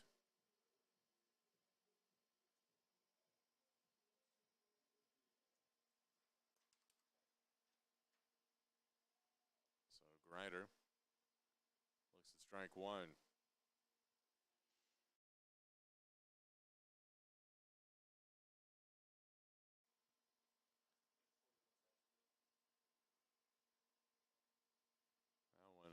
Low and away for ball one. 1-1 the count.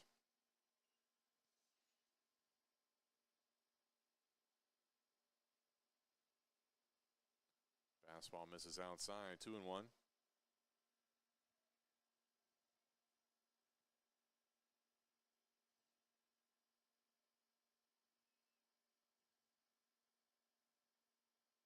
That pitch in the dirt.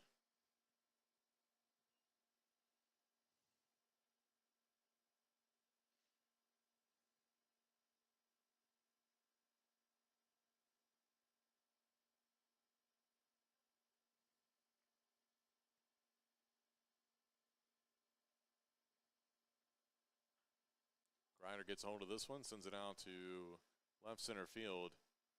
And Wilkerson there to make the catch. So 1-2-3 inning. And that'll be it for the Cougars. Here in the bottom of the 7th, they trail 5-1.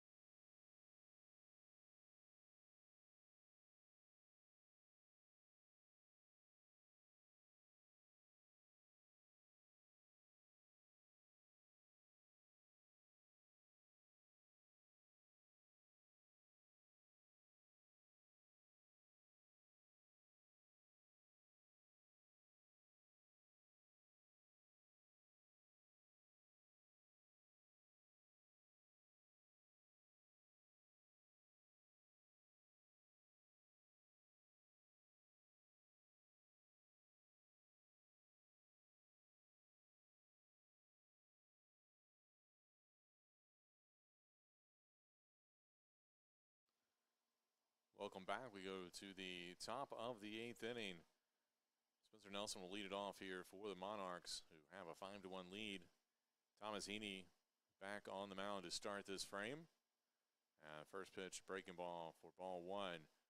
Caden Grider looks like he stayed in to play third base here after coming in to pinch in for Zach Smith.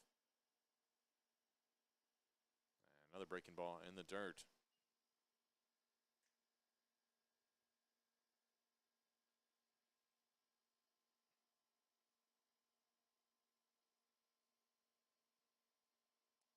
Two-0 pitch.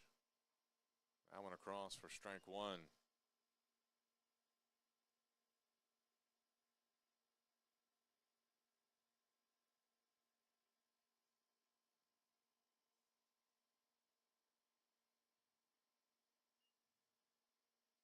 That one bounces in. 3-1 the count.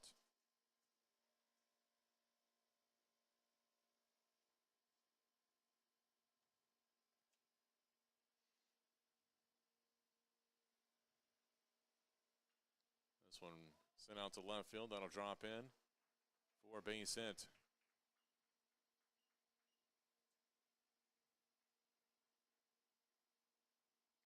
So the leadoff guy aboard here for Wesley Hall.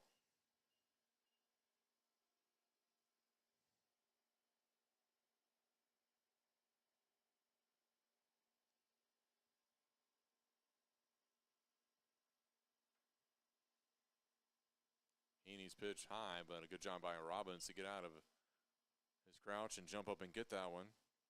Looked like it just got away.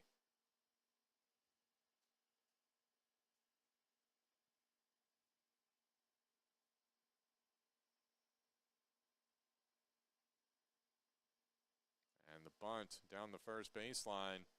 Nobody there to field it, and it'll be a bunt single.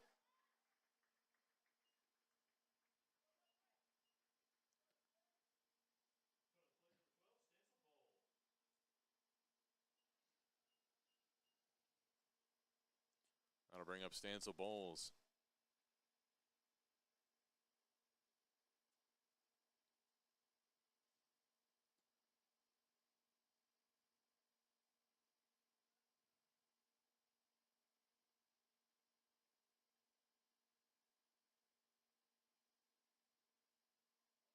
Bowles will drop down the bunt. Robbins giving chase, almost able to get to it in foul territory.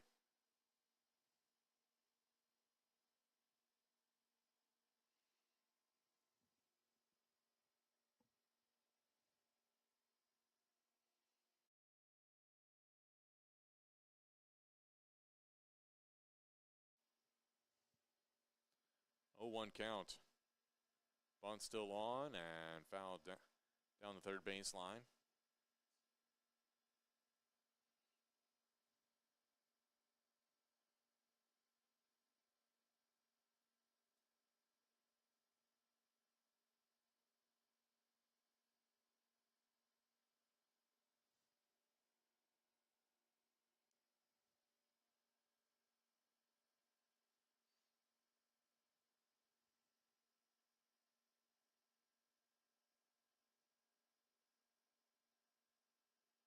Breaking ball outside.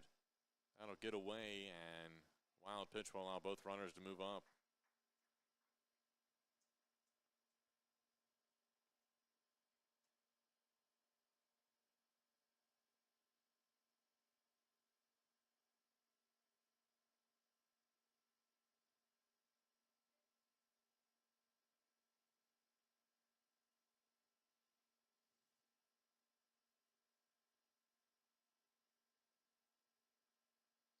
Pitch from Heaney in the dirt again. 2-2.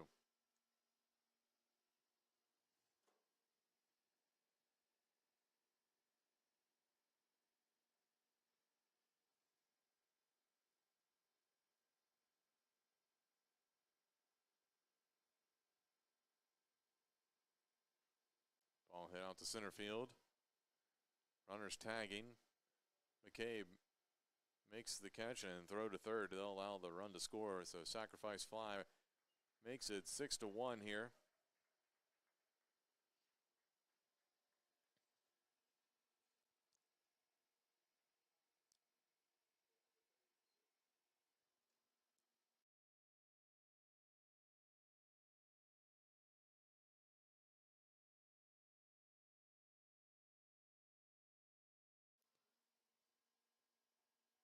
So one away here for Jackson Deal.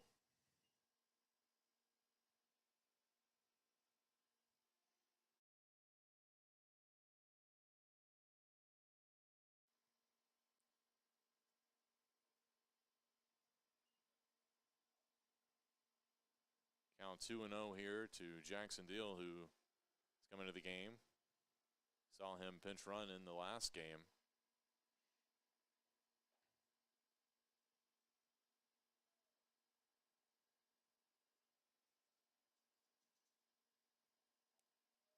Allen misses.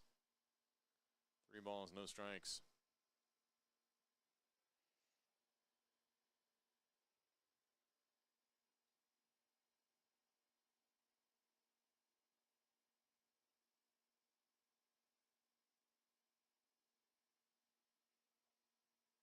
And that'll be a walk.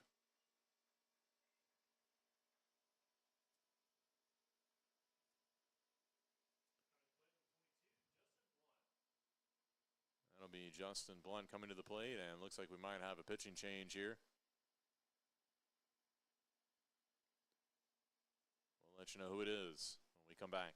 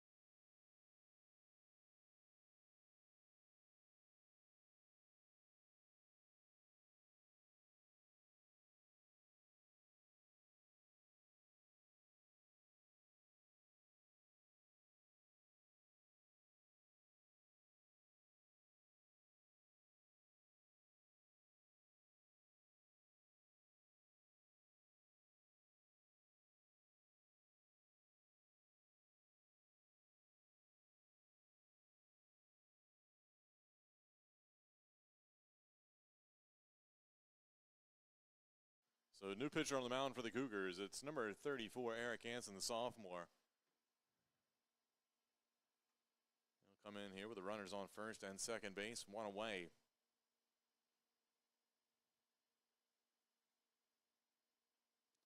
And pitch in the dirt for ball one. Hansen on the year, making his 11th appearance. He's got 17 innings pitched, 11 strikeouts.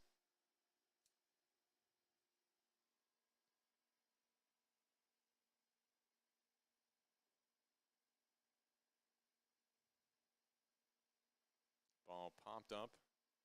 That'll get out of play here. With Blunt at the plate. 1-1 count.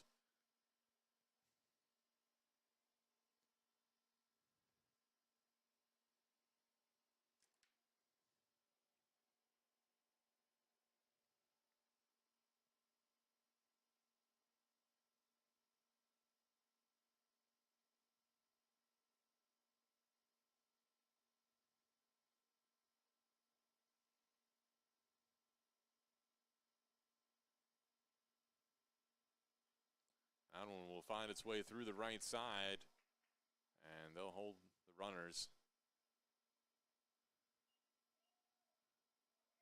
8th hit of the day for Methodist in this game.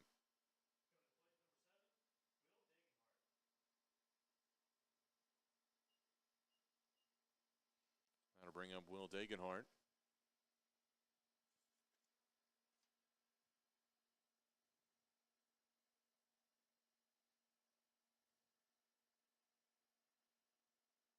Breaking ball across for strike one. Bases loaded, one away.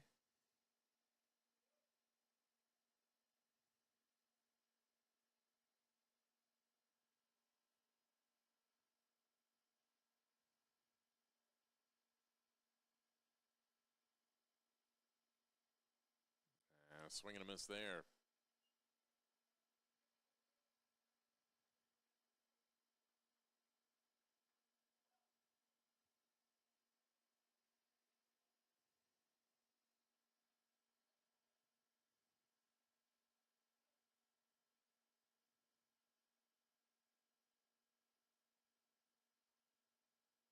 That ball chopped, but foul.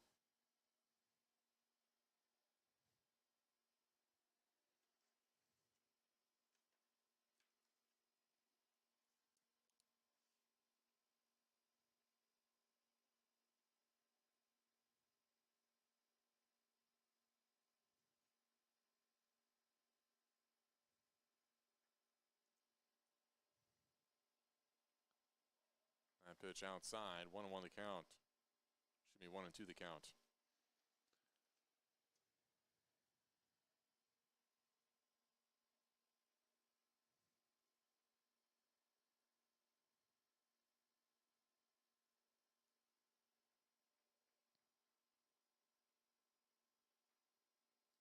This one popped up into shallow center field. That'll drop in for another RBI single.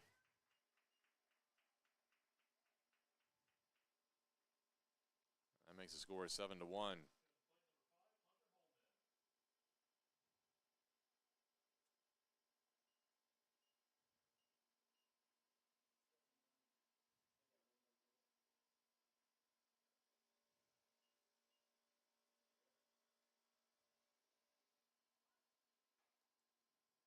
Holman at the plate.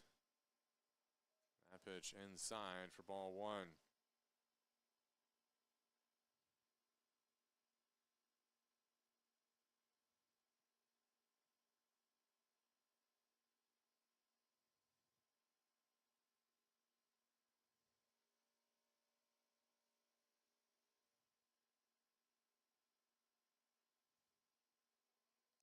Hansen's delivery fouled off.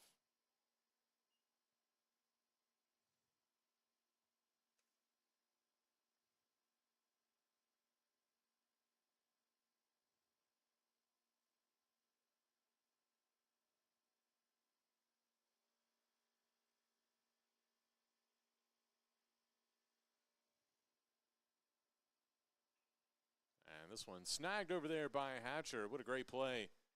But another run will score. So an RBI ground out there by Holman. And 2 away now for Wilkerson. Still has runners at second and third. But that diving play by Hatcher saved at least 2 runs at first base. This one poked out into shallow right field. That's going to be trouble, but Ziske there to make the catch. And that'll do it for Methodist. They do score 3 runs in the frame. They now lead 8-1. We'll go to the bottom of the 8th when we return here on the Averett Sports Network.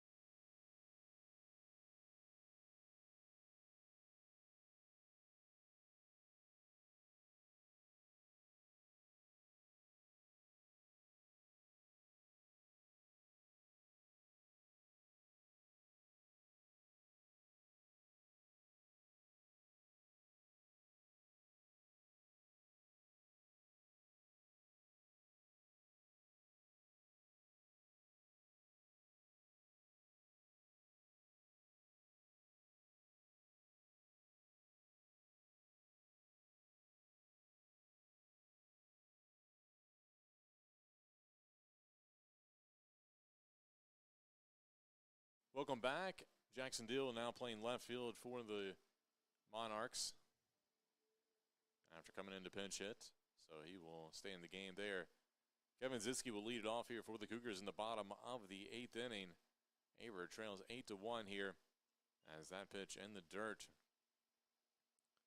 Cougars have their work cut out for them, but certainly not out of the realm of possibility to put together a couple of big innings here for the Cougars. As this one fouled out of play to the left side, 1-1 the count.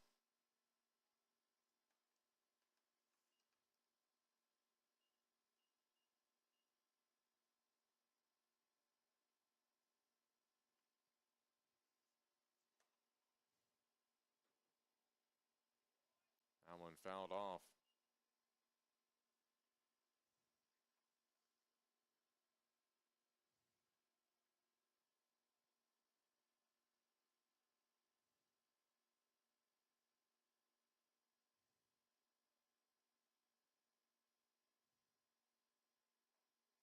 And Ziske swings through that one for strike 3, so first out on the board.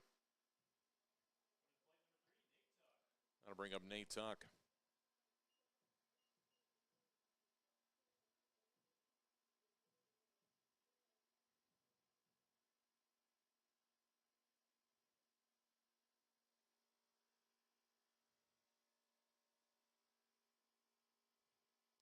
That pitch outside for ball 1.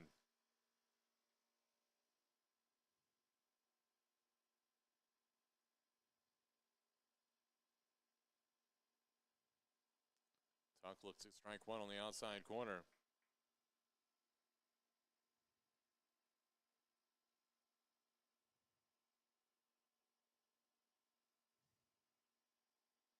And that one fouled off.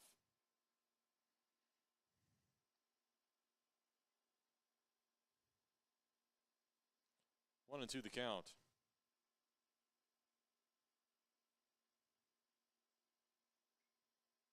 This one hit over to foul territory. Austin giving chase, and another over-the-shoulder grab for him.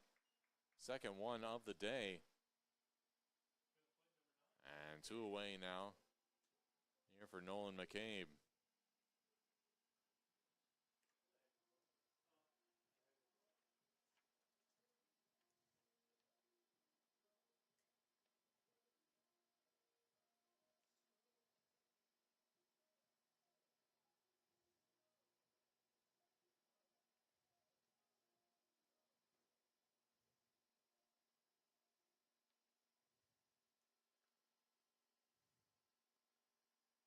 McCabe steps in. And that pitch from Skipper drops in with the curveball for strike one.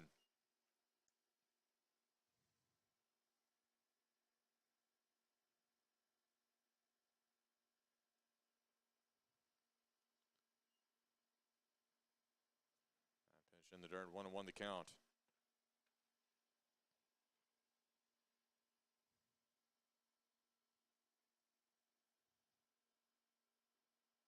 Swing and a miss there by McCabe.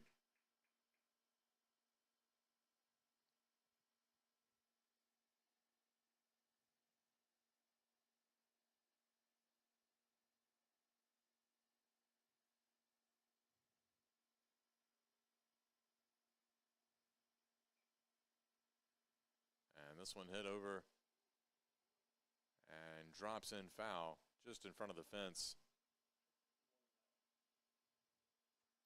Thought Austin was going to make another over-the-shoulder grab there.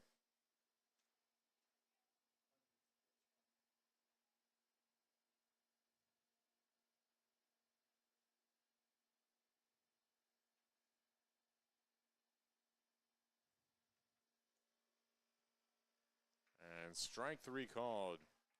So that'll do it for the Cougars here in the bottom of the 8th inning. We'll go to the top of the 9th when we return.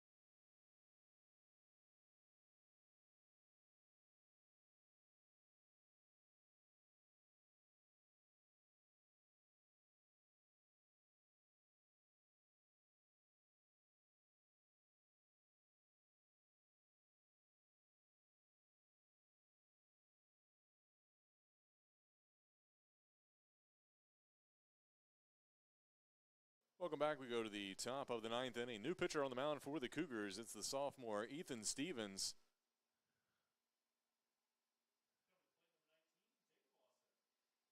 And Stevens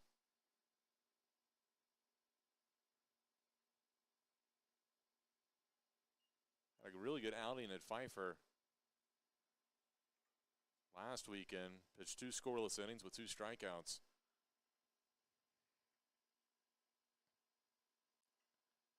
And this one hit out to deep left field, and that one's off the wall. It'll be a leadoff double here for Austin.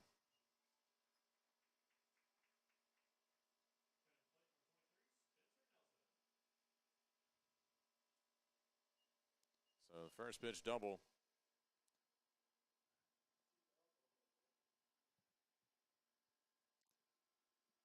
I'll bring up Spencer Nelson here.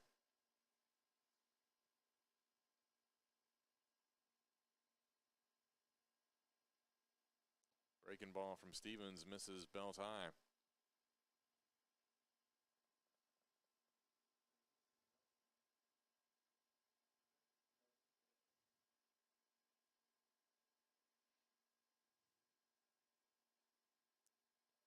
That pitch on the outside corner, strike one.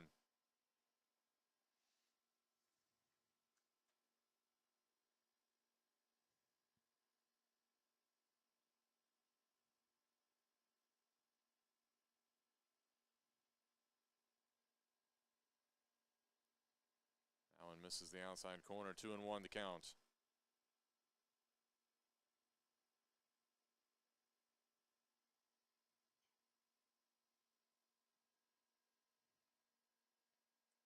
Stevens looks in.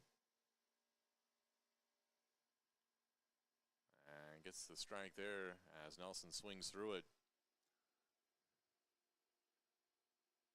Stevens 2 2/3 innings pitched this season.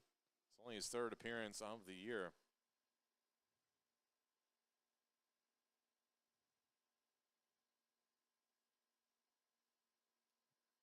And strike 3. So Stevens gets the strikeout as Nelson goes down for out number 1.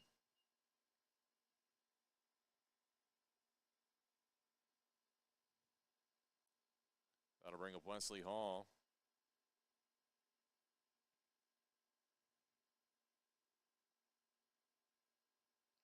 Breaking ball misses high.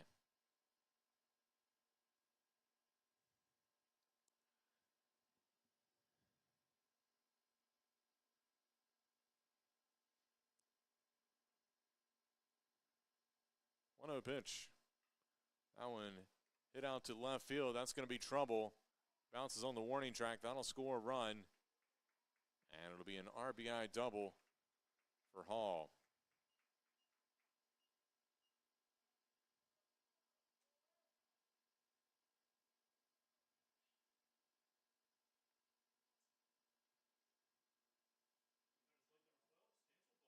That'll bring up Stancil Bowles here.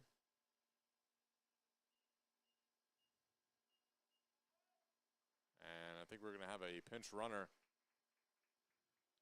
Number 1, Casey Nichols will take over for Hall at second base.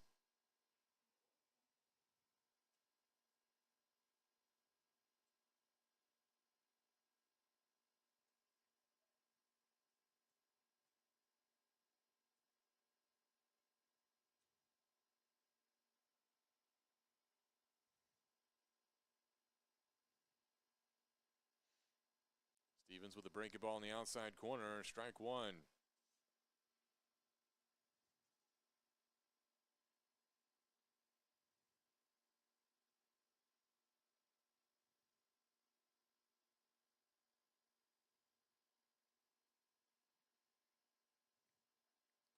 Strike 2 there. So 0-2 count. Here to Bowles.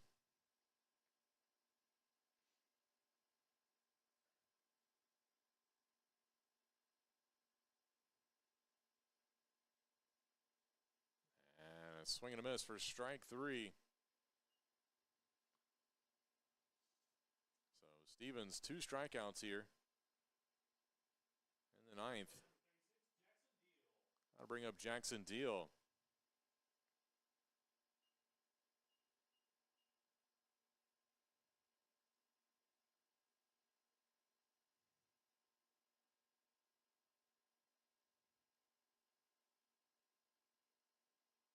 And curveball drops in for strike 1 to Deal.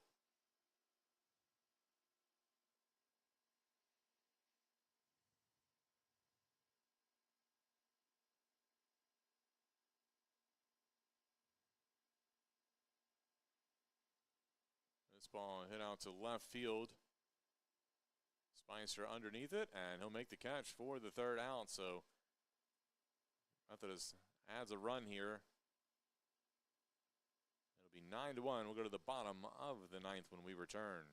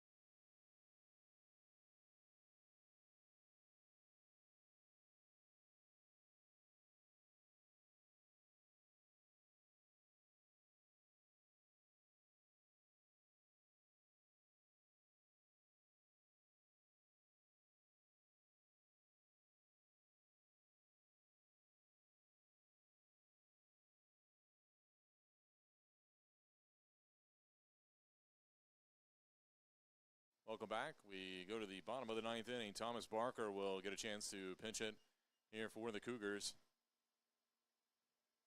The freshman looks at ball one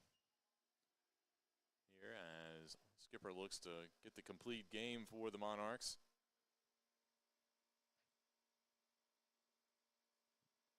Two straight balls here to Barker. Out of Tunstall.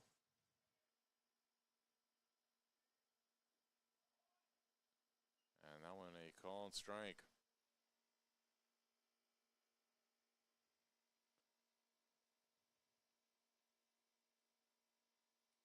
Two one pitch. That one across for strike two.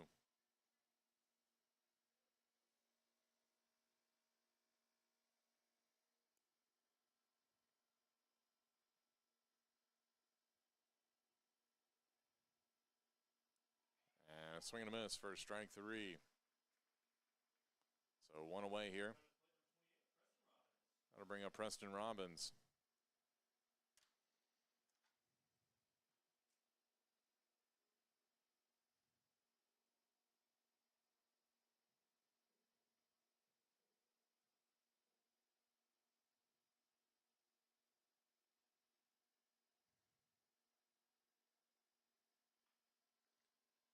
This one hit out to deep left field.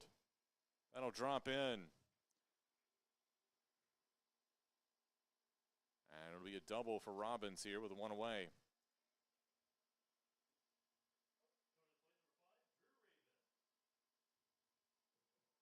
Fifth hit of the game for the Cougars.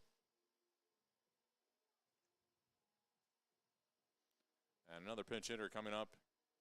It'll be Drew Rabin.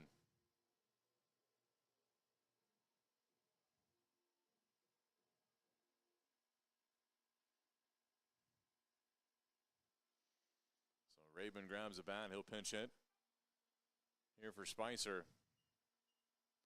Rabin had a 3-run homer against Pfeiffer.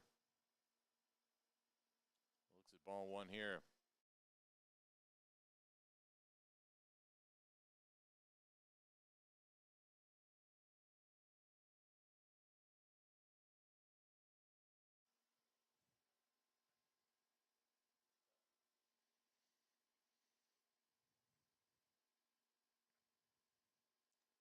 So Rabin, runner at second base here. Looks at that pitch a little low. 2-0 the count. Rabin batting .273 on the year, has 3 hits, has scored 4 runs.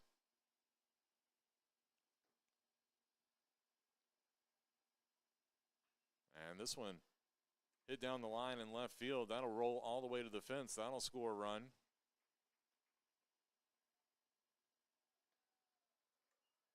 And that makes it 9-2 here on the RBI double from Drew Rabin. That'll bring up Brant Brophy here.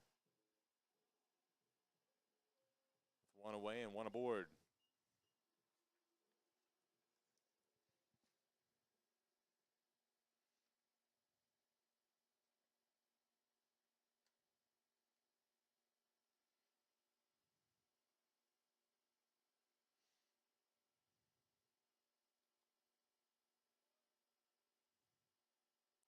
That one across for strike one.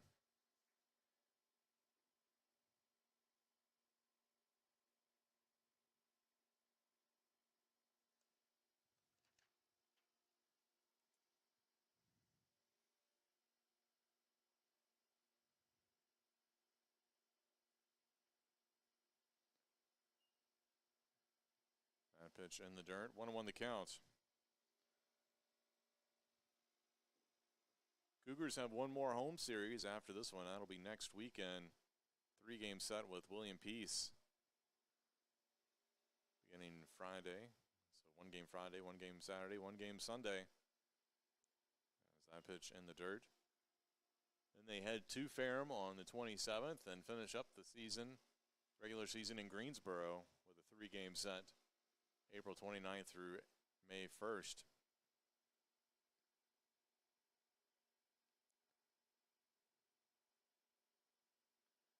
pitch in the dirt. 3-1 the count.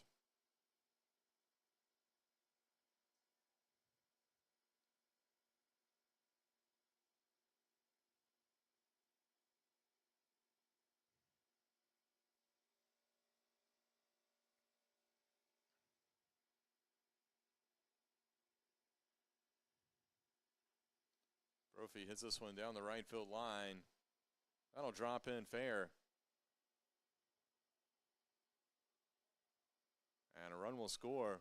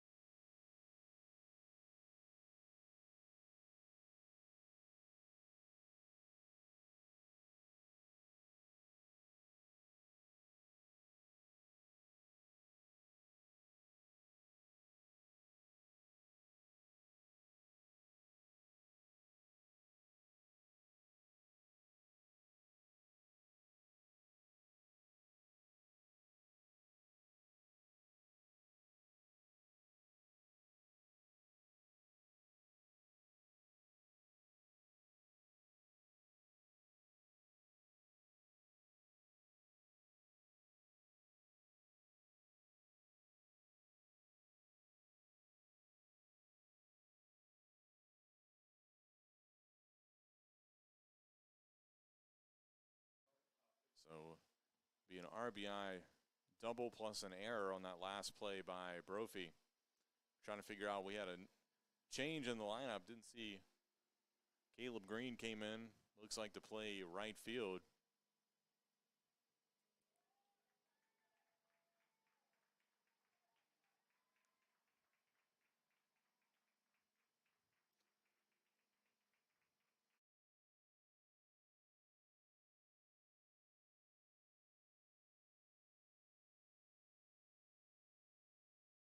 And new pitcher on the mound coming in for Methodist. Number 34, Brandon Humphreys, the freshman. We'll try to finish this one off here. Averett now within 9-3 and a runner on third.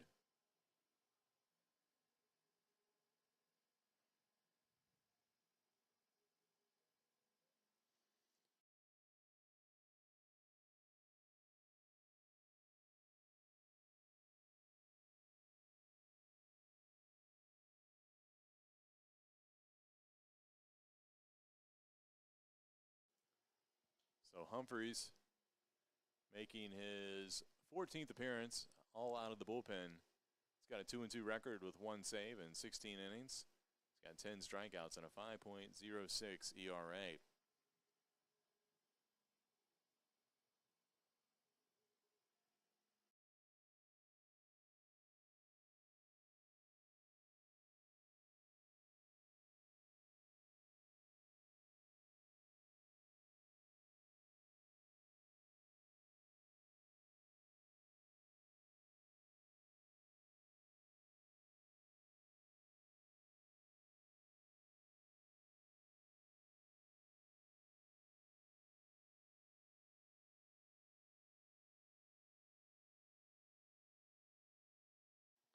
So Hudson Rowe will step up to the plate.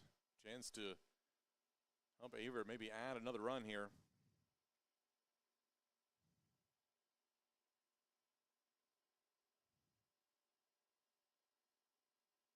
And he's going to get hit by the pitch. So now runners on the corners here. One away for Caden Greider getting in bat today. Batting .220 on the season coming into today's game.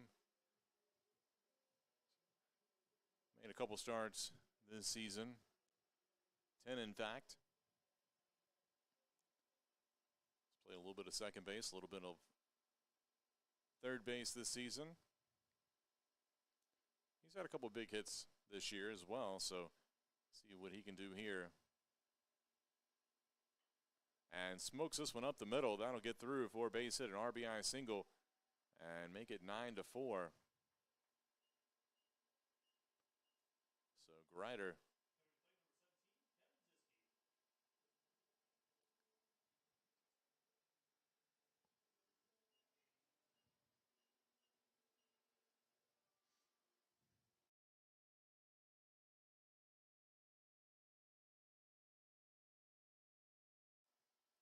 That'll bring up Kevin Ziske here. Runners on first and second, one away.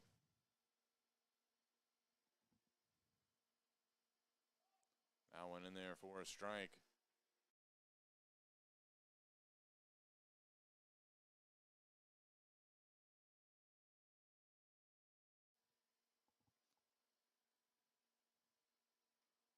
Oh, 1 count here to Ziske. Looks like Joseph Allen, the freshman, has got a bat. He's on deck. And that one in the dirt. Runners did not advance.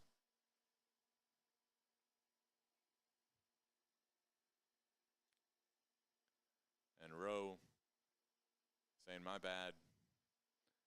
I think he didn't see that ball get away from his vantage point between the pitcher, the umpire. Didn't see the ball scoot away. 1-1 the count. And Ziske swings through that one for strike 2.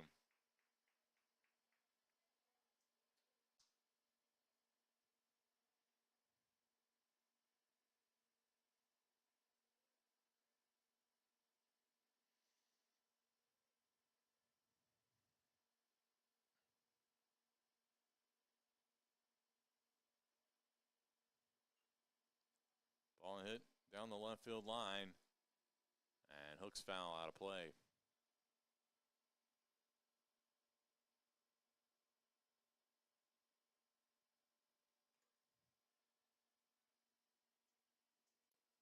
So still 1-2 count.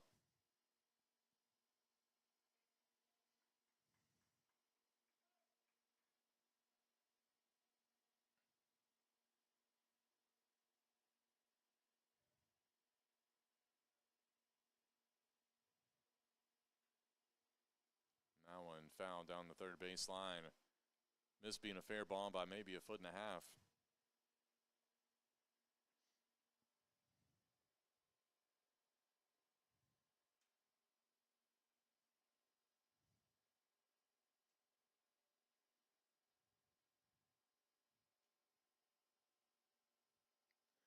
One, two. And this pitch hit down the left field line. Could be trouble. But Hooks foul. Might have been a home run if it had been straight.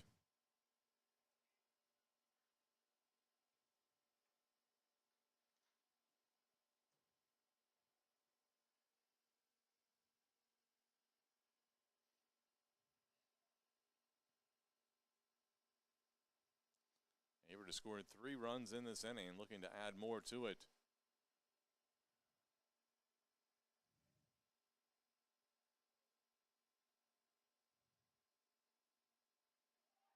And a swing and a miss for strike 3.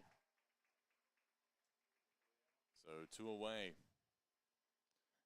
And Joseph Allen will now come to the plate.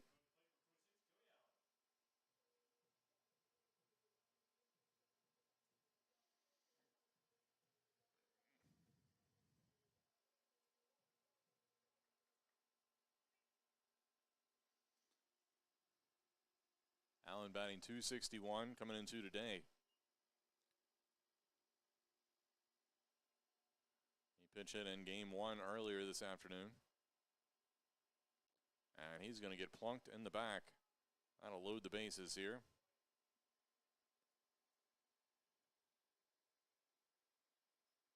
And we'll see if maybe Noah McCabe is coming to the plate.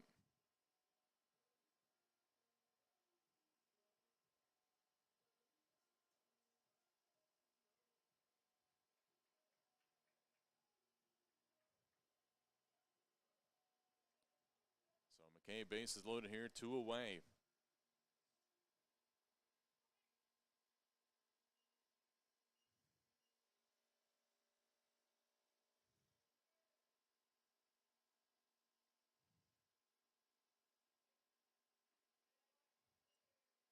That pitch low and away for ball one.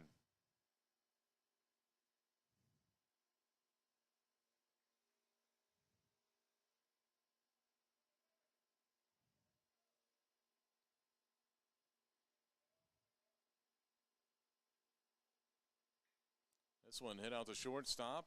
Degenhardt will take the easy route at second for the fielder's choice, and that will be it here.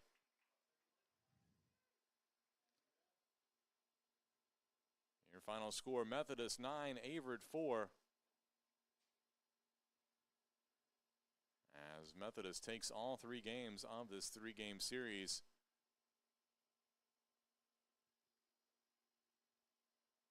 Thank you for tuning in to Averett Baseball here on the Averett Sports Network. We'll catch you next time, next Friday, when the Cougars host William Peace at 4 p.m. on Friday, right here on our YouTube channel and on AverettCougars.com. Be sure to follow us on social media at AverettUCougars and visit our website, AverettCougars.com, for all the latest news in Averett athletics. For everyone here at Owen Field, thanks for tuning in. We'll catch you next time.